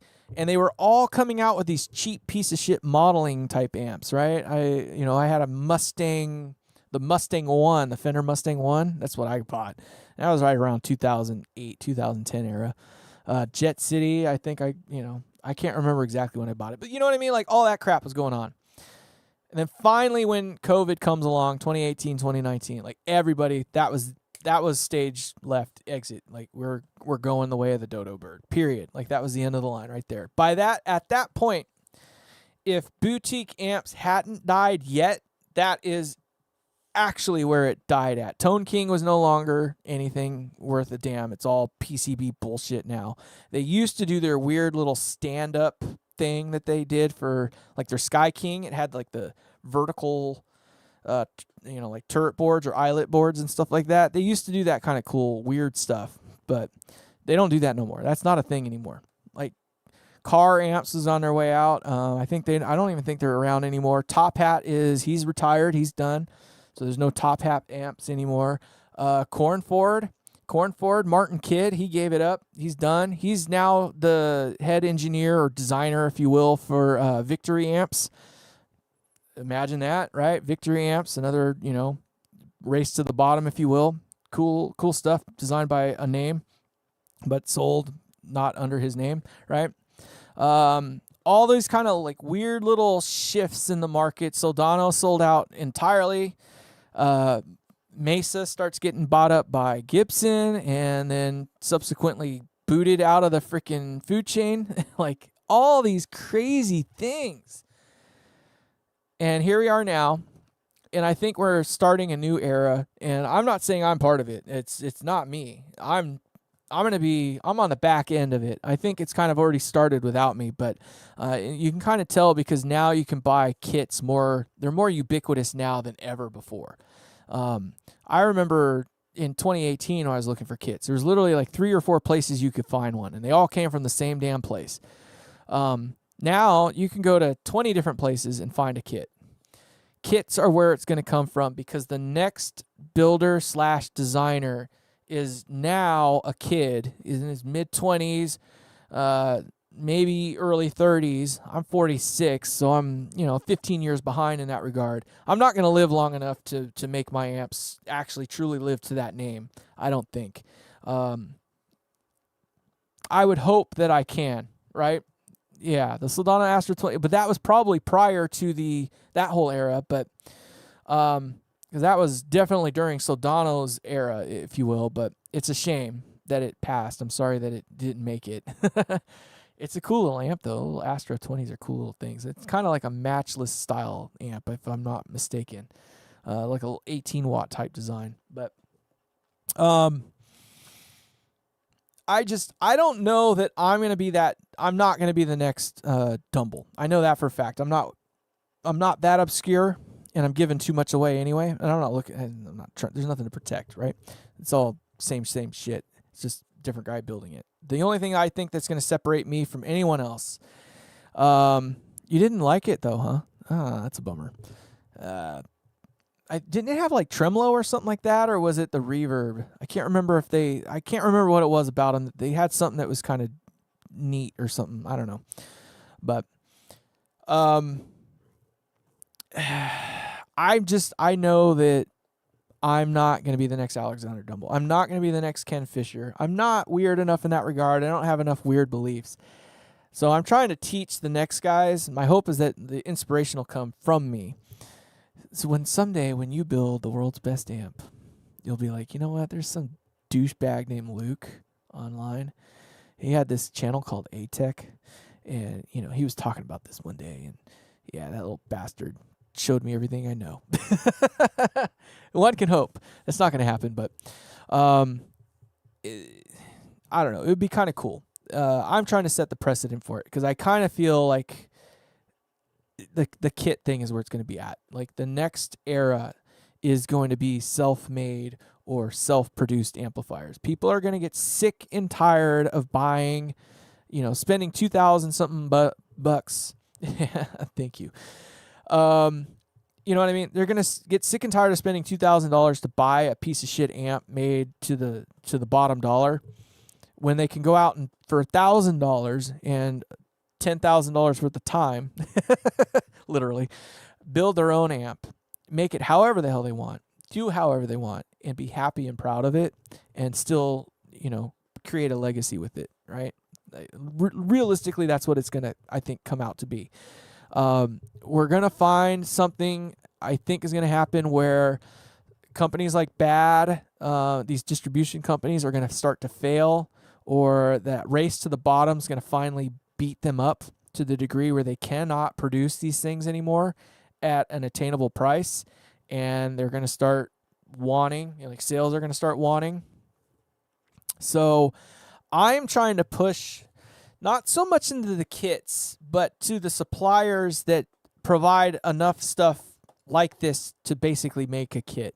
Buying these kits, if you really do a little bit of searching, you can find most of this stuff for about the same price. Ish. You might spend a couple dollars more, but the things that you could buy versus what you get in the kit make up for the difference in better. You can buy JJ tubes instead of the Shagalong or something like that, which if you don't care if it's a Chinese tube or a Slovak tube or whatever, that's great, whatever. But, if you want to use the cheap, run-of-the-mill, dollar or 65-cent capacitors, that's fine. You can do that, and you can save your money that way. Or you can spend a couple dollars more, and it's literally only a couple dollars more, maybe 25, 30, 40 bucks, whatever. 25, 30, 40 bucks. A couple hours worth of your time, right? If you're making $16 an hour. But, you know what I mean? You could spend that extra money and get those nicer caps. All those little things. You can do it. The only thing that keeps you from being able to do it is knowing how to do it. I think that's the only barrier to entry into the kit market is looking at this and the wires that come out of it and looking at this and like how the hell you wire this up. Like that's the barrier to entry is how do you put all this shit together. You know, I don't know if bad is private equity or not. 5,000 in Canada. Holy shit. Yeah. Yeah, $1,000 kit, and you can hand wire it yourself. And it probably, honest to God, it's going to sound just as good. Even with all the cheap parts, it's still going to sound just as good. Honest to God. I prayed it, you know. As long as you build it nicely, and if you follow anything that I do and look at how I do the builds, it's going to be quiet. It's going to work. It's going to sound great. I do not know if it's private equity for BAD. I would assume so. It's probably, you know, a small conglomerate of, you know, people out of China or something like that. That, yeah, I wish I could tell you. I don't know, but it's something like that. It's special interest for sure. It's business model. It's a business model. Period. So it's a people with a bunch of money that could invest into some sort of thing that would make them more money than they put in. That's literally what it is, and it's all about that bottom dollar. They have a guy that's in there. A bean counter is what I call them, but you know other people call them that too. But it's a bean counter, and the bean counter's in there going, if we buy this resistor instead of that resistor from these guys at this quantity, we can save 1 penny per resistor. If we do that over the course of all these expected sales, we're going to save $10 million. And they're, you know, the guys up here in the upper thing are, $10 million? I like money. So they're going to tell the bean counter, all right, go to your parts supplier, you know, your parts guy, and tell him to order all his parts from that guy now so we can get these things at a penny cheaper. And they're going to do that for all the different components in that thing. It's all a race to the bottom, period. No ifs, ands, or buts. There's a bean counter in there going, this is what it costs to produce this thing, XYZ. There's another company, it's called, I just talked about them the other week. They're out of like, not Brazil, Belgium or something like that. I believe it's Belgium. But they're called, it doesn't matter. Anyway, it's another company that they're calling themselves boutique. PCB based everything. eyelet board with the PCB traces in it, so it's kind of like Friedman and BAD and all that jazz, right? And they're saying everything's hand built. It's all boutique-y, right? They're running with the boutique name, but it's literally. I was shocked at the responses I got because I kind of pushed a little bit. I poked the button, I guess. I poked the bear a little bit. I was a little rude. I probably shouldn't have been so mean, but I was like, I can't understand how you guys are doing this. You got to be outsourcing stuff. There's no way in hell you can sell this amp at this price and not have this going on or not be paying your employees enough to make it worthwhile. And they're just like, well, we do this and everything's about cost and everything's about then. And I was like, okay, so you're on the race to the bottom. You're not paying your employees a living wage. It's just a bunch of guys in a shop that don't give a fuck about the amp that they're building, spitting it out as quick as they can. Half the shit is built by somebody anyway, so their chassis and their whatever is built by someone else. And they're just stuffing it in the shop and nobody cares. And it's getting out the door because there's no way in hell you can sell the damn thing hand built for $1,200 and still make money on it. Because the only way you can make money on something is if you sell it for at least double what you spent to actually make it. And what I mean by that is literally like if this giveaway amp costs me $1,500 in parts and I was able to get it down to just, let's just say 1 work week worth of time. So, 40, let's just freaking round it out to a 60-hour work week, right? Whatever you want to pay me for that week of work at 60 hours. Let's say you pay me $1,000. So now we're $2,500 into this thing in full-on costs just to build the thing. That means I have to sell it for at least $4,500 or, 25 is $5,000, right? Do you think I'm going to sell that amp for $5,000? Be nice if I could. Sure love to.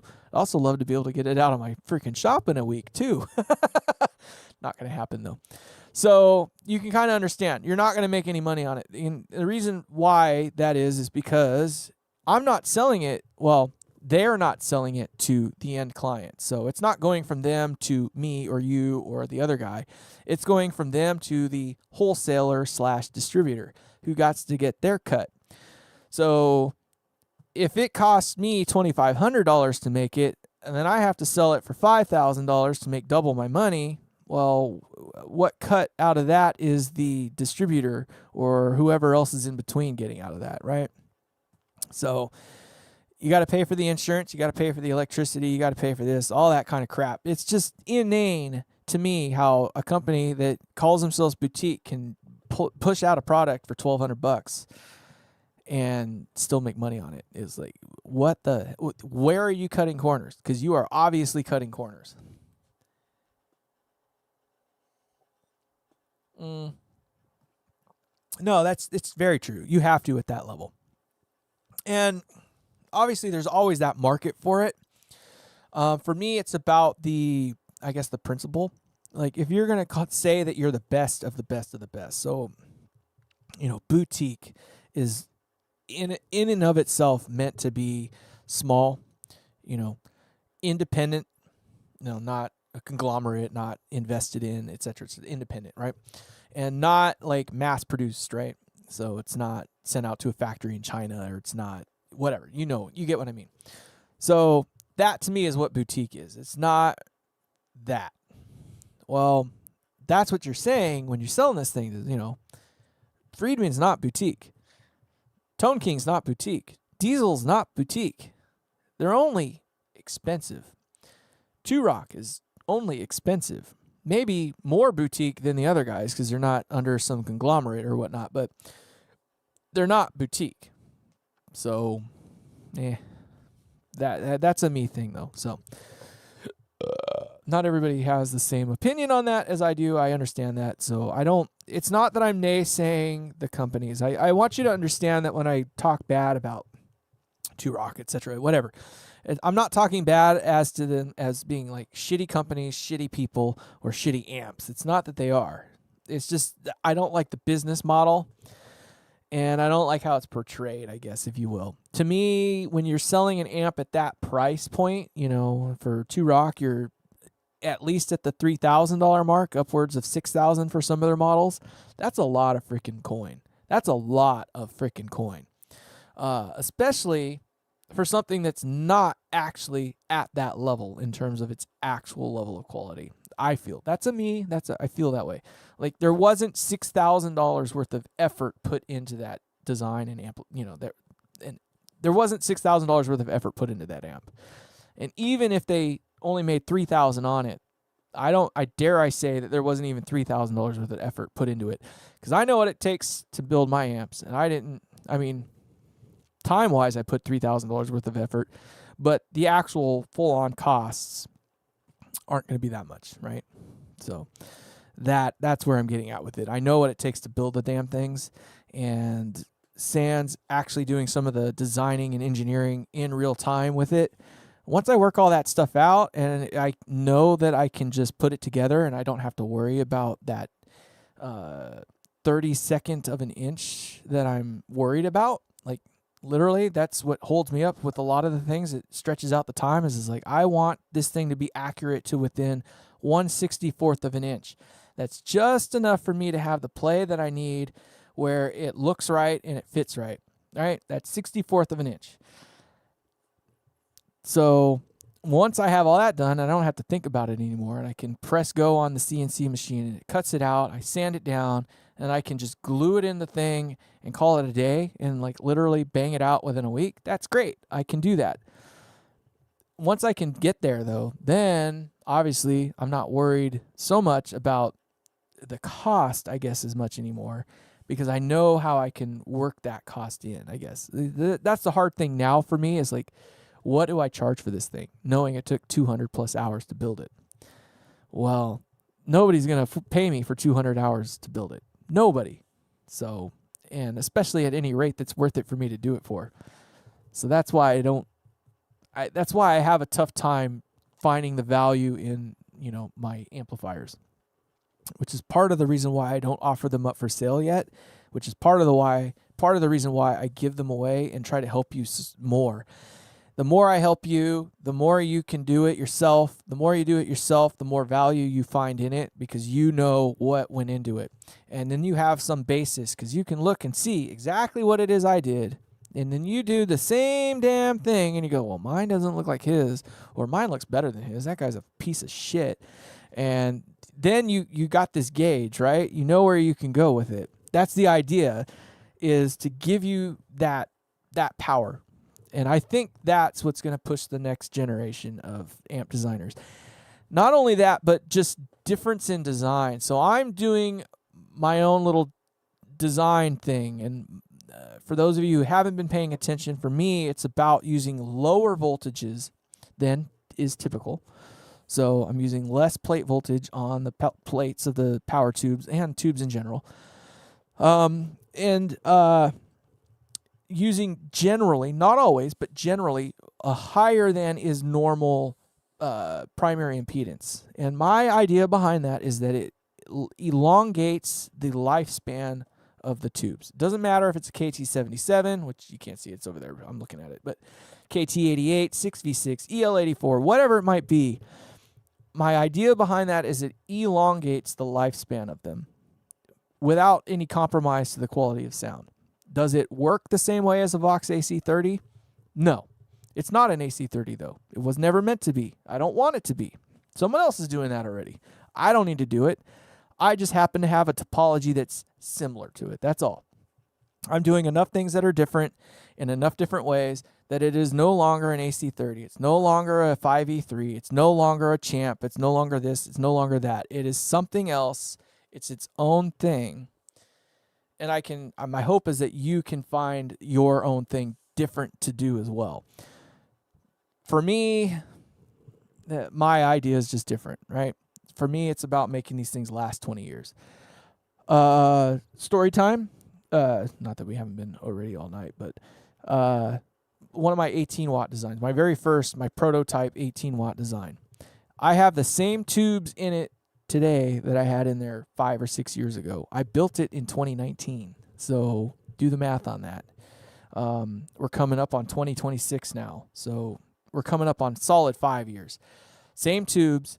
This amp, every time it's on, the thing is on full freaking blast. It has never not been damn near full blast, because when I got it and started to get it to work where I wanted it to, that's when I picked up my Torpedo Captor X. So I got the Torpedo Captor X so I could have a load box to run it that way. So that's how I finished the design of that amp, was by diming it all the way up. And that's the way I played with it, because that's where it was cool. It's fun to play that way. Then I gave it away to the guy that bought the, not gave it away, but I loaned it away, if you will, to the guy that eventually commissioned me for the Purple Hazel. You can see that build. It's on my channel. All right. Yeah, point to paint is always going to last longer, right? It's, if you can weed out all the compromise, with no compromise, you can go for eternity if you really over engineer it. And that's what I try to do, is find that balance from over engineering to, ideal, right? So I handed that amp off to him, and that's ultimately what sold the Purple Hazel. So he got a hold of it, and all he did was run it full blast. And he was like, I don't understand. Like, aren't you worried about this thing, like, blowing up in the middle of one of my shows? And I'm like, dude, I need this thing to blow up in the middle of one of your shows. I haven't had any problems with it. I can't break it. The way you play it is the way I've been playing it, and it's been played that way since it came out. And he's like, okay, well, so he had it for a whole year. And that's all he did, was beat up on it that whole time. And it still works today. And every time I turn it on, it just sounds like a raped date, if you want to call it that. Like, the worst way to put it, but you know what I mean. Like, it does what it's supposed to do, like, balls out. So all my other designs, same thing. I can't find a way to make them break. So I'm trying to find the weak points, more or less, but I over-engineer them probably. But that's the idea behind them, is longevity. I'm all about the legacy. It's got to last. It's got to be there. Like the Maker's Mark. How long have they been around? Let's see if it says on here. Established when They don't have their freaking thing on there. I was hoping they'd have their story established, like, yeah, it doesn't say. But they're old. They've been around a long time. Kind of just like, Jack Daniels. So yeah. You guys, it is getting late. It is like, what, 11 o'clock? So this is turning into about a 5-hour stream for me. Wild turkey, dude, that is something else. My mom used to drink that a lot. She liked the 101. She was she was deep. This is the cask strength, and I like the cask strength myself. So I usually go down that road if I can. The Jack Daniels, I actually kind of prefer the Jack Daniels cask strength myself. Wild turkey, I haven't grown a taste for it yet, but Angel's Envy, great stuff. If you want something else, man. Yeah, the 101 proof, man. That'll put some hair on your peach, that's for sure. I usually just drink like the Gentleman Jack. I like the Gentleman Jack. It's drinkable. It's a little more drinkable. But the Maker's Mark, the regular stuff too, is good as well. But I am into the cask drink stuff because I like it not watered down. I want to know what it is. I want to put hair on my peach too. Yeah, no, you guys in Canada, man. I feel bad for you. So is it true? I heard this. I know before we hang up, I want to know. So I heard a little rumor. Yeah, it's obviously the YouTube bullshit, but they're saying like the lower country decided to recede or whatever they want to call it. Is that true in any way, shape, or form? I think there's like Alberta, BC, and what's the other district over there? Like they're talking about dissenting or whatever from the mainland or whatever. Four Roses is freaking amazeballs. By the way, I love Four Roses. It's harder to find here. They do have it, but it's like the good stuff, like the really higher end version of it. It's a little more difficult to find where I'm at. Oh no. After it, is it true? Oh, okay. So is it true if the lower, like the lower portion of Canada is thinking about dissenting or whatever you want to call it, or receding? I don't know what they call it. I don't know what the term is, but like basically becoming not Canada. I was reading something. It was like Alberta, British Columbia, and I can't remember what the other district in the lower part, the part just above, Northern America there, that they were looking at getting out of that crap. I don't know if it's true. I'm sure it's bullshit, but I would love for Canada to become part of America. I love Canada. I think it's great up there. I like the culture of it. The idea is cool. I just hate how left things are up there right now. Is that without giving too much away? I mean, I feel like you guys are being oppressed. That's more or less what I'm saying. And I think you guys are fighting, not you guys, like you guys, but like your government is fighting things that they need not fight over. I know that Trump's like Trump's Trump. Like there's no way around it, but it wasn't like he was hiding himself from anybody either. Like we knew what he was going to do, right? It was like the worst of two evils. That's more or less the only way I could think of it. But, okay, difference, yeah, provinces. Okay, that's maybe the word I was shooting for. But you know what I mean? Like I'm not pro-Trump and I'm not like pro, I'm not MAGA to that degree. Like I'm definitely right of center, right, in that regard. I prefer to have Trump over some of their other options. Not that he's doing what I think is the best job ever, but I think he's pretty straight up. Like you can kind of get a read on what he's going to do.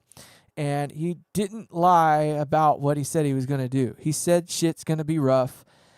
He's going to do these tariff things. He said things are going to suck for a little bit until we can get this thing figured out. He said it. Like there was no ifs, ands, or buts about it. And while some of his decisions are less than ideal, I'm not happy about all of them, just open, but I try not to be too political in that regard. But you know what I mean? Like I would just love for this rhetoric between Canada and, America to come to rest. And just knowing what I know about how that whole thing worked for a long time, what we are asked, not we, but you know what I mean, what is being asked of and what we would like in reciprocation isn't that much to ask for. I kind of feel like just do it. Like just say, cool, thanks, get on out of there. But I think if we joined forces, oh my God, we would be the most unstoppable freaking country on the damn planet, period. Because we'd have the coolest mofos out there in our freaking powerhouse, right? Yeah, like I get it. Like he's a polarizing person, but you have to be, like, you can't just be a freaking sheep. You can't be, I don't know, like, dare I say it, Biden was not the best president ever. Like, he just didn't, he never delivered on anything he said. And nothing was ever going to do anything for us that was better. Giving me a couple $1,000 and whatever for whatever that reason was. I don't even know why I got the money. I got a fucking check and it didn't mean anything to me because it wasn't enough for anything anyway. Like these rising costs, they weren't rising because of Trump. They were rising long before Trump came along. And it was just like little things like that is just like, ugh. Like, why can't people see that? Like, my gas prices today are the same as they were freaking 10 months ago, 2 months before Trump got in here or whatever, right? Like, it's not him. It's the regime. It's everything. It's everything. But I feel like he's definitely straight up. Like, he didn't lie about anything he said he was going to do. He did exactly what he said he was going to do. He just is a little more aggro about it than we probably expected him to be. This whole ICE thing right now, it's like, I get it. I don't get it because it hasn't directly affected me. I work in a place where, I don't know. I don't know how it is elsewhere, but here's what I can tell you. I work in an industry where illegal labor is probably a thing, right? Not that our company does it. I know that we don't because we are too big to pull that kind of crap off. Like the smackdown would be instantaneous. We could not pull that crap off. So we play by the books. But does it slip through the cracks? Yes, there are people that slip through the cracks. Abso-freaking-lutely. And I know that if it slips through the cracks, even in our company, and when we find it, we put the kibosh on it. We've had to let go of several people that were not legitimate lately. But, we're hiring 2,500 freaking people, right? So it's, one of them is going to get through somehow. And then when we find them, we have to let them go, right? That's happened. And out of the 2,500 people during our peak hiring season, there's only 2 that I can think of off the top of my head that I've come across because I have to deal with the freaking AD side, Active Directory side of things. But that's nothing. So if they can get through there, I can only imagine where they can get through everywhere else. Cost-wise, I don't know what it cost me. I don't probably want to know what it costs to have, the illegals here under my dollar. I don't want to know. I'm sure it costs something, but whatever, I can deal with it. I can buck it up. I'm doing okay. I'm happy. But I know that others out there probably aren't. But, we can't let it go unfettered. I can't even get into Canada right now. I got a DUI freaking eons ago. It's probably off my record, but I know if I wanted to go into Canada right now, I couldn't get into Canada. They wouldn't let me through. Right? So it's like, if I can't go to Canada, then I kind of feel like no one else should be able to come here either, unless they go through all the proper, rigmarole. I want people to be here that want to be here. And I want people to be here because they want to help others be here as well. Like, you know what I mean? Like, put in the work. Just do the work. It's not that I don't want people to thrive and, send money back to their home country. They can do whatever the hell they want with it. They earn the money. But, I want them to want to be here, which means I want them to participate. So, I don't know. So I'm torn on that one. I'm not staunch on one side or staunch on the other. Like, I'm pretty agnostic, I guess, if you will. about which way it goes. So I understand the hate that people have for Trump and how he's dealing with that aspect of things. But at the same time, you cannot let it go unchecked. So, I don't know. Enough with the politics, though. It is getting late. It is literally coming up on 5 hours. I'm shocked that I've gotten this long out of anybody. I honestly, we take it way less serious. Like, we've been very, very lax for a very, very long time, which is fine for the most part. But now that I'm starting to see how it's affecting the grand scheme of things, we need to balance things out a little bit. Now we got this whole gerrymandering bullshit going on. I don't know. Again, I'm not so staunch either way that I feel like we need to start doing this to move the House this direction or the whatever, Congress that direction. It's all a crock of crap anyway. But I don't think we need to openly be talking about it, and we sure as heck don't need freaking Mr. Newsom freaking bragging about how he's going to do it and why he's going to do it. Like, come on, dude. He needs to have a little more class than that. Like, Texas isn't my problem. If Texas is going to do it, whatever, but don't freaking be, well, because they're doing this, I'm going to, no, shut the hell up, dude. Deal with the freaking fires. That's what we need to be concerned about right now, is how to not have freaking forest fires in freaking California. We got a bigger problem than goddamn gerrymandering right now. Yeah, it's a crock of crap. Like, Texas is always right anyway. I know what they were trying to do. They're just trying to make it so that the House or whatever the frick it was always going to have like a higher number to make the odds better. But when you start slinging shit, like, everybody's going to start slinging shit, and then next thing you know, it's just a shit show. And nobody freaking wins because everybody's covered in doo-doo, like, right? So there's a level of class, I think, that kind of comes with it. As crass as I can say that, there's a level of class that goes with dealing with the politics side of things. And Gavin's he's too outspoken right now, and he needs to shut up and just deal with his actual problems. California has been blue for the last 50 freaking years. I don't think California's going to have a problem going blue again. Like, we don't need to freaking get involved in that bull crap. Like, right? I'd rather we be purple than anything at this point. It's honest to God, it's not that we're that divided. Like, I don't know if it's just my experience. I know a couple people that are left-leaning. That's fine. I don't have the extreme. I haven't seen the extreme left. I don't deal with the Karens. I haven't ran across any Karens in that regard. I come across more staunch right, definitely more right-leaning. And it's crazy because everywhere I live around here, it seems like everybody's like, how the hell are we still a blue state? Like, how the hell are we still a blue state? Like, I don't get it.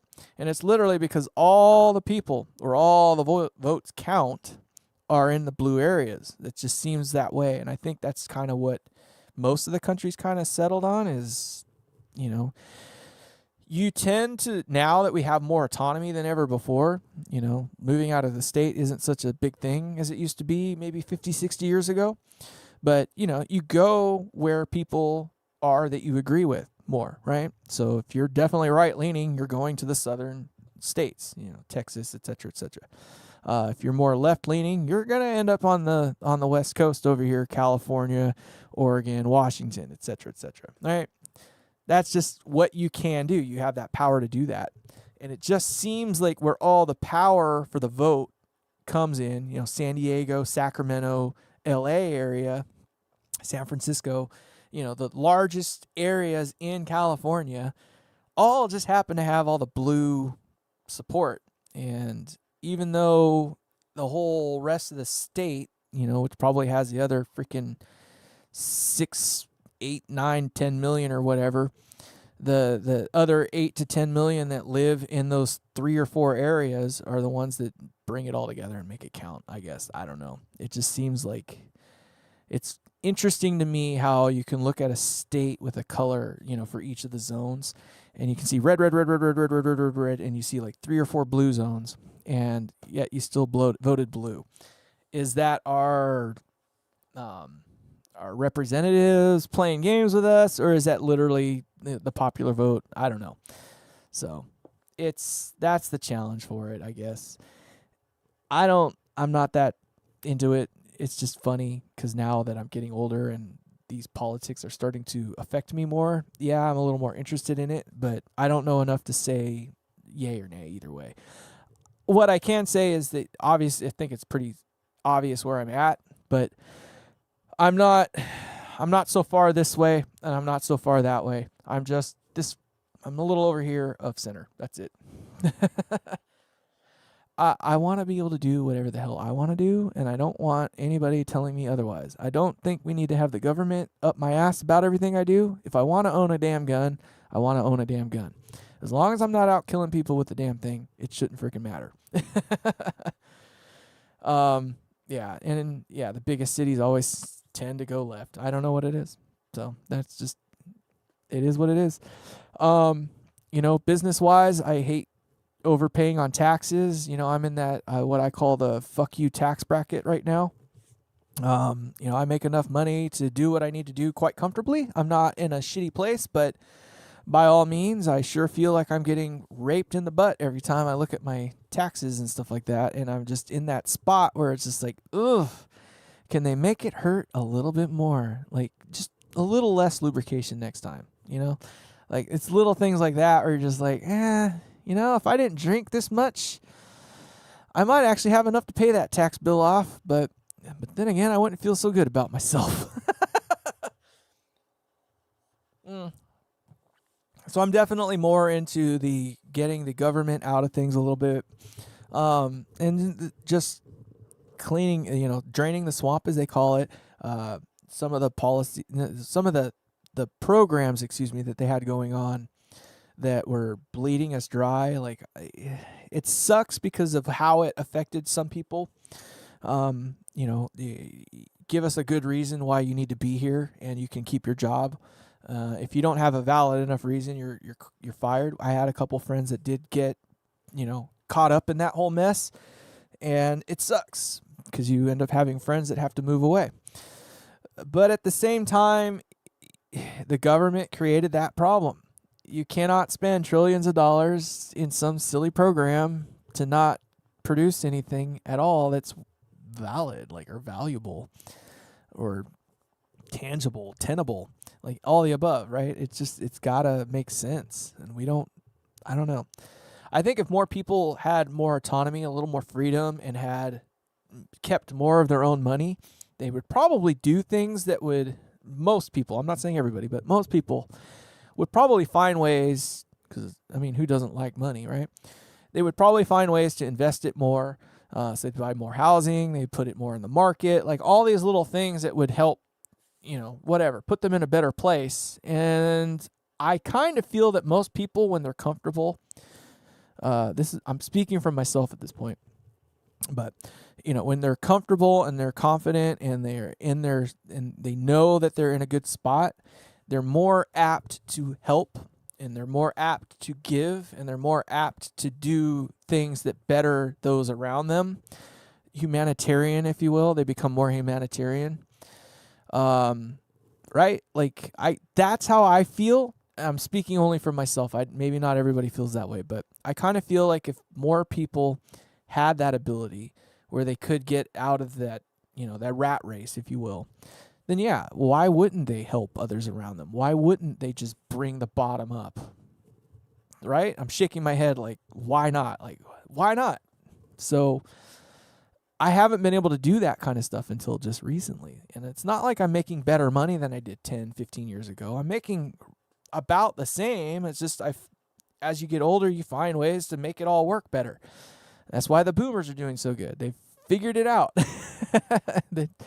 So, I'm in a spot now where I can start to think about how I can give back and bring the bottom up. It's not paying it forward. It's just bringing the bottom up.